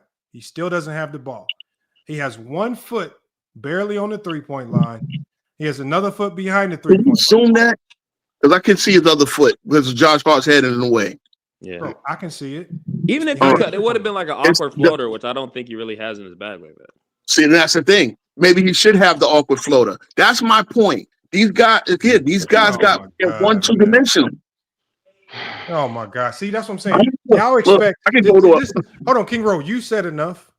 Y'all expect these players to be perfect on the button, everything that you want them to do in the last second. And if they don't do it the way you want it done, then it's bad for basketball.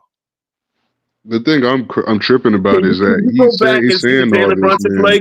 You're not impressed about him breaking down Dyson Daniels, who has 8 inches on him. But go ahead. Hold on, but I don't need to because we know that Brunson is one of the best mid-range shooters in the NBA. Okay, but see, this is my point. Hold on. That's a well-rounded game. Why do you want me to go over a shot that Brunson made? And we all know on this panel, if I said Brunson's one of the best mid-range shooters in the NBA, and he made a mid-range shot to take the go-ahead. Great defender. Hold on. I'm not going to be surprised. Brunson has broken down the best of them, and he has a long track record of doing it ever since he was in Dallas. If you said he did that, thank you. That's not amazing. What sounded amazing was you saying that a guy like Niang, who's probably just an elite corner 3-point shooter, you said that he ran from 18 feet all the way to the 3-point line just to shoot a 3 that he didn't need to shoot. That's what you said. That does not slid both feet. Okay, so correction. He slid both feet behind for a shot he needed to shoot. First of all, if he would have slid both feet, that would have been a travel because he didn't dribble. No. Well, before he crossed the ball. No. Hold on. If he slides both feet, it's a travel because if he dribbles the ball, he doesn't have enough time to shoot. So at the end of the day, for him to slide his feet the way you wanted him to slide his feet, he would have had to dribble, which would have ran the clock out. He only had enough time to set his feet and shoot as quickly as he could because there was 0.9 seconds on the clock. He had no other time to do all this sliding of the feet. If 2 feet move, it's a travel. And if 2 feet move, you know what you're going to say? Oh, these guys don't have no fundamentals, man. But I will give credit to Bro. Like, it looks like he wanted to cut it for a layup. Niang would have slid both feet and traveled. He would have been like, man, I saw Niang in the last second of a game, man. These guys ain't got no fundamentals, man. He traveled on the game winner, man. That's what you would have said. No, but see, look, when I make my Brunson point, how he's an elite mid-range shooter, right? There are very few of those guys left in the league. If I go back to the 90s that I romanticized, a lot of these guys were great elite mid-range shooters. Hold on. You got I'm gonna give you great mid-range shooters. LeBron has now become a great mid-range shooter. Shai Gilgeous-Alexander is probably the best in the league right now. Devin Booker, a great mid-range shooter. Devin Booker's a great Kevin mid-range Durant, shooter. Kawhi Leonard, Devin Durant, DeMar DeRozan. All stars, and they all start for a reason. Hold on. When you say there's no great mid-range role players, I didn't say no. See, you got to stop doing that. No, hold on, King Rowe. The problem is you keep telling us that none of these guys can do this mid-range stuff, but there's a guy by the name of Kevin Durant in the league. Devin Booker's in the league. You're naming elite champions. Hold on, Damian Lillard's in the league. Gilgeous-Alexander's in the league. LeBron is in the league. He's much improved. See, I think he wants like role players doing it. I think that's what he's getting at. Austin Reeves be hitting mid-ranges all day. There you go. Austin Reeves. There we go. Bro, Kyrie Irving. Kyrie Irving hitting mid-ranges. Kyrie Irving's a great mid-range player. Anthony Edwards. You look at some of these guys mid-range. Percentage is pathetic. Who? A lot. Now we going to stats. You can't be making blanket statements like that. That can be easily disproven, bro. Okay, go. Let's go look at the mid-range. Who's over 45? No, this just takes us to what I said. Because as soon as you said there were no elite mid-range shooters, I never see Lamar. I never said there were none. I just named Jalen Brunson. Hold on, King Rowe. Listen to what I'm saying. No, you said Jalen Brunson's the only one. As soon as you said only one, now what I said, hold on, King Rowe. As soon as you said Jalen Brunson is one of the few or something to that degree, we started reeling off a list of all types of players that can shoot the mid-range. Now, remember what I said earlier about the fans who look for negativity. Now, I want you to tell us, since none of these guys shoot the mid-range anymore, yet we have a plethora of guys that do. Since you're one of those fans that want to cry and complain about something, that means you're always looking for the negative. Tell us about the players that can't shoot the mid-range, because it seems like the fans that cry and complain, they're always looking for what these guys cannot do. So what players can't shoot the mid-range at an elite level? Everybody who shoots 16 threes a game. Everybody who shoots more than half their bag is 3-point shots. Who are they? Tell me what players. What are these players? Name the players that are horrible mid-range shooters. First of all, you said LeBron is a great mid-range shooter, or great is crazy. I don't that's cap. LeBron. That is cap. I said LeBron is a much improved mid-range shooter with his turn fadeaway, and he's been making it at a high level. How much is he making in the mid-range this year? I would like to go with. He's shooting over 50% from the mid-range this year. 50%? Oh hell no! Go James Keenum just pulled it up. This year, y'all got to watch Laker games, dog. LeBron is shooting over 50% from the mid-range. Bro, the world is ending, bro. Ain't no way, bro. That's LeBron's cooking, nigga. Y'all can't keep. That's like KD, bro. What the bro? Anybody want to make a bet? We need to pull it up right now, bro. I need to see that, bro. I know LeBron career mid-range is like what 38%. So how is he all of a sudden 50, bro? I don't believe. Yeah, okay, but it doesn't. But what I'm saying is his career is 38%. I said much improved, indicating that his numbers come from somewhere lower. So of course, in his prime, LeBron's weakness was the mid-range pull-up. Now, older LeBron, who has to add different things to his game because he's losing his athleticism, the mid-range jumper has now become a weapon. That turn fade is starting to become money. All right, Lamont, like he ain't shooting it. Lamont, can we qualify above 45% over 100 takes? And that's what I would consider a good mid-range shooter. So above 45% in the mid-range, 100 takes. What? That's elite. I ain't gonna lie to you. You're talking about, wait a minute, we have 50-something games. That's 2 mid-range shots a game, and you're making 45%. That's my qualifications. Can you tell me how many players got that? LeBron James this year. Okay, let's go. So what percent? So I want 45% and 100 takes, 100 attempts. Hold on, my guy. First of all, LeBron, they haven't played enough games for him to have 100 attempts in any particular spot. They played 50 games, bro. That's 2 a game. Listen to what I'm saying. So for example, I'm looking at it right here. LeBron James, 25 to 29 feet. He's shooting 38%. That's good. Improved for him, yes. LeBron James, 10 to 14 feet, 51%. Would you consider 10 to 14 feet mid-range? Some people do. I will. Anything outside the paint before the three. Hold on. You can be outside of the paint if you're 10 to 14 feet away from the rim. I'll consider that. Okay, that's 51%. How many takes? Oh, okay. You said 10 to 14. I think you meant Hold on. 10 the NBA.com only breaks it down in segments like this. So 10 to 14 feet. LeBron James is 43 of 83 from the field, 51%. Okay. What about 15 and out? Okay, so the next segment is going to be 15 to 19 feet.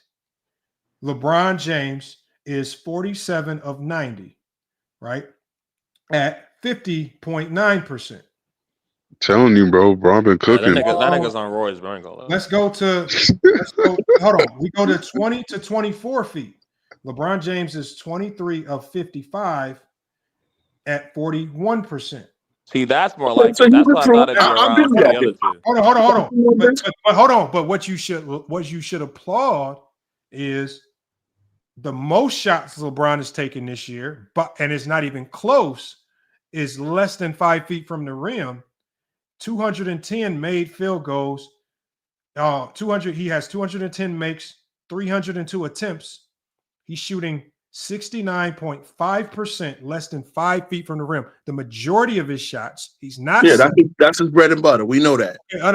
So one, the majority of his shots are at the rim. He's shooting at the rim at a high percentage. His mid range is far more improved. Right? I agree with that. Right? So at the end of the day, why am I wrong for saying he's a much improved mid range shooter when the numbers support it? But wait a minute, LeBron, what is he shooting overall? Because something's amiss. Because LeBron is shooting overall 51% from the field. Okay, so he brought that up a lot because I remember at one point he was 48. Right now, LeBron is shooting 40.5% from the 3-point line. So you can take his overall down. Okay. LeBron's cooking, bro. All right. Y'all niggas can't call him a bad shooter no more. Those are numbers. Do y'all see what happens when we talk about right now what's happening in the I didn't see it. Now you're trying to say it's open jumpers. Bro, come on now. LeBron is still getting double teamed at the top of the key at 40. You make it. Come on, bro. Now, If you make it, you make it. Get the hate out your heart, bro. When we start talking about right now today, they can't handle it. Because right now today you're seeing better basketball than you've ever seen before. That's why you're so surprised. If you actually watched, you wouldn't be so surprised because anybody that watched the Lakers this year, you would easily LeBron cooking. That LeBron, his jumper has been money, his mid-range has been money, 3-pointer been money. His pull-up three been nasty. The pull-up three been crazy. Surprising. His pull-up three, his catching three. Now, if you're watching the game, so he's cooking. It shouldn't surprise you, King Ro, if you Still actually been watching. But we understand why you have a skewed view of the game because you just watched the Knicks game and you couldn't even explain to us the last play accurately. Oh, stop it, man. Stop it. I exaggerated one play. I exaggerated the play. You lied, bro. You didn't exaggerate. Stop. Bro, he did slide his feet back. You lied, bro. That's not okay. All right. Well, thank you. Bro, how did you see in your mind he ran from 18 feet to the corner three? That's what you said. Well, first of all, you know that's like 1 or 2 steps, 18 to outside the three. That's not I know. 6, 7. No. 1 or 2 steps would be extremely visible. You didn't say that. You said either way, he worried about here's the issue. Let me amend it. Then. He worried about his feet on a shot he did not need a three. That's the problem. You didn't tell me that. You didn't tell me that. Well, I did. I said something different. Going off of memory. The Lakers I said something different going off of memory. Bro. Check this out. It's clutch right now. The Lakers are in a clutch situation. They're down 3 with 6 seconds on the clock. Wow. To Charlotte. Luka on the bench. Charlotte. He's on the bench. Yeah, Luka was on the bench. You getting benched? Hey man, maybe the Mavs are onto something, bro. No, he just have an off night. Well, I said the Lakers are going to be very mid second half, and this is not a good indication if y'all struggling with Charlotte. Imagine if the Mavs win the championship before Lakers. But you King Road. Another thing, what I'm surprised you didn't say this. This is actually a low scoring game. 6 seconds left in the fourth quarter. Both teams are under 100 points. They playing defense. Oh, the defense is bad off. I haven't been watching. I've been in this stream. I haven't been watching. Let me turn it on now. Yeah, Miles Bridges is going crazy, man. Luka been selling the whole game. Is LaMelo playing? Yep. Oh, good. That's good. I'm gonna pull up the box score now. Hold on. Box score. Bridges got 29. Luka's shooting like 30% right now. LaMelo got 27. I think he got like 6 turnovers too. Bron he had 5 in the first half. Bron got 26. Them turnovers, they bouncing off the hand though. That's not really his fault. Is Mark Williams in position for the Lakers? Coaches, I saw he threw it. Mark Williams is playing tonight too. Luka has 6 turnovers. But Luka does have a triple. No, he doesn't have a triple double. I thought he has 14, 11, and 8. Ooh, that's like Pete Ben Simmons numbers. No minutes numbers either. Game over. They missed it. I actually missed the play. I was looking at the stats, so I got to see how they missed it. Oh, LeBron. No.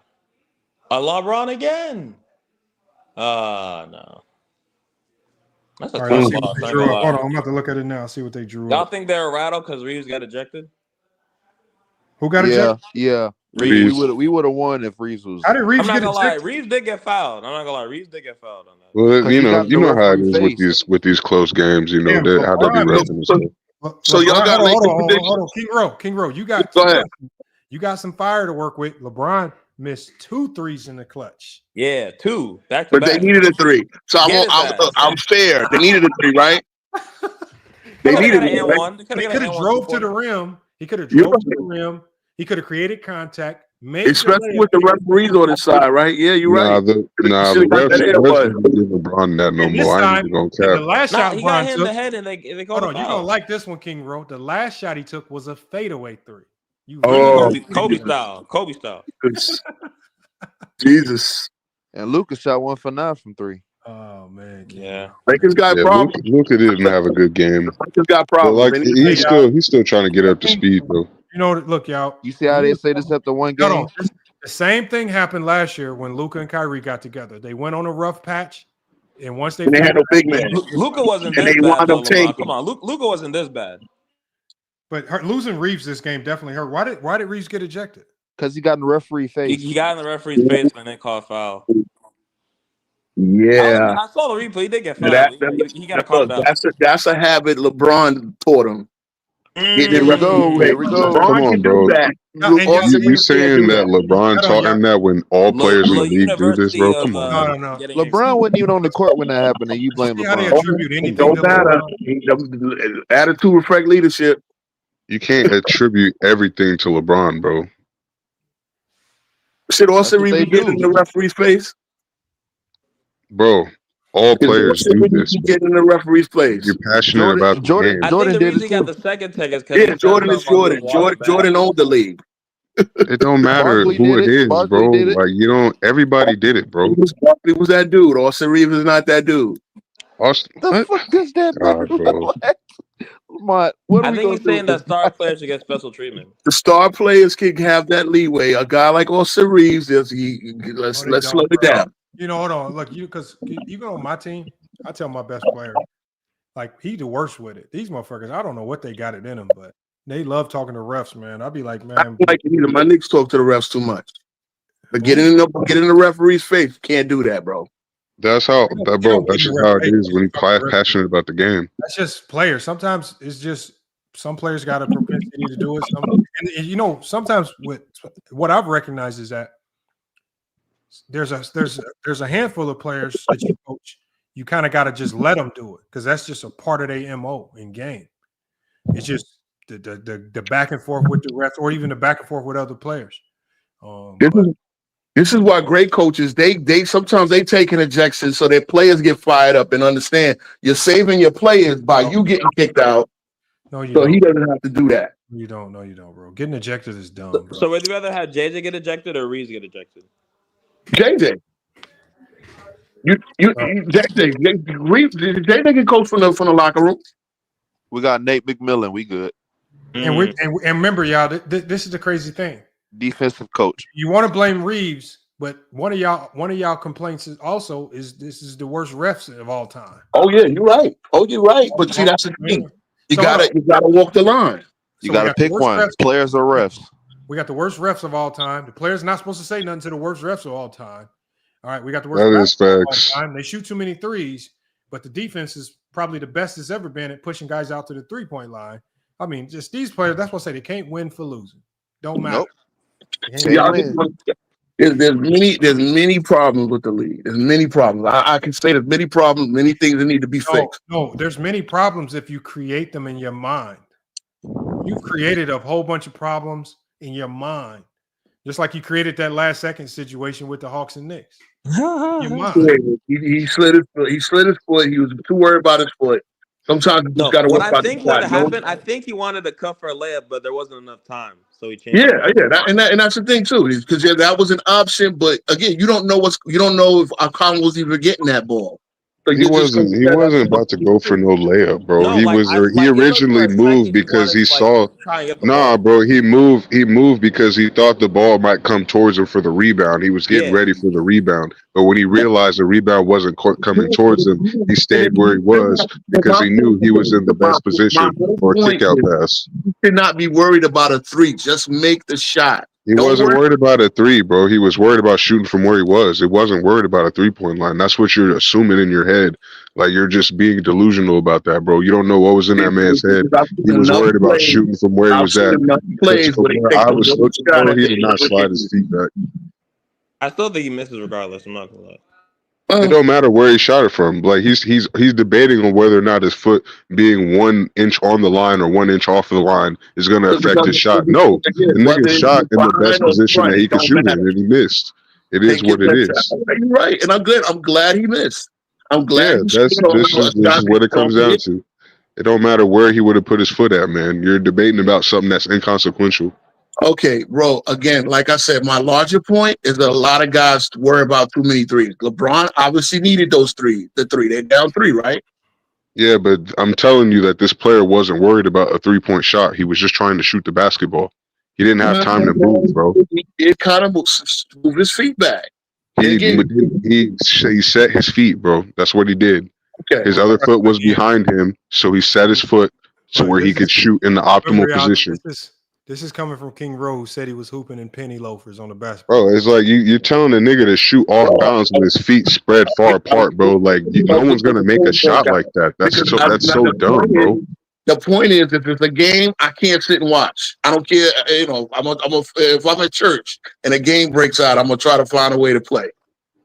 I'm gonna either go to the car, find some shoes, or whatever. That's just the way I feel. And these guys will sit there and tell you I'm bored playing. That's an issue. You can say it's not. It is. Because I think one it's guy said concerning it. that Paul Because George one will guy play said it. center in 2025. I think that's more. There's more than one guy said it. Draymond Green said this was boring. He a hater. So he's a okay. Look, tonight was a great game. I'm glad to say, look, when it's a great game, when it's great basketball, I will call it out. I didn't say everything was wrong with the league, but there are issues, and there are issues because we have to change up formats. The problem is, you know, the scary part about it to me is, and the reason why I push back so much against it is, who watches basketball to identify what's wrong? Like, I never like I can go to like a middle school basketball game and still find a way to enjoy it, even though it's not the same level of basketball. Like when you love basketball, you love basketball. People who watch basketball, I can go almost anywhere and see and watch basketball. And really, a lot of times when I'm watching basketball, I'm really trying to identify who can hoop. I'm trying to be like, okay, that's I feel the same. No, but I like, it's just so odd to me where I got so many, like there's so many, especially this year, when it's so much good you can talk about. You got so many breakthrough players. And then the only thing I've been hearing is people either talking about lying about viewership being down, people crying about the amount of threes being shot, which isn't as bad as what people are making it out to be. And then people just making up these crazy narratives about what's actually happening in these games. It's like, what are you actually looking at when you watch if every time y'all talk, y'all telling us about what's bad about the league and not what's good? Because y'all watching for a reason. Y'all keep tuning in. Like, and it takes me back to why tune in and consistently watch if it's a bad product. When the WNBA was bad, nobody watched, right? I think the WNBA problem was marketing. I think they didn't like the WNBA. No, I mean, at the end of the day, no matter what it was, nobody watched. They watched it here now. Because at the end of the day, they got something to watch. Even if you felt the WNBA was good, well, you wasn't paying for that package to go watch them play on Lifetime or wherever the hell they were playing. Yeah, no, we weren't. We weren't. So, I mean, it's just weird how people just always say what's bad about the league, but then they never want to talk about what's good about the league. I actually do talk about what's good about the league, and I actually did go live during the All-Star break to react to it. I wanted to like it. It was better than last year. But that's the thing. I can almost bet that the NBA All-Star weekend next year is probably not going to be very good. It's not, you're not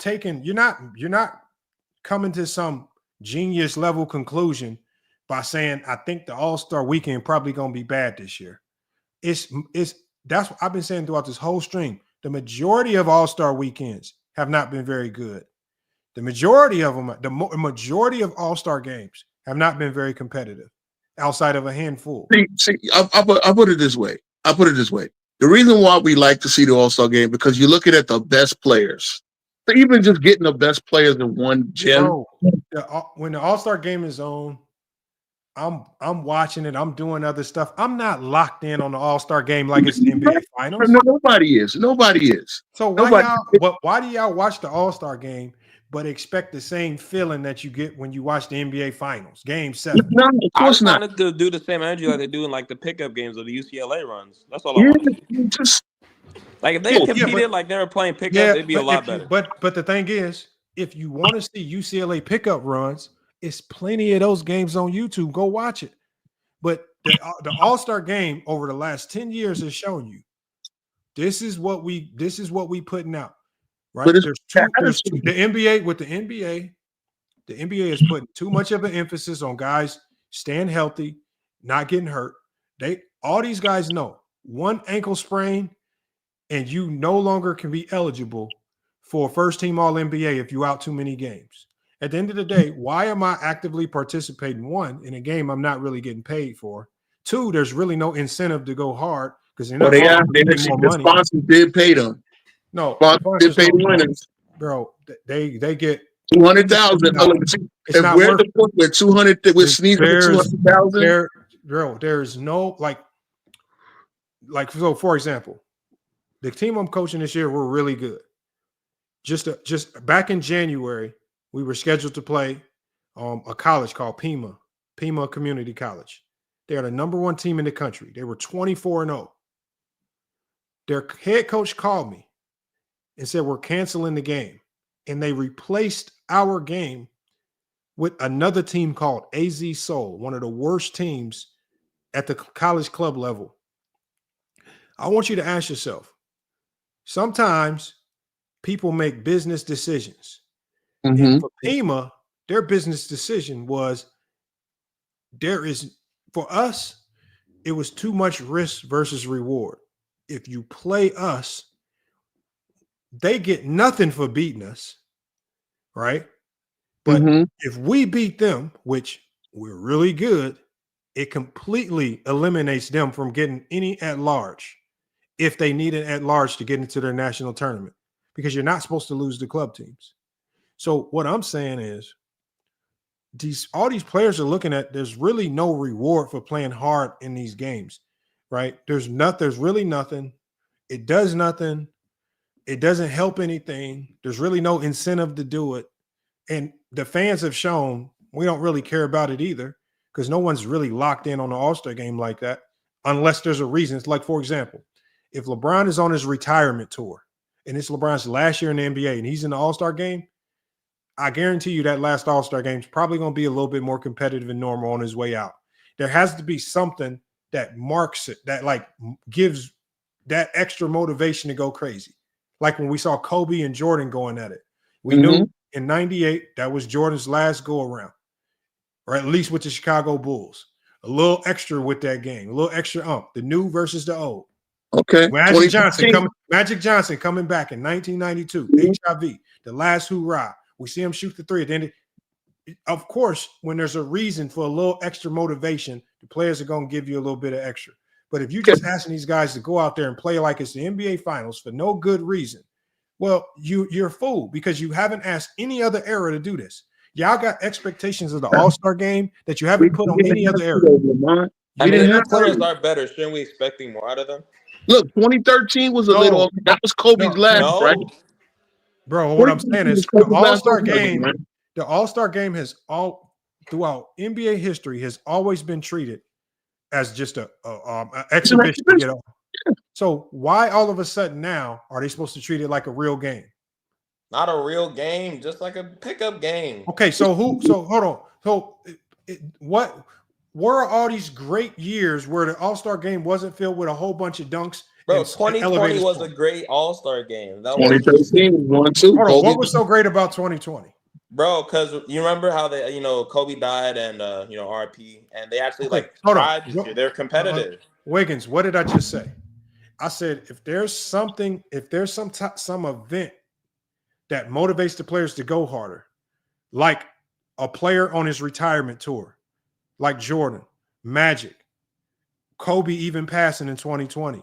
If there's some type of event that kind of puts a little extra motivation to it, of course. But They put Kobe's outside of name that, on a trophy. hold on. What I'm saying is I understand that in certain years there are certain things that motivate the players to play a little bit harder. But you cannot run around expecting that every single year. I don't know, bro. So we're just supposed to accept what we get? Well, at the All-Star game, yes. Because that's a part of the deal for the NBA. Hold on. Okay, so outside of 2020, tell me when we've had 5 competitive All-Star games in a row, back to back. You got to go to the 90s or maybe the early 2000s. No. Capping already. Competitive? Capping already. When have we seen 5 back-to-back All-Star games that are hyper competitive? Make it like 2 and I got you. Make it 2 and I got you. I remember the one with Stephon Curry and them in 02. The only reason I'm asking this, y'all, is because if y'all expectation is for a super competitive All-Star game, where did this expectation come from if you didn't see 5 super competitive All-Star games in a row anywhere in NBA history? I remember even 5 03 should be like 10. That consolidates King the Rowe, entire King era. Rowe, you are banned from talking about games and if they competitive or not, based on your recollection of the Knicks game. Oh, come on, bro. Dan We don't trust your memory, bro. Hey, Dan Laker in the house. But I'm talking about a competitive game, 149, I haven't 148. seen Dan on the panel yet. I'm going to ask Dan because he's non-biased in this, right? Dan. Hi guys, how are you? King Rowe, he just recalled something that happened in the Knicks Hawks game last week, and we were relying on his memory to be accurate about his situation because he was really tearing down the league. He said Niang was at the 18 feet from the rim. He ran from 18 feet to the three-point line just to chuck up a 3 and miss. And when we went and watched the film, it did not reflect anything that he said. He completely lied. He completely made it up just to tear down the league. It was 20-22. But Dan, you saw that Laker game, man. What happened? I'm assuming you watched the Laker game. I didn't get to watch it. They lost to the Hornets. What went wrong? Are you talking to me, guys? Yes, yeah. Hi, Danny, how are you Lakers guys? Nation. How's everybody? How you doing, Good. Good, thank you. Tonight, yeah, we missed the threes. We made some bad mistakes. It just like they said, like there was a saying that if you mess with your food, the mistakes. Oh, you play with your food. Yeah, we play with your food. And you know what? Did you know that makes sense because when you look at this game, right? Mm-hmm. The turnover battle was basically even. Lakers had 18 turnovers. The Hornets had 17. When you look at field goal percentage, the Lakers held Charlotte to shooting 36% from the field, and they shot 34% from the 3. Yeah. Right. So that tells you right there when you just look at those numbers right there, when you hold a team to 36% for the game. And Rui also messed up with the foul shot. So there you go. Yeah, and what it says right here, it says Rui. Yeah, I didn't even look at that. It says Rui was 1 of 8 from the 3. Mm-hmm. And Rui was 2 of 4 from the free throw line. Mm-hmm. I mean, the Lakers for the most part, they missed 4. The Lakers right now, and this is a game where because do you know why they messed up? I tell you why. Because of a connect trade with Mark Williams that took him back to Charlotte. Because of that, we lost. What's the rebounding battle tonight? The rebounding battle is the Lakers have 50 rebounds. They out-rebounded Charlotte by 3 rebounds. They have 47. If you go to offensive rebounds, the Lakers 38. The Lakers had 12 offensive rebounds to Charlotte's 9 offensive rebounds. So they out-rebounded Charlotte. They also had more assists than Charlotte. They had more. What else did they have? The turnover battle was practically even. I think the difference in this game was you know what I learned the tonight? Lakers shot 29% from the three, and they didn't get to the free. Normally, the Lakers are a team that lead the league in free throw attempts per game. They only had 12 this game. That tells you something about them not really aggressively getting to the rim. Settled for a lot of jumpers tonight. I learned something tonight. Like if you mess with your foot, that's a big mistake. Well, these bad teams in the league, the teams that are considered the bad teams in the league can beat anybody on any given night. Any given Sunday. Any given Sunday. Charlotte beat the Celtics earlier because they did the same thing. The Lakers know all too well from messing around right before the break. Who did they lose to right before the All-Star? Utah got smacked. They lost to U2. So what I'm saying is, on any given night, especially when you're the Lakers, especially when you come to play in LA, all these guys, they might have girls in LA sitting on court side. They try to best shot. I know that. The game is going to be on it's going to be on primetime TV, so you know everybody watching. So and one thing, like LeBron went to the All-Star, which that was a trash game. So that's. I agree. The All-Star wasn't very good. So I don't go too high too though. Are the Lakers still contenders, or are they need to do something? I mean, right now the Lakers are 32-20, 19-6 at home. Oh yeah, 32-21. So they're still well above 500. Mm-hmm. In NBA, you play 82-game season. You never get too high or low on a loss. I mean, you got to think, the 96 Bulls lost to the Vancouver Grizzlies. And then we have DFS, which his contract will be up, expiring pretty soon. So DFS. Oh, y'all want to get rid of DFS already? Oh my gosh. Now, because his contract is almost over with, and he might as well walk out. Well, because the Lakers have his bird rights, I don't think he's going to go anywhere. The Lakers can offer him the most money. So with his bird rights, he's probably going to stay in round picks to get him too. And if you think about it, one of his best friends is Luka. Yeah. Right? And now him and Luka are reunited. So I don't see nobody just wants to leave LA in a situation like that. He about to stay in LA and get his money. Playback TV, so we were talking about it. Mm-hmm. So yeah, I don't see him leaving for greener pastures unless some team just offers him a ridiculous contract amount that he can't turn down that the Lakers can't match. Mm-hmm. But I see the Lakers matching anything, his market value. Whatever his market value is, the Lakers will pay it. Jackson Hayes started at center tonight. He played 18 minutes. Jackson Hayes surprisingly was a plus 12 on the night. He was one of their better players. 8 and points. Austin Reeves got ejected tonight. So we talked about that. Yeah, Jackson Hayes 8 points in 18 minutes. Yeah, you guys were talking about it, so that's why I joined. Luka was 5 of 18 from the field. Luka might have been trash, man.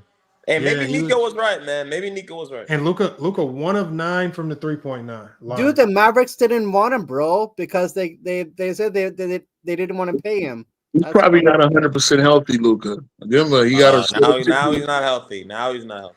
No, because he's only played 2 games. Helping him out because there's a gelling period that needs to happen. Hey, but you look, y'all. I know we've been on here for close to 5 hours now. I know I don't want to shut it down just yet, but I kind of have to. No problem. But I'm going to be back live tomorrow, probably on a completely different topic. I don't know yet. Y'all just watch for the live. Hopefully, Dan, I know you came on the end, Danny, but I would love for you to come back tomorrow when we go live. Okay. But for now, I got to get this one shut down. Get that Kansas City Chiefs off of you, man. Hey, like I say, we don't do too much football over here. I know. He has that profile picture of. Oh yeah, I know you see it. He said, "Get the Chiefs." Oh, look, Mahomes, man, the Chiefs, man, biggest choke job in Super Bowl history, man. Yeah, I wouldn't even call it a choke job. No. I'm not gonna call it a choke job. I think it was the biggest, most disappointing performance in Super Bowl history because I didn't think they would perform that bad. Like I wouldn't have been surprised if they lost, but the fact that they just got worked from start to finish and they literally couldn't do nothing about it. It was a complete lack of effort in my eyes. It seems it's almost like all of them went out partying and got drunk the night before. Yeah, got into a buzzsaw the same way Peyton Manning ran into the Seahawks back in 2012. It ran into a buzzsaw. This might be this literally might be the most disappointing performance that I've seen from all the Super Bowls I've watched. I haven't seen that's facts.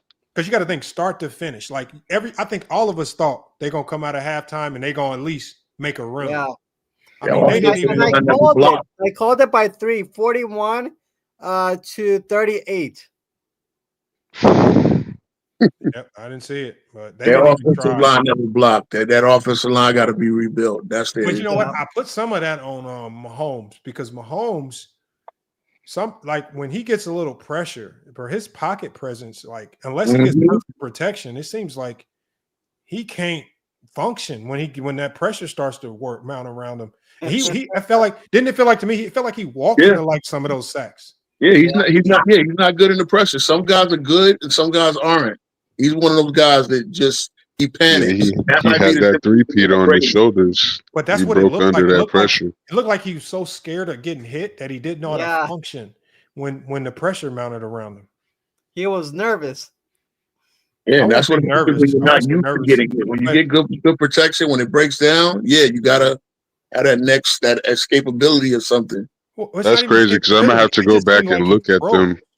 Yeah, no, I'm gonna have to go back and look at them last 2 Super Bowls to see how he played compared to this one because it was just so much different from what I remember. You know what I would, and I don't even know much about football. I don't even know if this would have worked. I know it works on Madden. They should have just went shotgun the rest of the game.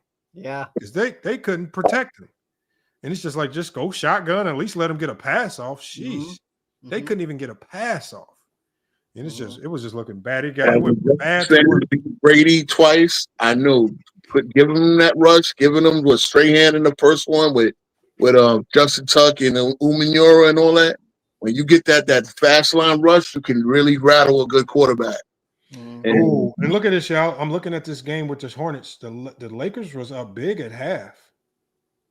Yeah, Lakers was because up. of Austin Reeves' ejection. Yeah, they were up 11 at half. Charlotte went on a 32-18 run in the third, and that's what decided the game because the fourth quarter was even. So again, the Lakers, one of the biggest problems last year was those third quarters. Big third quarter from Charlotte, and there goes the game right there. They were up 11, gave up a humongous lead, and could not stay locked in. And he was right. They played with their food in the third, didn't come out locked in, and they let one get away from them that they should have won. But on to the next one. They play Portland next, right? Yeah, you gotta have been. Portland's not gonna just let them win nothing either. Portland's not gonna be a pushover. Like I told you, I said Portland is playing better. I like to see that. I like to see them not just give up on the season. So Portland got some good young guys that are stepping up. See, Portland's. We wanted Luka to play against the Nuggets or Dallas. Yeah. But look, y'all, I'm going to go ahead and shut this down. I'm going to go ahead and drop y'all down. I got to start to end this one. And I appreciate you, King Rope, sticking around. Salute to Danny's Lakers Nation. Appreciate you pulling up as well. New World, Wiggins, Wick. I'm going to go ahead and drop y'all down. Salute. Appreciate all y'all pulling up to FYF Sports today, man. But we got to get this one ended, man, because y'all know how I do, man. We keep talking. We're going to be back. We're going to be live for like another 3 hours, man, if we keep it going, man. So I got to shut this one down. Probably stay live about an hour too long, 2 hours too long, probably. But it is what it is. But we just got to keep them in the pocket. But look, y'all, man, tune in. We're going to be back live tomorrow. Salute to everybody that pulled up to the live stream today. Like I said, we'll try to keep it consistent. My apologies on missing that Tuesday live, but we'll get back to going live on Tuesday next week. Just watch for the live tomorrow. But look, it's FYF Sports, man. Another great podcast episode, y'all. We're going to be back with more sports and news, y'all. Until then, it's FYF Sports, and we out.